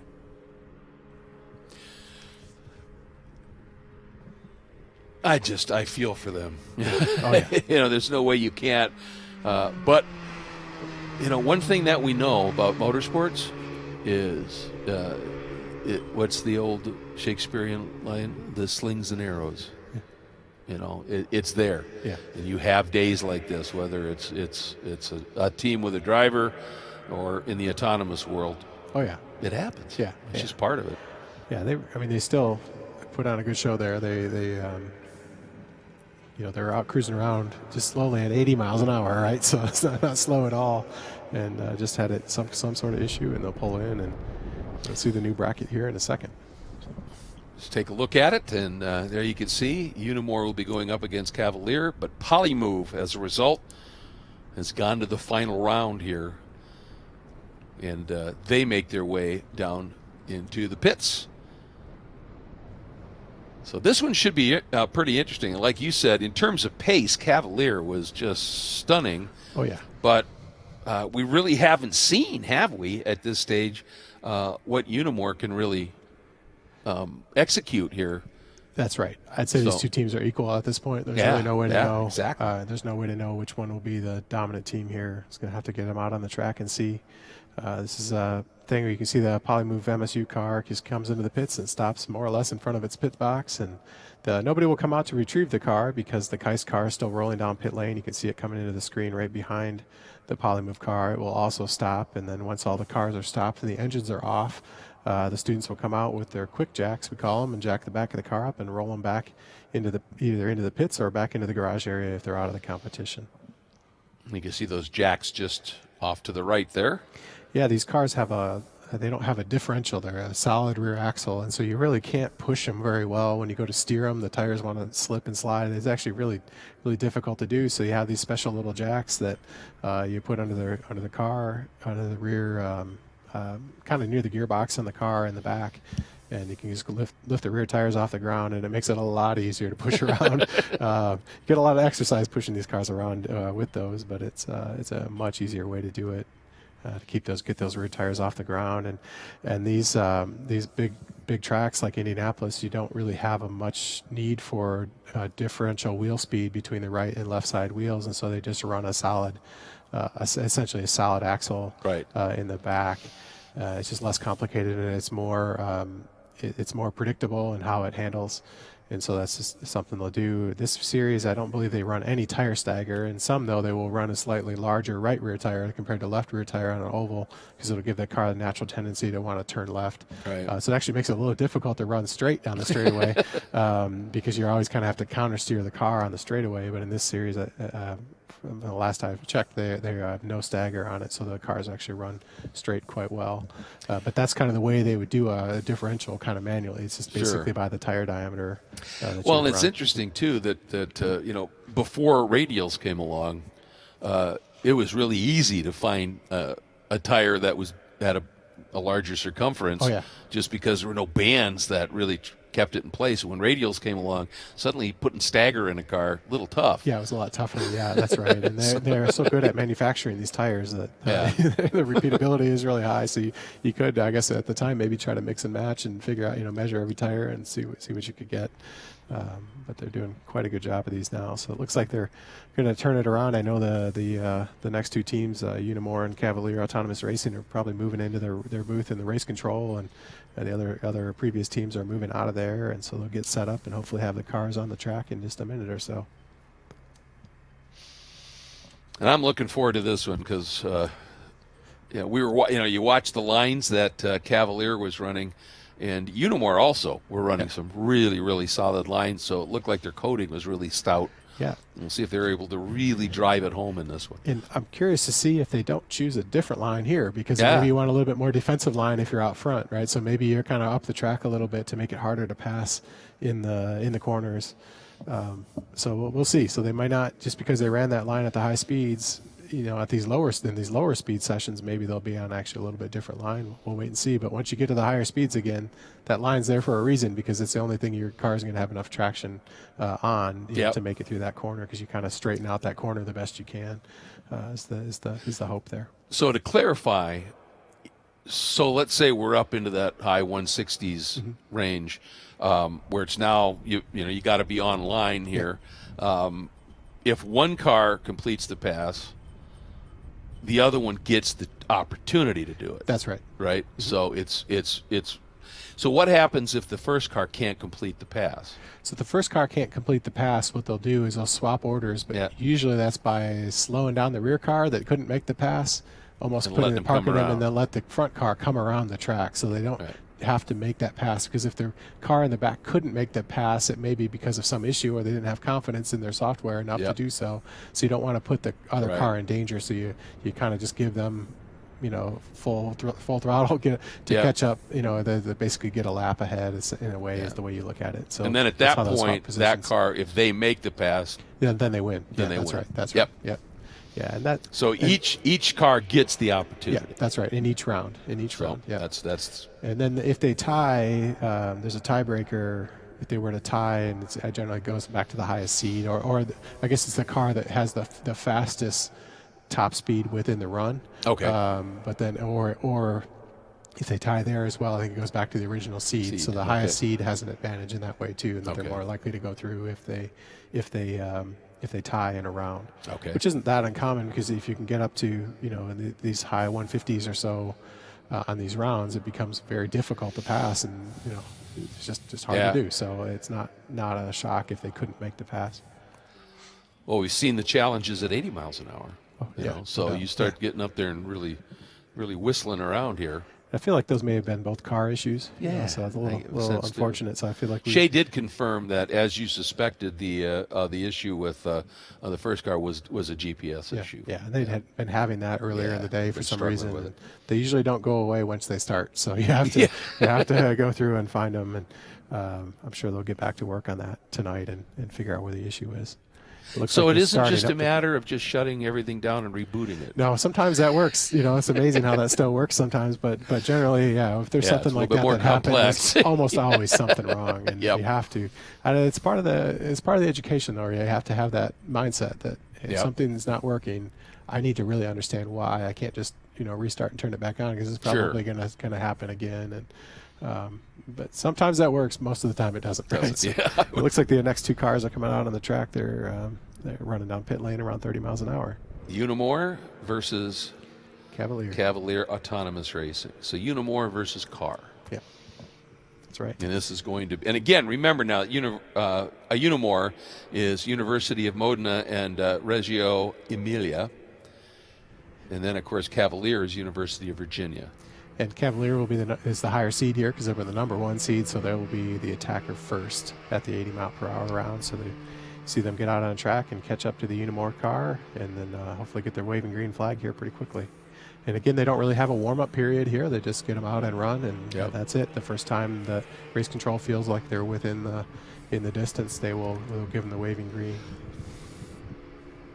Well, when you're first thing at 80 miles an hour, you're fine even on cold tires. Yeah, that's right. That's not a problem. And as you do the run, you're building the heat in the tires. So that's kind of a warm up in a way itself here. I was going to ask you now. We've seen now we're getting into the cars here that we were seeing those really pretty precise lines down to the inside, floating up. When you've seen cars executing like that in the time trial run, does that translate into being able to usually make more efficient and quick passes, not due to speed, but because if they're running that efficient line, can they then efficiently do what they need to do to complete the pass quicker? We'll have to wait. Is there a correlation? Yeah, exactly. I think it's a good question.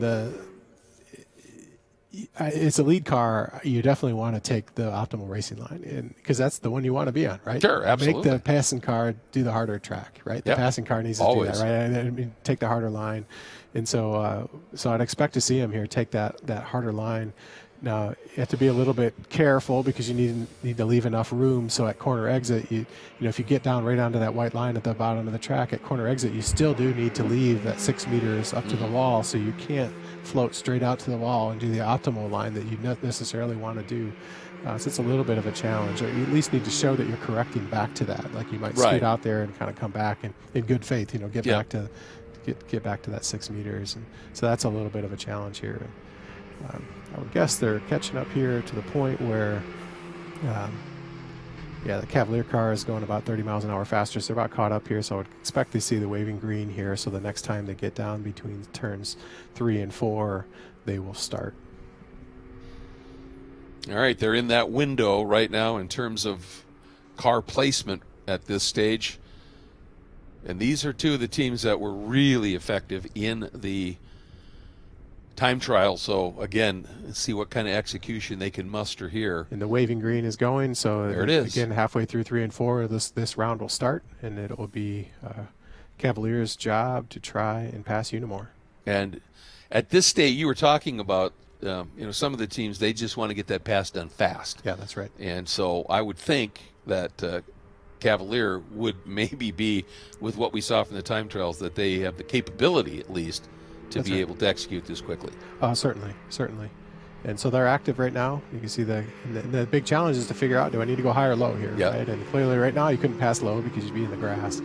So they have to wait till they get on the straightaway. And it looks like they're going to try to go to the high side, but that might not work, right? So they're going to have to. Oh, that's awfully close. So close here. And Cavalier did a brilliant job of recognizing that they were closing way too quickly and the line wasn't there, moving to the inside, completing that pass. But that's breathtakingly close, though, wasn't it? Yeah, I think they really committed to that outside line, and the outside line wasn't there. Yeah. Right? And so they slowed down, and actually it was amazing to see that they then slowed down, came back down the track, recognized there was a new line it needed to take, and then took that and then made the pass look quite easy at that point, right? So that I don't know that I've actually seen that before, where a car kind of aborts the direction and it actually then figures out, oh, I need to go back the other direction. So that was pretty outstanding work there by the team well, Cavalier. I'll tell you, I thought I would have bet money at first that was going to be a hit. Yeah, for sure. I thought we were looking at a new wing. Yeah, and then then they slowed down, adjusted, went through. Yeah. That was pretty impressive. So it'll take a little bit of time here for them to swap positions. The Cavalier car has slowed down a little bit out front to let the Unimore car catch up, and so I'd expect that they won't definitely get the waving green this time through, but hopefully at the other end of the track they'll make that happen. And they are closing in here. They about a 20-mile-per-hour differential or so, and they creep up on them. There's no reason to get up there quickly, because you also want to just be sure that your vehicle is truly seeing the car in front of it, because if it's not, then you're going to abort the run right away anyway. Well, we know the Cavalier car can see. Oh yeah, for sure, for sure. Yeah, that was because they definitely made the commitment. It made the commitment to go out, and then saw it, braked, and made the adjustment. So they've caught up, and they don't have the waving green quite yet, so they should sit here and just kind of hold this 80-mile-per-hour setup. And now the waving green has given, which means again that the next time through turns 1 and 2, they will be on it, and the Unimore will be the attacking car trying to pass a Cavalier. And now, presuming that Unimore makes the pass, the next speed is 90, or does it go to 100? I think they're going to go up to 100. Right to 100. They're a little bit bigger jumps initially, yeah. and then they start to close them down. And so I think it'll end up at 100. Yeah, these are about 20-mile-per-hour increments here. All right, so it should have started now. So they're now actively trying to identify where they can pass the Cavalier Autonomous Racing. Looks like they're starting to roll a little bit more speed. Went up to the high side of the track, and they're definitely looking, identifying, clearly saw an opening on the bottom and making the pass on the bottom. Nice job. Made that look easy. And I was going to say that's got to be pretty much what you want to see. That looked incredibly well executed. Absolutely. And so now the Cavalier car will catch up, and they've already kind of swapped roles, they would call it. So let the Cavalier car catch up, and I would expect they'll probably see the waving green now back on the next side of the track. You can see how quickly Cavalier closed in on them there, and they had to hit the brakes, right? So these cars, again, they have a lot of horsepower, so they can get after it. Well, there was still some turning going on there. That was pretty impressive. Yeah. They look like they're in a good position here. Expect to see the waving green come out on the front straightaway so they can get going again between turns 1 and 2. And so at this point, again, in what the car is going to do, having committed to that outside line, we're waving green again. All right. Now at 100-mile-per-hour bracket time. So having committed to the outside line the last time and then having to literally jump aggressively on the brakes, will the car at this point say, we're not going to try that again, we're going to go inside? I don't know. Yeah. I doubt it. I doubt it. That's the fascinating thing is. I don't know. The first time it may have been just the position it was on the line that it thought it wanted to try the outside line, but it did learn though that car did try to go higher, so it is possible that they learned that. Staying low here. Here they are going for the pass on the bottom. Nice. On the back straightaway. Very well done. At 100 miles an hour now and executing at that level. So make the pass. The track is back green, so they closed off that pass fine. They're back on a normal racing line, and now the Unimore car is catching up.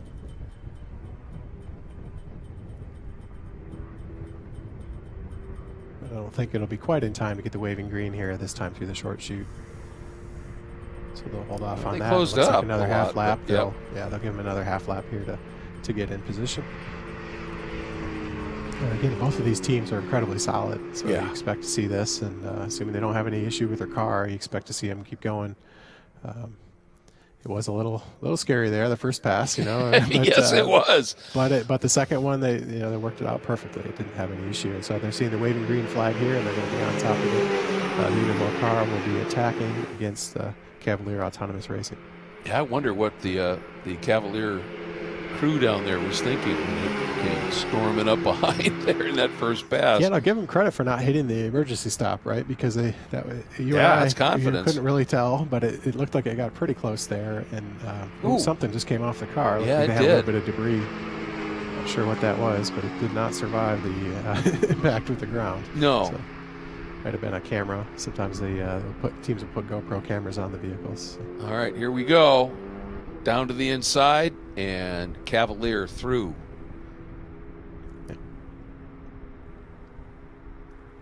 Again, made that pass, and we'll see if that debris is enough for them to go out and clean that up or not. Couldn't tell exactly. It looked like it came off the roll hoop of the vehicle. That's what I thought, too. But I'm not sure. It might have been a camera. Sometimes it'll be a GoPro. It looks like they're catching up, and they're going to keep going. The speed should be up. That's a big one. Locked it up. Broke the right front, I think. It just, I don't know if that is what caused the off or when it hit that seam between the pavement and the grass. That's too Didn't bad. hit the wall, though. That's Yeah. I mean, that's good news. Yeah, you hate to see this happen, but at least it didn't get the wall. Yeah, that's correct. Yeah, they saved it well enough here. And it seems like the Unimore car will then go on to advance in this round. Yeah, right? Yeah. I'll tell you, for Cavalier, they did so impressive. Let's take a look at this as it comes through again here, Rob. Again, was it the right front having a failure that caused it, or was it a result of the off? There's a lot of speed here. Looks like they just lost control. Looks like maybe just lost control. Yeah, maybe. You know, they may have been trying to close in, just speculating, right? They may have been trying to close in and got a little bit too hard on the throttle and just buzzed the rear tires a little bit. It's possible. It's easy to lose control in that situation mid-corner when you do that. So that could have been what it was. You picked it out earlier, too, that at one point they hit the brakes in the corner pretty hard. And, so that maybe also, what they would have done, which would have transferred weight forward and lost the back end. So luckily they didn't hit anything too hard. I think that it would be good to go out and look because there was some debris the previous lap that came off of their car, I believe. So I don't know if that caused an issue, but it may well have. I think that was on the exit of turn 2. Yeah, and I still couldn't see clearly whether it would, because the right front, when it turned, looked fine. Yeah. And then I think it was when it went from the pavement to that grass verge, and that's what snapped one of the A-arms. Yeah. But they kept it out of the wall. But, that's the second, that second time we saw that Cavalier car close up in a big hurry. Yeah, that's right. Yeah. So. Yeah. Yeah, and it's likely, likely it was the cause of the issue. But again, you have to get back and analyze the data, try to really understand what happened. Without a human in that car, they can't tell you, hey, this is exactly what happened. Exactly. Of course, the humans don't always tell you what happened either, right? They'll always make up something. But well, you know what, though? But it's this kind of technology in human-driven cars that have prevented now humans from saying, oh, no, I was flat. That's right. No, you weren't. That's right. Right? That's right. So Unimore coming down pit lane did a great job there. Yeah. Looked pretty so good. Unimore and Polymove. Yeah. Be a great final. Yes, it is. Oh, it was a bird strike. Ah. That's the report we're getting. So watch this. Yeah. So it's a bird that hit the roll bar. Well, we saw something. Yeah, we saw it. The where that hit, it looked like it hit the little wing bar there that has a GPS antenna on it. It also has the communications to the race tower, the race control communications on it, and the cameras are down in there as well. So it could very well have caused an issue. There. It definitely hit hard. There's no doubt about it. Looks like all the pieces are still on, but it wouldn't shock me if there was some kind of issue that could happen. It could have knocked something loose. Absolutely. Yeah. So we'll go out there and pull this car in. Luckily, the damage doesn't look too bad for him, and live on to race another day. Yeah. How frustrating, though. I mean, if Yeah, it what are was the a chances? bird strike, that the top seed that had been looking really strong and executing well, but guess what? Welcome to motorsports. Yeah, that's right. Yeah, You know? it's not the first time we've seen that, or No. throughout the racing history. Unfortunately, it happens, and hard to say if that's actually what caused it or not. I mean, Yes. they lost control of the back end, it looked like, but it's unfortunate for them for sure. Clearly, a super fast car, an amazing qualifying run earlier. Yeah. And the upside here, maybe the salve for the wound, is that the time trial competition is a competition unto itself, and they won that and did it brilliantly. Absolutely, they took No home the question. hardware today. They took home some hardware, and as I Yeah. mentioned, as a first for them, they haven't won a competition, and they've always been right there, kind of knocking on the door of it. So it was great to see them come through. And First and really U.S. push. based Yeah, team that's to right. win, right? That's Yeah. right. And I'll tell you what, I stepped back into what we might call the staging room behind us for the podium. That's some nice looking hardware. Yeah. Oh yeah. Yeah, it is. Yeah, It is. that's, Yeah, that's right. That's an incentive unto itself. Definitely here. That's something the a- university will display. You know, when bet. get back, Very and, prominently, I would think. For sure. Again, here you could just. I'm looking over the car. This is checking the track for debris and making sure there's no Bird carbon parts. here. Oh boy. Yeah. Poor guy. So.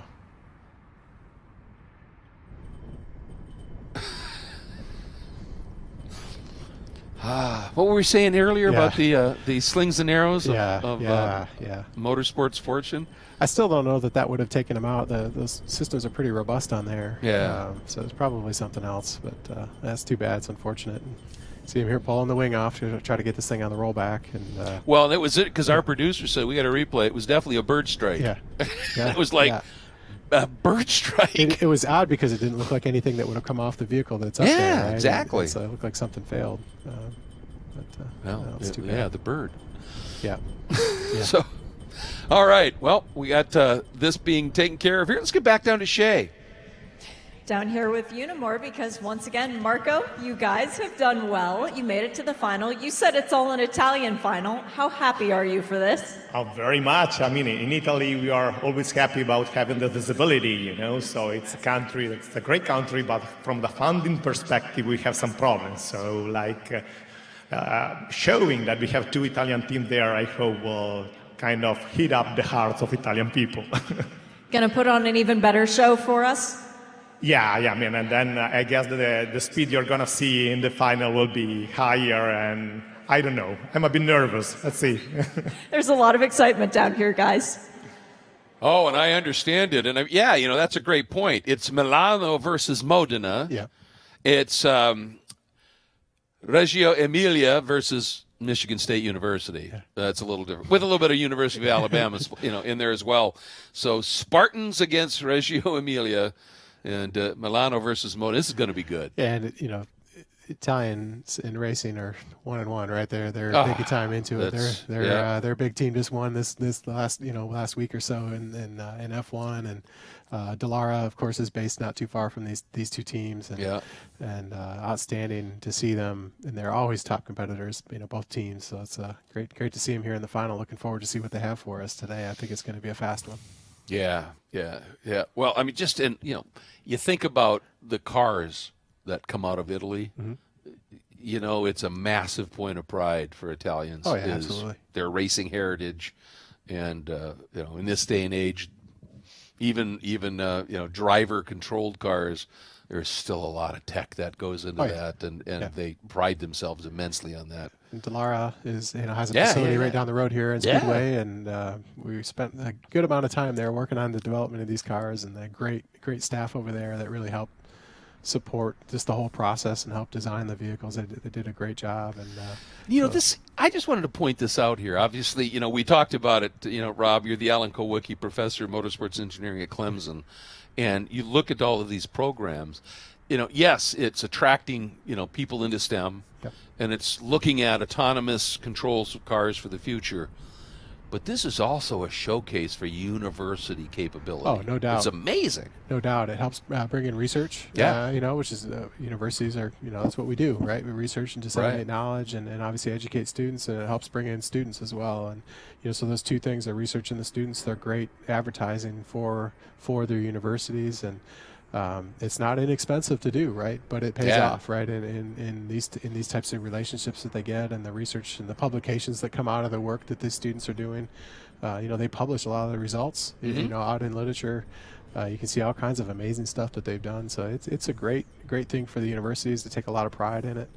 And they should be proud for even just getting on the track and running laps. Every team that has come out here has made a lot of sacrifice to get here and build up a team strong enough to get the vehicle to run on the track. So. It's pretty incredible. Oh, no doubt. And any of you that are watching here who may be tech geeks, and I say that with the greatest respect, if you want, go to the Indy Autonomous Challenge website, and there's a link that says Teams. Click it, look down it, and they have white papers that you can click and read that tell the story of the team, their mission, their program. It's fascinating. Yeah, absolutely. Absolutely fascinating. Yeah, the teams have been amazing the whole time. They really, they're developing new knowledge, and so they're publishing this work, and they're willing to talk about it. It's one of the things I think the Indy Autonomous Challenge really got right is they involve universities. And the goal is to get this knowledge out there, right, improve the auto industry in general, and just improve robotics. And so they picked the right solution here to do this, right? You're pulling great universities from around the world to help build up this series and develop new software. It's been great because you can go up to these teams and they'll tell you probably 98% of what they do. The other 2% they won't, of course, because it's a hard competition. But they can be really open about what they're working on, and it's outstanding. Yeah. It's outstanding for the research community, around autonomous vehicles as well. It is. And I'll tell you, that shot we have right now tells the story, doesn't it?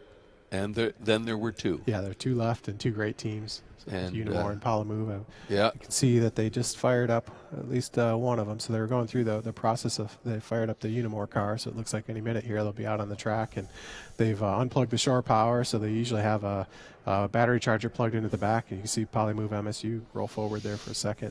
So it looks like they have them cranked up as well. These cars have a centrifugal clutch in them, so they don't have they do have a clutch, like a normal manual transmission would have, but they don't have to actually dump a clutch pedal. They don't have to coordinate any of that. They have a centrifugal clutch that as the engine speed picks up around 1,500 RPM or so, it'll engage the clutch and pull off.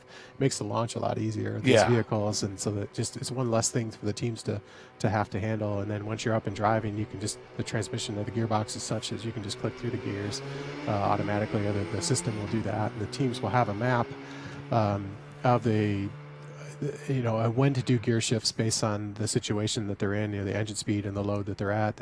They will assign a gear to that strategy, and there's a lot to that, because again, you don't want to shift in a corner and upset the car or anything like that. And but there's a lot of work in those kind of traditional racing things that you'd see in any series, right? About, what is the optimal shift strategy? When do I shift? What gear do I hold in at which speed? And if I'm coming out of a corner, do I want to downshift or not? Do they have a rev limiter built in too? Yeah, and I'm not exactly sure where it's at, but it's actually limited based on that clutch. That clutch can only hold so much. It's probably a little over, probably around 8,500 or 9,000 RPM or so, something like that. Makes sense. And folks, if you're not familiar with a centrifugal clutch, if you've ever ridden a snowmobile, that kind of clutching system is essentially what we're talking about. Yeah, a really advanced version of that. Yeah, basically exactly. What it is, absolutely. Yep. And it just makes the driving the manual much easier, right? And one less thing for the teams to worry about, so they can worry about going fast. And it's worked quite well. And so you see the cars when they launch launch really smoothly and get off and go. And it's been a good addition to. And that's part of what Clemson has done, working with the LAR and all that, to figure out those modalities on the That's car. right, yeah, because one of the goals is, again, get the race car to drive slowly. Right? Most race cars won't idle, right? They don't idle. Like these cars are running idle.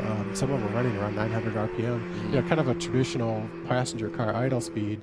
But a lot of race cars, like a Formula One car, say, might not idle at 6,000 or 7,000 RPM, where you really couldn't even get the car to drive slow, and they need to always be moving to stay cool. And so we wanted to make sure the vehicle was capable of running slow, so that again it could learn the track slowly and speed up and gather that initial data, because without a human driver in there, you have no way to do that, right? And so you have to just start from 5 miles an hour and work your way up to 180 or whatever we end up seeing by the end of this one.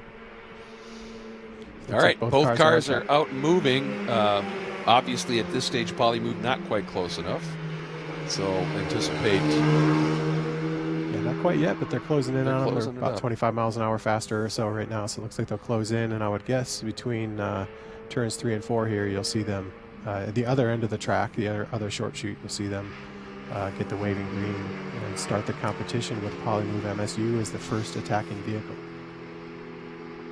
Yep, they have closed right up and in position at this stage. They should be at 80 miles an hour, should be the target speed here. And again, you have a little bit of window, so that lead car has a little bit of window, but they're tracking pretty much right at 80, 81 miles an hour. So it doesn't look like they're trying to play any games with any of that or kind of running any of the limits, which is good. And at this speed, I wouldn't really expect it because the pass it's never easy, right? But it's relatively easy, so you don't really need to push the limit there and, risk a collision or something like that. Right. So the waving green is out, which means once they get through turn 3 and onto the short chute, the session will start, and Polymove MSU will be the first one to go.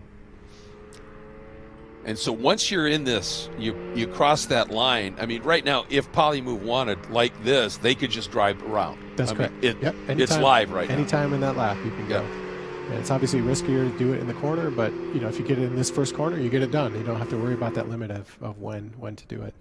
But because you're so close to the exit of that short chute or the entrance of the lap, it looks like they're pulling down to make the pass on the inside. There's plenty of room there. See, I swear they were drafted. No, I'm kidding. That was great. That was well done right there. You'd likely see the Polymove MSU car pull it back up into the normal racing line and swap positions here with Unimore.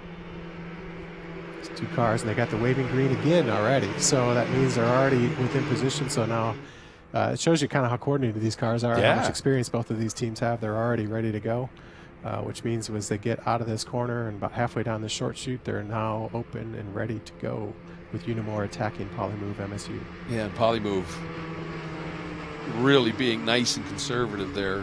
Yeah. Not looking to impede at all, it almost appears.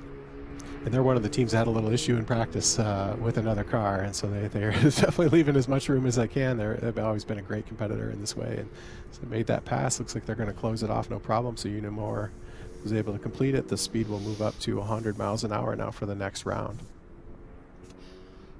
And for Polymove, obviously, we've been, it's called Polymove MSU, but let's not forget the Crimson Tide. Oh, yeah. Very involved in this program as well. And so it's really 3 top tech universities that are part of this. And the waving green is going again, so there they are. They're off again. So this is a quicker round.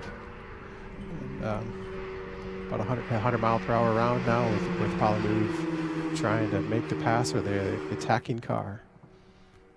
All right. Coming right up behind. Expect to see him pull out. Swinging low. This is great execution, isn't it? I mean, this is exactly, I would think, what you want to be seeing. Yeah, there's plenty of room. Neither of the cars really had to react to the other car in that case. They had plenty of room. They of course, the speeds are lower still, right? Right. As they come up, and it becomes more of a negotiation, I would say. Yeah, exactly. Where the cars have to figure out, okay, how much room do I really need to leave, and do I need to move over? Am I going to get run into? Is the green out again? Not quite yet. No, It looks like they're going to probably give them a little bit more time. As the speeds come up, it's a little harder to stay close to each other when you make that pass, because you might have a 50 mile per hour differential in speed as you make the pass, and so you're usually going to blast more than 6 or 7 car lengths ahead of them. Okay. It looks like they're in good shape here. I would expect to see the waving green. Yeah, here it is. Now the waving green is issued, so the next time here through turns 3 and 4, we're going to see them go. And Unimore out on the outside as they're tracking into turn 3. Yeah, that's totally legal to do. Yep. It's Polymove's job to run whatever line they want, really, as long as they're consistent with that line, and they just chose to stay on the bottom and leave plenty of room, which makes sense, right? If you want to win the competition, you need to survive to the end, right? So absolutely. So stay out of the way if you can, and I think it's a smart move on their part.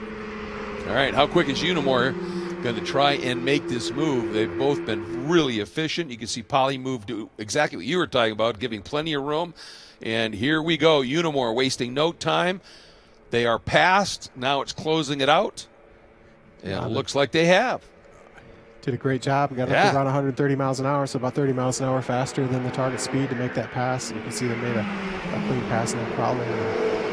So we'll go up to the next round speed here. All right. Which now the increment jump is to?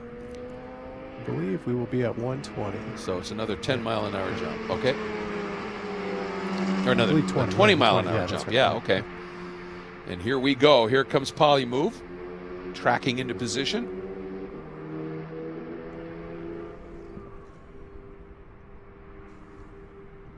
And there you see it, 120 miles an hour in Poly Move MSU, Alabama in the track move.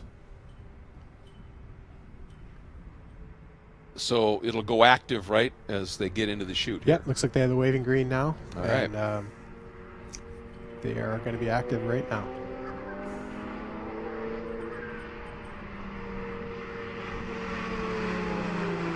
I see Poly Move, that little burst of speed, and I keep thinking, are they going to do it in the corner? Look at how quick they're executing it here. Oh, yeah.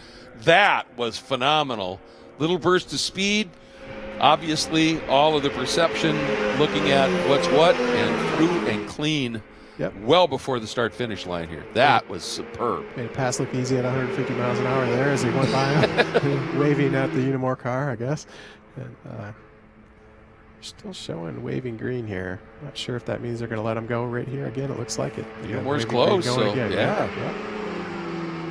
So it's active again, and it's Unimore's job to try to pass Poly Move. Here they come, and they get a lap to do it, and it's not going to take that long. Beautiful job here. Unimore through and clean. It looked wonderful there. No Yeah. issues. Both cars looked stable. Again, just kind of held their line. They didn't have to make any evasive action. The interesting thing is, we were talking about this a little bit earlier, right? That in the time trial, you've got that line you've got sort of programmed in that you want to run here. Here, oftentimes, they're entering the turn, and they're not on that line. That's right. So they have to make that adjustment and be able to correct for whatever angle and speed they're running into the turn, and they've done it superbly.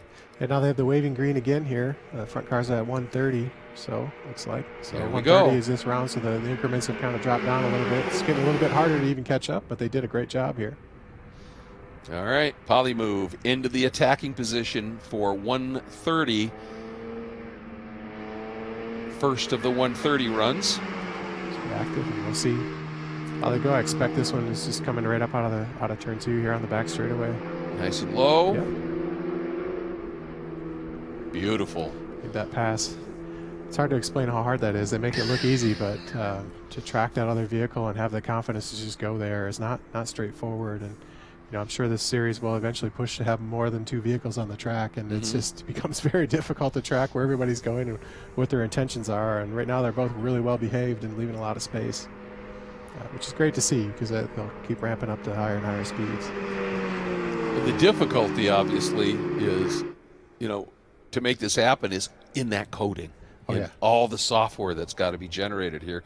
Here we go, Unimore attacking. Yep, and they're giving the waving green now, so you'll see that next time through, probably likely to see a pass on the back straightaway would be my guess. And the way these two are going at it early, probably on that back straightaway. Yeah, they're just getting it done. Yep. This is absolutely incredible. The technology that you are seeing here, folks. Not a driver on board and executing at this level. This is phenomenal. It's worth the wait to get to these this last bracket of the passing drills, the final bracket. And here they go. Unimore dropping the hammer through and clean. And making it look easy again, around 157 miles an hour or so, making a pass around them and heading down into the turn. At those speeds, you really have to start thinking about what line you're going to get when you go into that corner.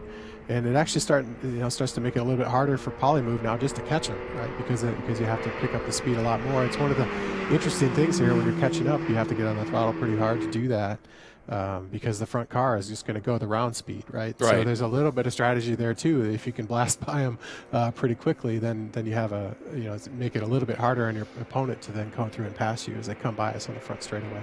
And up to 140 as that run will now start middle of the south chute here. And one thing I've been noticing, the Polymove cars running very low all the way around, and as the speeds build, it'd be interesting to see if they can hold that. It's working right now. Polymove down low, hard on the throttle. Look at that exit, Rob. That was spectacular. Got that car turned and just hammered the throttle, and looks like they're going to close this one off, no problem. Over 165 miles an hour or so to make that pass. But here's where you see that very shallow entry. Yeah. And so, obviously, they're handling it fine. And now here comes Unimore picking the pace up just to close it down.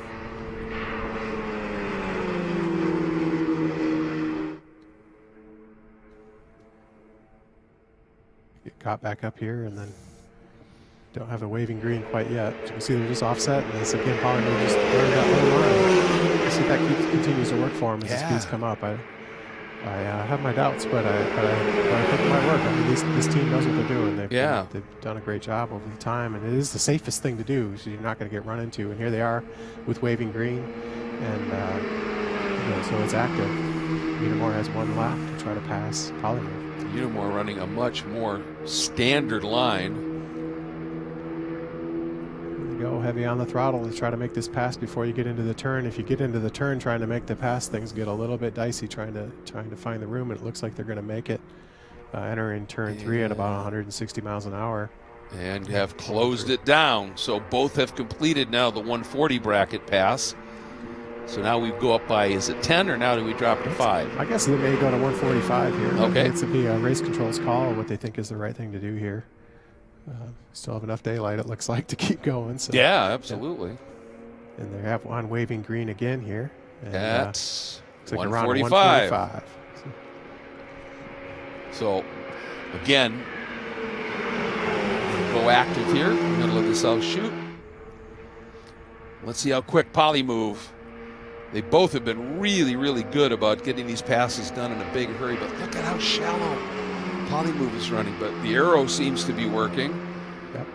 Now down underneath, hard acceleration out, and side by side, took no time at all.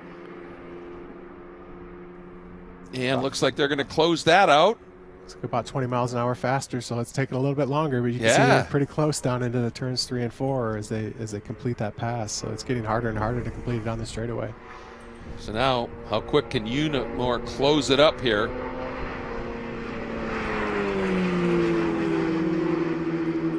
And you can hear the revs are definitely up, and they're pushing. Yeah, they're pretty close. Is the green out again for the next run? Not quite yet. They're both sitting in the 5th gear. And, about 6,000 RPM on these engines to do this, and so they're sitting there, no problem. Not seeing the waving green quite yet. I was expected here. Not yet. So I would bet that they're going to give them another half lap to go. So another lap out there at about 145 miles an hour is really something to see. That these cars just. They look so stable doing that now, and it's taken years for them to get there, and they've really done a good job. This is amazing, brilliant. Right? Oh, yeah, and here they are. They get their waving green. This is brilliant. It should be between turns 3 and 4 here. They'll be back to another attack position for Unimore. It's interesting to me that that line Polymove is running. You'd think that that is allowing Unimore to be pretty easy because they can just run a much more standard line. That's right. And swing out, roll a lot of exit speed. Now hard on the throttle here. And Unimore is through. A great pass right on the front straightaway. Amazing to see. Yeah, it really is. 160 again into that corner. And again, just kind of making it look easy here. Again, just keep wondering if this low line is going to pay off for Polymove. We have a full course yellow out right now, a yellow flag. Not exactly sure why, but this is always a little dicey, trying to make sure the car's there. They have to kind of you hate to see them jump on the brakes mid-corner. Yeah, that's right. That just is always spooky. But look at that. Flag comes out, cars adapt. Yeah, from 150 miles an hour and stopped, even through the corners. And that's something that is part of the qualifying for this, is to show that you can safely stop these cars from a high speed And to do that in a coordinated way with multiple cars is actually quite difficult as well, because you certainly don't want to hit the brakes too hard if you're the front car, right? No. Because you're going to get rear-ended. And so that was amazing to see. They both seemed to follow their standard line that they were going to take, and they looked out for each other, and all of that went okay. Look Both at, cars are still and look running. at the formation they stopped in so cleanly. It's That's pretty much the other part of it, exactly too. where we expected them to be off the corner, right? Yeah, exactly. Yeah, and so both cars are still running here while the race control sorts out whatever the issue is on track or with one of the vehicles. Yeah, we didn't really see anything No. that would have precipitated that. Everything seemed to be going just fine. The clouds have been threatening all day, so it's hard to really tell if there's any difference there, if then maybe rain or anything like that. So, yeah. And both of them, that was the 145 bracket. yeah. So I think They both completed that, I believe, because Unimore's back out front, which Yeah. is where they would have started. Yeah. See what they give them here. Yeah.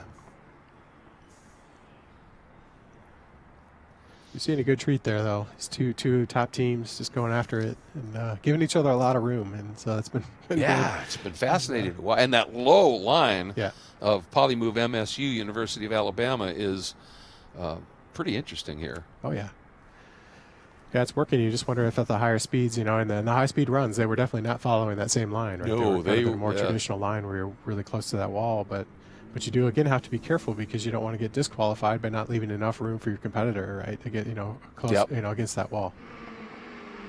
Let's take another look at this, and you can see how abruptly that slowdown was, and especially for Polymove. Yeah. You see that car come up the track. It was on the brakes. It's a little bit understeer, I guess, as you'd call that. Yep. And they controlled that very well. It's super impressive. That means those And then models just- that they worked so hard on over the years have actually worked and are incredibly accurate to help control that car. And they literally stopped from about 140. Yeah, exactly. And Yeah. they did everything they needed to do there. It was really Yeah. something to see. So. And just the precision of, not just the formation here, but just, when that yellow came out, how quickly they slowed down, got it under control, stopped. Yeah, absolutely. It's just everything about this. Like I said, this is the first one I've announced. I've been watching video and stuff, but you still come into something like this and you go, "Is this really?" I get it now. Yeah. This is absolutely extraordinary. It looks like Polymove's All right. starting to roll off here. Hopefully Move a they're little bit. getting moving here. I don't know if that's just part of it. They're revving up. Yeah, they're revving up. Looks like they're both taking off. So Okay. we're back at it hopefully here. We'll see what happens. We're still on a yellow flag condition. So we have to wait a little bit to see, but they're picking up, and they're both going about 70 miles an hour, which is kind of their yellow flag speed that you'd normally see Okay. for them. So that's good. It seems like both cars are up and happy. May have just been some issue around the track or with timing or with the race control or timing. And one of the things that they'll do is if they start to lose communication with one of the cars for any reason, they Right. will actually just stop the cars because you always want contact. They were Sure. back to green, so it looks like we're going to be going again. Interesting. Probably got to let them speed back up to the target speed, and then hopefully by the end of next. Down at the south end of the speedway, we will see them back to waving green again. So, will this be 150? I think it was 145 we just completed. Looks like they're right now they're right now at a target of 120 that they're on, but I think they're going to probably slowly build them back up to the next. I guess we're at probably 140 or 145. We'll see what race control comes up with. Just clicked over to 140.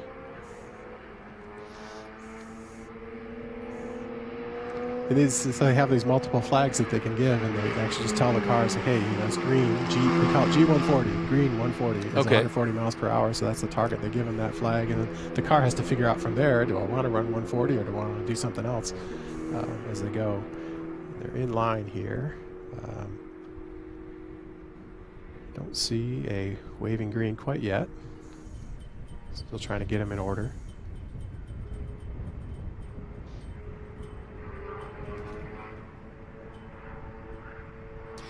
after that stoppage, it wasn't long, but believe me, folks, a race tire loses heat quickly. And after stopping, I wonder if they're just giving them an extra lap or so to get that heat built back up in the tire so they got max grip when they get serious about it here.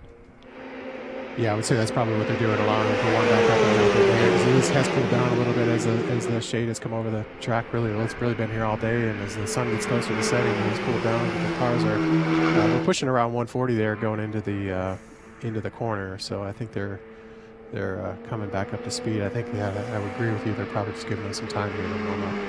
And yeah, just so we don't know what the track temp is, but the ambient has dropped to 70 degrees right now, so that's significantly cooler than where we started the day. Still okay, by probably about 30 degrees or so. Probably still okay, no problem at all. But they do have a rule around the track, the track plus tire or plus air temperature, what it should be. But I think we're still well above that, so we should be no problem for some high-speed racing here. I just want to make sure that the cars are warmed up and safe, because they are valuable assets out there. Yes, they are. Beautiful at that. You hear sometime on the broadcast, you can hear a little bit of whistle. That's when the cars they'll back out of the throttle. That's the wastegate on the turbo on the engine. Gives a screeching sound, kind of like tire screeching. So it always makes you a little bit nervous when you hear that. Even if you've been to the racetrack and hear the car crash, you hear a very similar sound. But that's pretty normal. We're up to right now 150, so they're now at status G 150. So it looks like the next round is going to be at 150 miles an hour. All right. We're close together here. Polymove should be the attacker. And we'll see if they get the waving green here the next time by. And that screeching sound, the best way to describe it is, as we get the green flag, is when you got a balloon full of air and you do that, you pull the nozzle and it screeches. That's essentially what's going on, just at a lot higher pressure and different mechanics. But here we go, Polymove attacking, and we are at 150. So we get into the chute here, and then it's on. And this game is afoot, isn't it? This is going to be brilliant. 150 mile an hour, folks. Right, because you're going to probably need to gain about 20 miles per hour over the car in front of you just to make the pass, is what we've been seeing in the past rounds. And so that means it's going to put you up into the 170s here on the straightaway to make the pass, which is what's happening right now as they pull low. And Polymove ducks down to the inside, running that tight line, and closes that one out perfectly. Yep, about 175 miles an hour to make that pass and make it again look easy somehow. Get on that low line that they're running, and they have to give Unimore now a chance to catch up and give them their shot at this 150 mile per hour round. Not easy to do. It's actually not even easy to catch up at this speed. I can imagine, because because Polymove is out front running 150 miles an hour, right? So you have to run 160, 170 just to catch them, which it looks like they've done here. Or they're getting pretty close. So we'll see if they get the waving green this time. I would guess they're about close enough to do that. And at these speeds now, you get in this position, you're going to feel the wake of that car in front, aren't you? Yeah, I think you would. And you are getting the waving green here as they go through. So this is the attempt now. Unimore has one full lap to make this pass, and they're trying on the high side of the track. Accelerated up to 170 miles an hour. They are through. In front at the Yard of Bricks and going on down and close it out. So that's 150 done and dusted, as they say. Yeah, so we're up to 155 now. Should be the next round. So just steps of 5 miles per hour.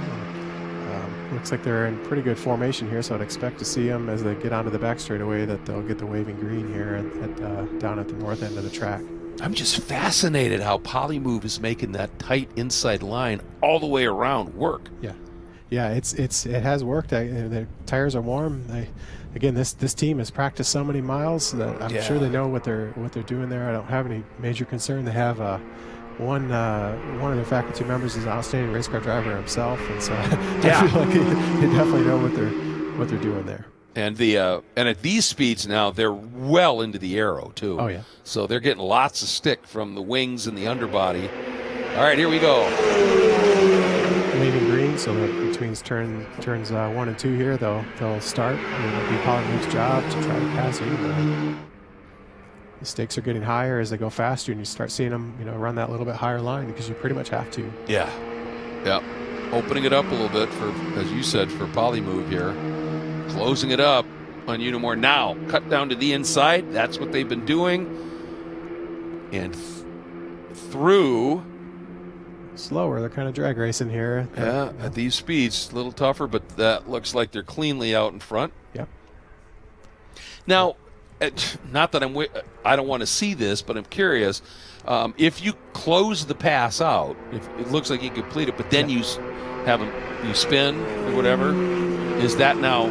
At what point does that seem to be all right? It was completed, is what I'm asking. Yeah, that's a race control determination. Yeah, they kind of say when you're back on the racing line, it's completed. Okay. So it's hard to say. That would really be race control's call at that point, what they thought would cause the issue. So they come through. It looks like they're in a good formation, but don't know that they're quite in time to get the waving green here. Again, Polymove just really low on the track. Yeah. Making plenty of room for Unimore to get through and get around them on the straightaways. And again, waving green now is coming, so the next time through they're going to start again, and this will be, again, the Unimore's attempt at 155 miles per hour pass on Polymove. And I'm dying to ask the question here. We talked earlier about you have to make it possible, but you don't have to make it easy. Is Polymove, do they have, are the teams devious enough to say, okay, we're going to run this low line, everything's fine, and then we get to a certain speed, we're going back to the race line, and we're just going to go after it and make them come after us? Yeah, I wouldn't even use the word devious. I think that may be what they have to do. Yeah. So we'll have to wait and see here. Ooh, outside pass. In the corner. Very difficult to pull this off. Ooh, not done yet.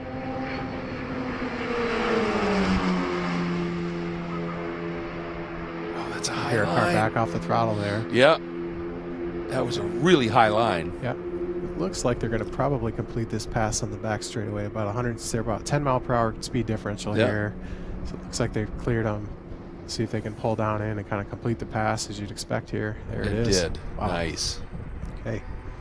Oh boy, a couple of times, like we've been talking about how low Polymove's line is, and at what point doesn't that work? Yeah. But that Unimore's line in that one shoot was really high. Yeah, absolutely. Yeah, you'd be worried there they'd be up in the dirty track, but again, this track is clean, right? They've done a great job of cleaning it, so it gives them that freedom to do that. Up at 160 miles an hour here is our leader car speed at this point, with Polymove attacking, and Unimore as a defender. Yep. Well, I'll tell you, obviously in the earlier brackets we had little issues, but it was worth the wait. Yeah. This is compelling and wonderful. You can see Polymove run a more traditional line there, kind of right up toward the wall, right? It just gets harder to pass at this point. This is just flat out racing at this point. Yeah, These guys really are going after it. They have the waving green here. So as they get through turns 3 and 4, you'll see them go. See what Polymove does. Again, you only have one lap to make this happen, and so at these speeds, that's hard to do.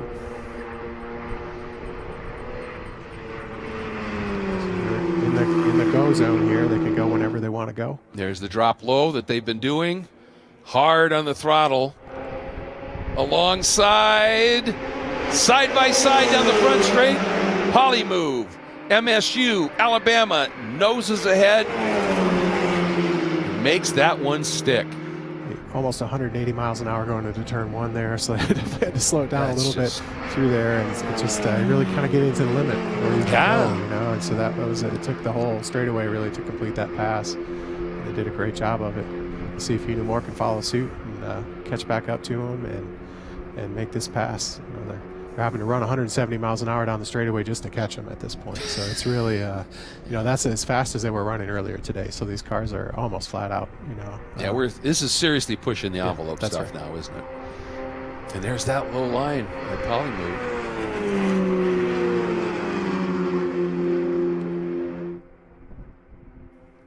See if they can catch them. I think they will. Yeah. I think they will. They're just kind of creeping up on them right now because that's really all you can do. You only get a few miles per hour differential here, about 10. Looks like they're catching them pretty well now into turn 1. Expect by the time they get back between turns 3 and 4, they'll have the waving green here. Okay. They won't give them too much time as well. So race control will watch this and they'll give them maybe a few laps to actually catch up. And then at some point they'll say, hey, no, you're not going to catch, and we're done. So. But they have the waving green here, so race control is basically saying, hey, you got to go now. You have a lap to do it. So between turns 3 and 4, that's when their one lap will start. And it'll be on It'll be on Unimore to make that pass. And they're going to have to catch him first. Yeah, that's the thing. Now, in theory, you watch the line that Unimore is running, and it would, again, in theory, be the faster line because it's a lot more open here. Yeah. But here they come. They're about 10 miles per hour faster down the front straightaway trying to make this pass. They're not able to catch them quite yet. As they pass the stripe, it looks like this pass is going to have to happen in turn 1. They've done that outside pass. They've made it work. Going after it again, but it's a longer distance around the outside like that. So now they've got to roll lots of exit speed here. Right to the outside wall. Give it everything you possibly can. This is making Poly moves inside line, that low line, look really genius around the corners, because once you get to these high speeds, you have to go try to pass them on the high side. And here at Indianapolis, that's incredibly difficult to do. It is. All right. So this is it. They're going to have to pass him in this corner or it's over. Dropping low, going high. Poly move just protecting that inside. And that's going to be it. That's it. Yep.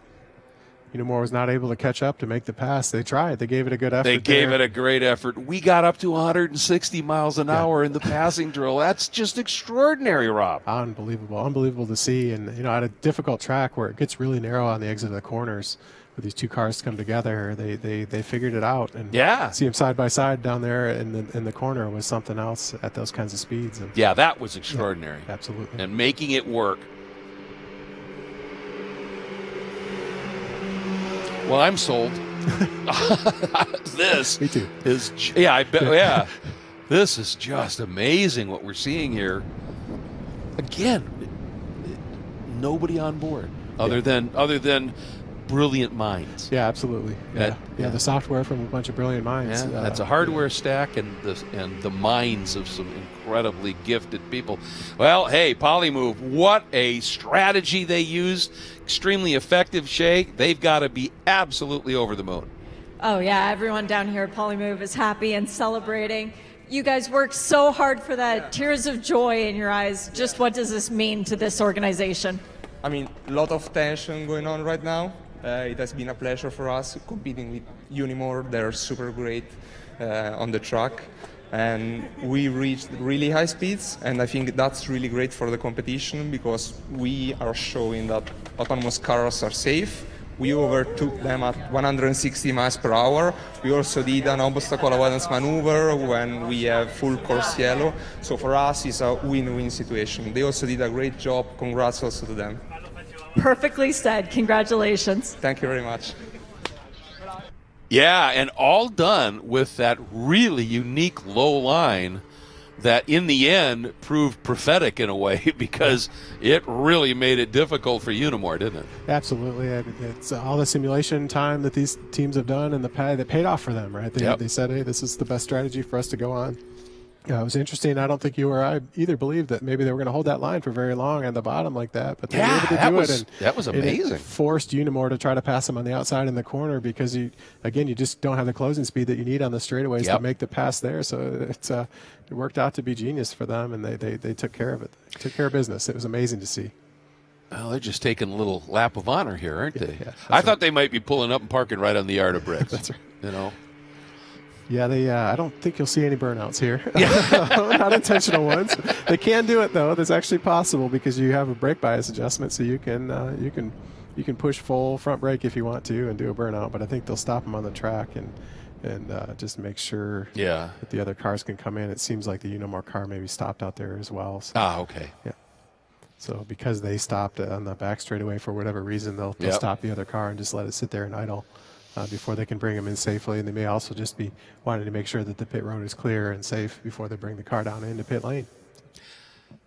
Well, and this is, I mean, it's been a historic day, hasn't it? Because the first U.S.-based team getting a win in the time trial competition, and then so that's historic. And then Polymove second in the time trial competition, coming in and winning, and with an absolutely superb strategy. And let's keep in mind here, the Polymove part is all of these three different universities: the Politecnico di Milano, Michigan State University, University of Alabama, all working together to make that statement really on the track about, yes, look what's possible here.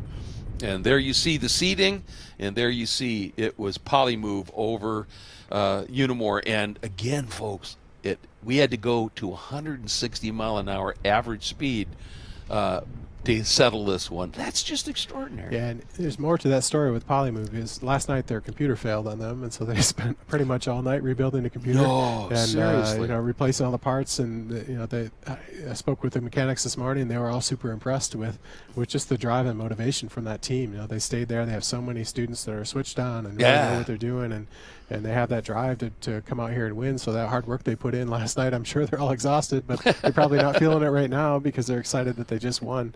But it paid off for them. Again, just a super solid team. They did a great job, and they're deserving of winning this competition. So Polymove, Spartan, Crimson Tide. Yep. There you go. And just absolutely brilliant job. There's no question about that. The execution and the strategy that was played out there. You just gotta love it. And again, how about that? That shout out for Cavalier Autonomous Racing and a couple of the other teams. Keist. Every one of these has just put on a show today. There's no question. Yeah, just to get in the building and or to get onto this racetrack with a vehicle and get it out on the track is a big feat in itself, and it just takes so much effort behind the scenes to get all this done. So it was great to see. I'm proud of all these teams. It's been wonderful to get to know them and to watch them progress. And this is the best event I think we've seen so far with the speeds that these teams have come up with, and the level of competition has come up. And they've really kind of closed it in. The top teams are now almost all of them feel like they could win. At this point, and it's really looking great for the future of this series overall. And just see them stepping up, right? At every level here, and new teams, relatively new teams that are starting to find speed. That's going to make the future of this even more.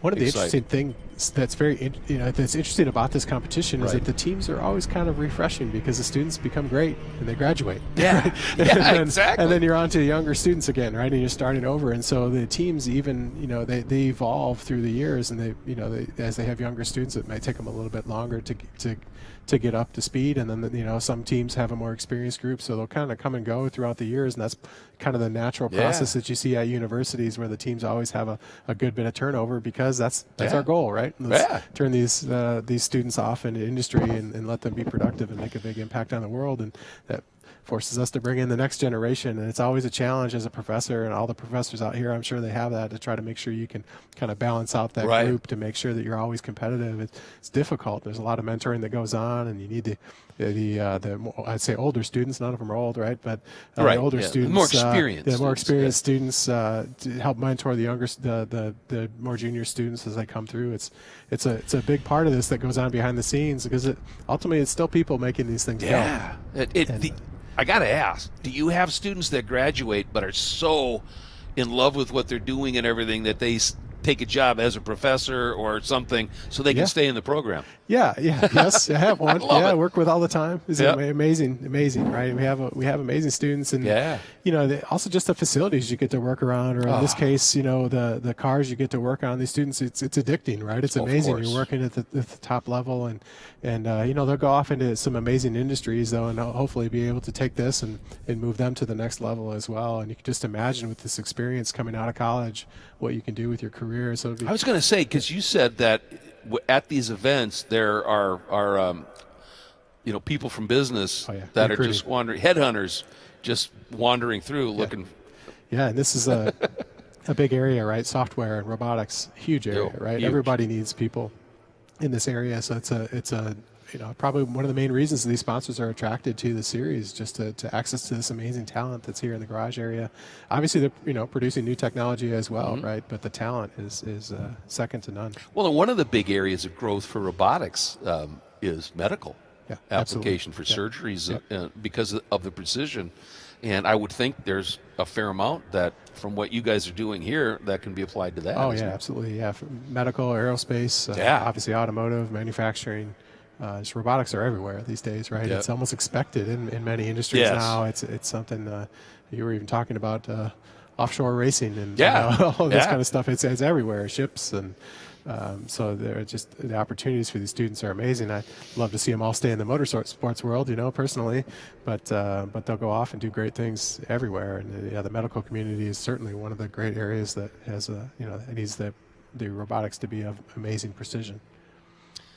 And of course, what these teams now get to experience is the podium at Indianapolis. Yeah, it's pretty special. That's pretty hallowed ground, right? Brandon Dixon there from Team Polymove, works for University of Alabama. A great race car I got to say himself. a shout out to Brandon because I'm pretty sure that I announced 2 of his gold medals at the SCCA runoffs. Yeah, absolutely. He's in great. Formula 1000, and he's an accomplished racer in himself, and has really done a good job of kind of bringing in the racing aspects to this. And also, he had a championship in F2000, which is another hugely competitive and popular. So, yeah, Brandon's a real thing behind the wheel, and so not a surprise that he's a real factor here in this program. Yeah, and it shows that it takes both. It's you need a strong computer science and software background, but you also need that. I don't even want to call it traditional, but you need that mechanical engineering background, and also that kind of racing knowledge of the common sense that comes with a lot of racing, of how you approach different situations and the level of detail you need to put into every aspect of the race car to make sure that it's going to be competitive on race day. And you're just going to be on time and ready for the race. You know, that's difficult enough just to show up and make the event. Yeah. Oh, absolutely. At this level, to be sure. Just absolutely extraordinary what we have witnessed here today. And I'm so glad all of you that are out there watching that tuned in. And I know there were moments when we had the rain and a couple of incidents on track where things just kind of got put on hold. But just that final run here was worth the weight of everything today, because like I said, I'm blown away. This is really, really fascinating. Yeah, it's a bright future. So no question. We'll see where they go. It'll only be faster from here, I think. I think you're right. Keep pushing the limits on these cars, and it's great to be at this famous speedway, and just again, the original proving grounds, right? And to be back here and showing off some of this great technology, and all for the sake of education, right, and technology development. I think it's just an outstanding event, and great to be a little part of it. Well, and the interesting thing, there's that wonderful old expression: necessity is the mother of invention. Yeah. And you think about it, what Ray Haroon did in 1911, he was one of the first guys to be racing solo. Right. He didn't have that riding mechanic to be looking around and everything, so he said, I'm going to stick a mirror up here, and invented the rearview mirror. Yeah. I mean, right here. Yeah, now we're doing it with LiDARs and radars. Exactly. Totally different. It's amazing to see. Yeah, well, and I announced a lot of Le Mans races in the American Le Mans Series in Corvette racing, and they broke some ground because teams were starting to use the rear view camera because there was so much behind them, and then Corvette racing incorporated radar. Yeah. So they could see if a car was inside, outside, what they're doing, so the driver could react. That's what we're talking about here, really. Yeah. It's an evolution. Yeah, more information to that driver is almost always better. Eventually, you can overload them, right? But that's where the computer. It's hard to overload that computer, maybe. Yeah. But it's part of it, and you just especially in racing, you need to give as much info to that driver as possible. They're already super talented people, and it's similar to here, right? You have a very talented computer, right? Absolutely. They just don't have the egos. I guess the computers don't, right? But, well, and getting back to out of what we were talking about, the driver may be braver, but the computer's a lot more common sense, right? No doubt. All right, folks, it is time for us to get underway with the trophy presentation here for this remarkable event. And with that, we're going to get down to the podium area, and it is time for the podium, folks. Paul, take it away.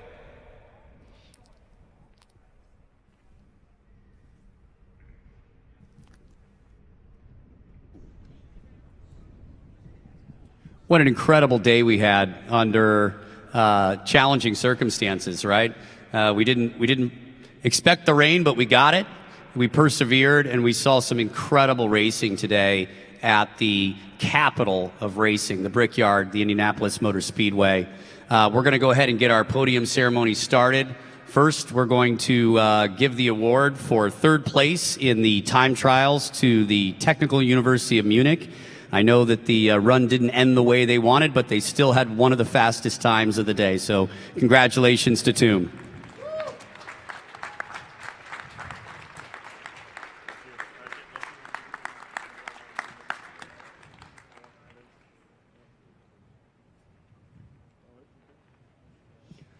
All right, thank you very much. You guys can exit that way.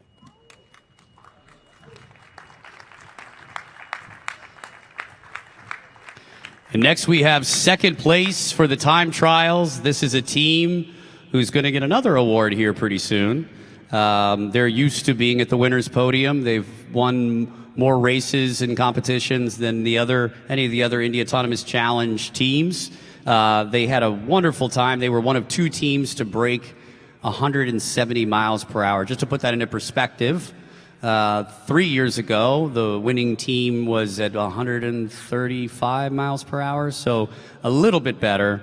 Congratulations, second place for the time trials to Polymove MSU, representing Politecnico Milano and Michigan State University.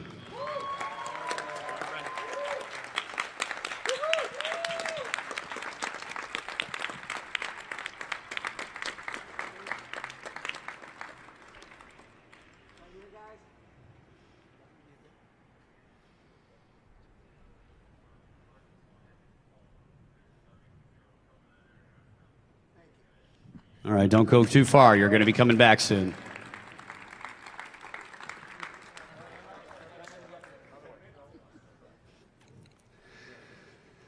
All right, this is a really special moment for Indy Autonomous Challenge.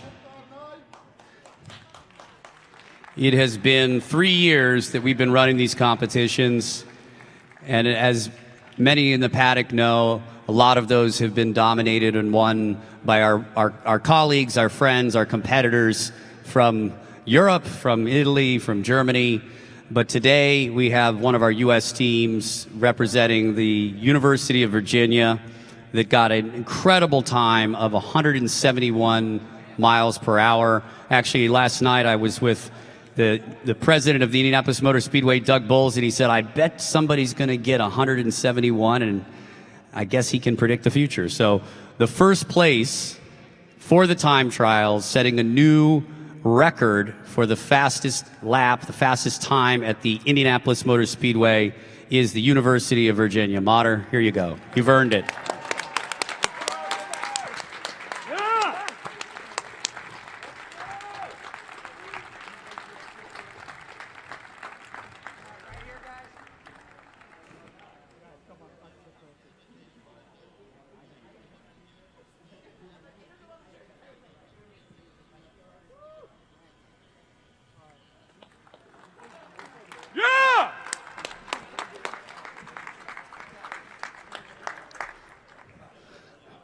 All right, now we're going to talk about an incredible battle. We waited all day for this passing competition. It rained. We thought maybe it wasn't going to happen. I promised Doug we'd be done by 6:30. I couldn't keep that promise because we had this incredible epic battle that was taking place.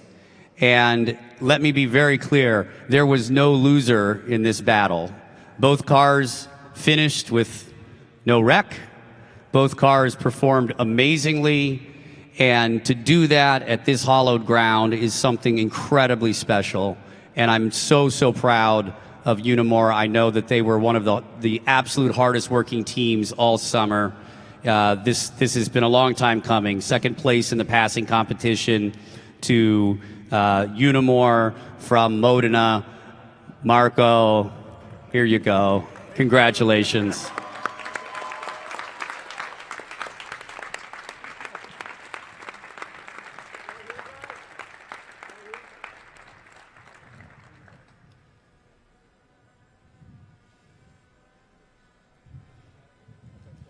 Smile, guys, you earned it. This was incredible. Really, really, really incredible.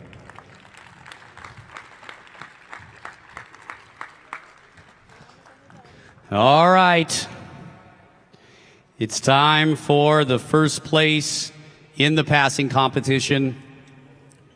Time trials are about speed. but our passing competitions are about a lot more than speed.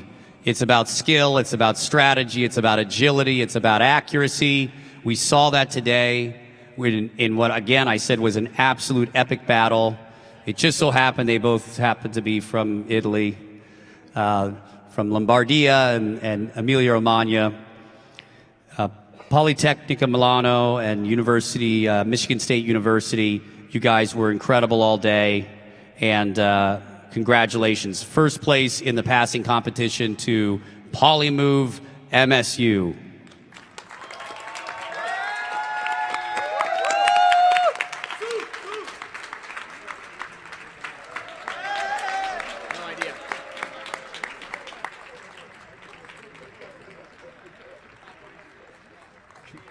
You want to help me close this out? You want to help me close this out?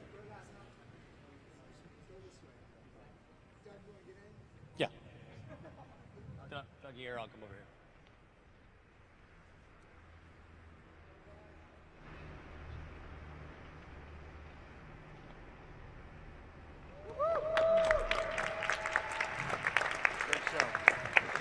That concludes the competition, the Indy Autonomous Challenge at the Indianapolis Motor Speedway. I'm going to ask our host, Doug Bowles, just to say a few parting words. And, well, we got to let these guys take it in from the crowd. Doug, what did you think about what you saw today? It was a pretty incredible day. To all of you participants, thank you for being here. It's amazing the technology that you've put into place here at the Indianapolis Motor Speedway and showcased it here today after 5 years when we first announced this. Paul and I got to watch that last epic battle from the roof, and that was really exciting to watch. Thank you all. You guys should go back to all your universities, be really proud of what you've done. You guys are the next generation that is going to be making a difference, not just on the racetrack, but in real world and real life, and what you've done here today is pretty amazing. Thanks for choosing the Indianapolis Motor Speedway, and thanks for being part of it. And Paul, thanks for hosting us here.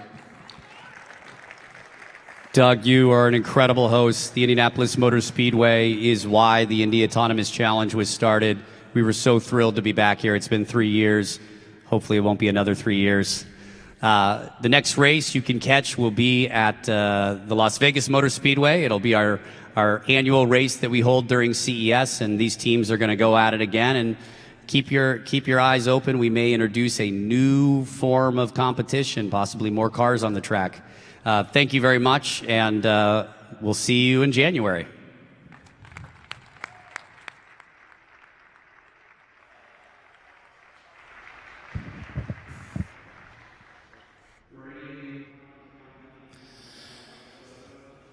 Well, ladies and gentlemen, I hope you enjoyed that as much as we enjoyed bringing it to you.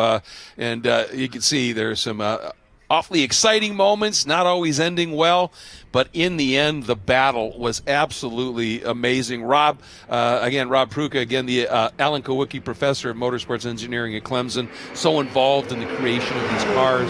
And you were brilliant today, my friend. Hey, thank you very much. Passing this information along to our viewers. Thanks for being a part of this. Appreciate it. Thank you very much. It's been an outstanding honor to be here. I appreciate just like being involved with these educational opportunities. And it was a great event today. It's great to see Virginia come through. And then, of course, Polymove win in the end. We saw an amazing competition in the very end, and congratulations to them. Oh, it was to both. That competition at the end was absolutely remarkable.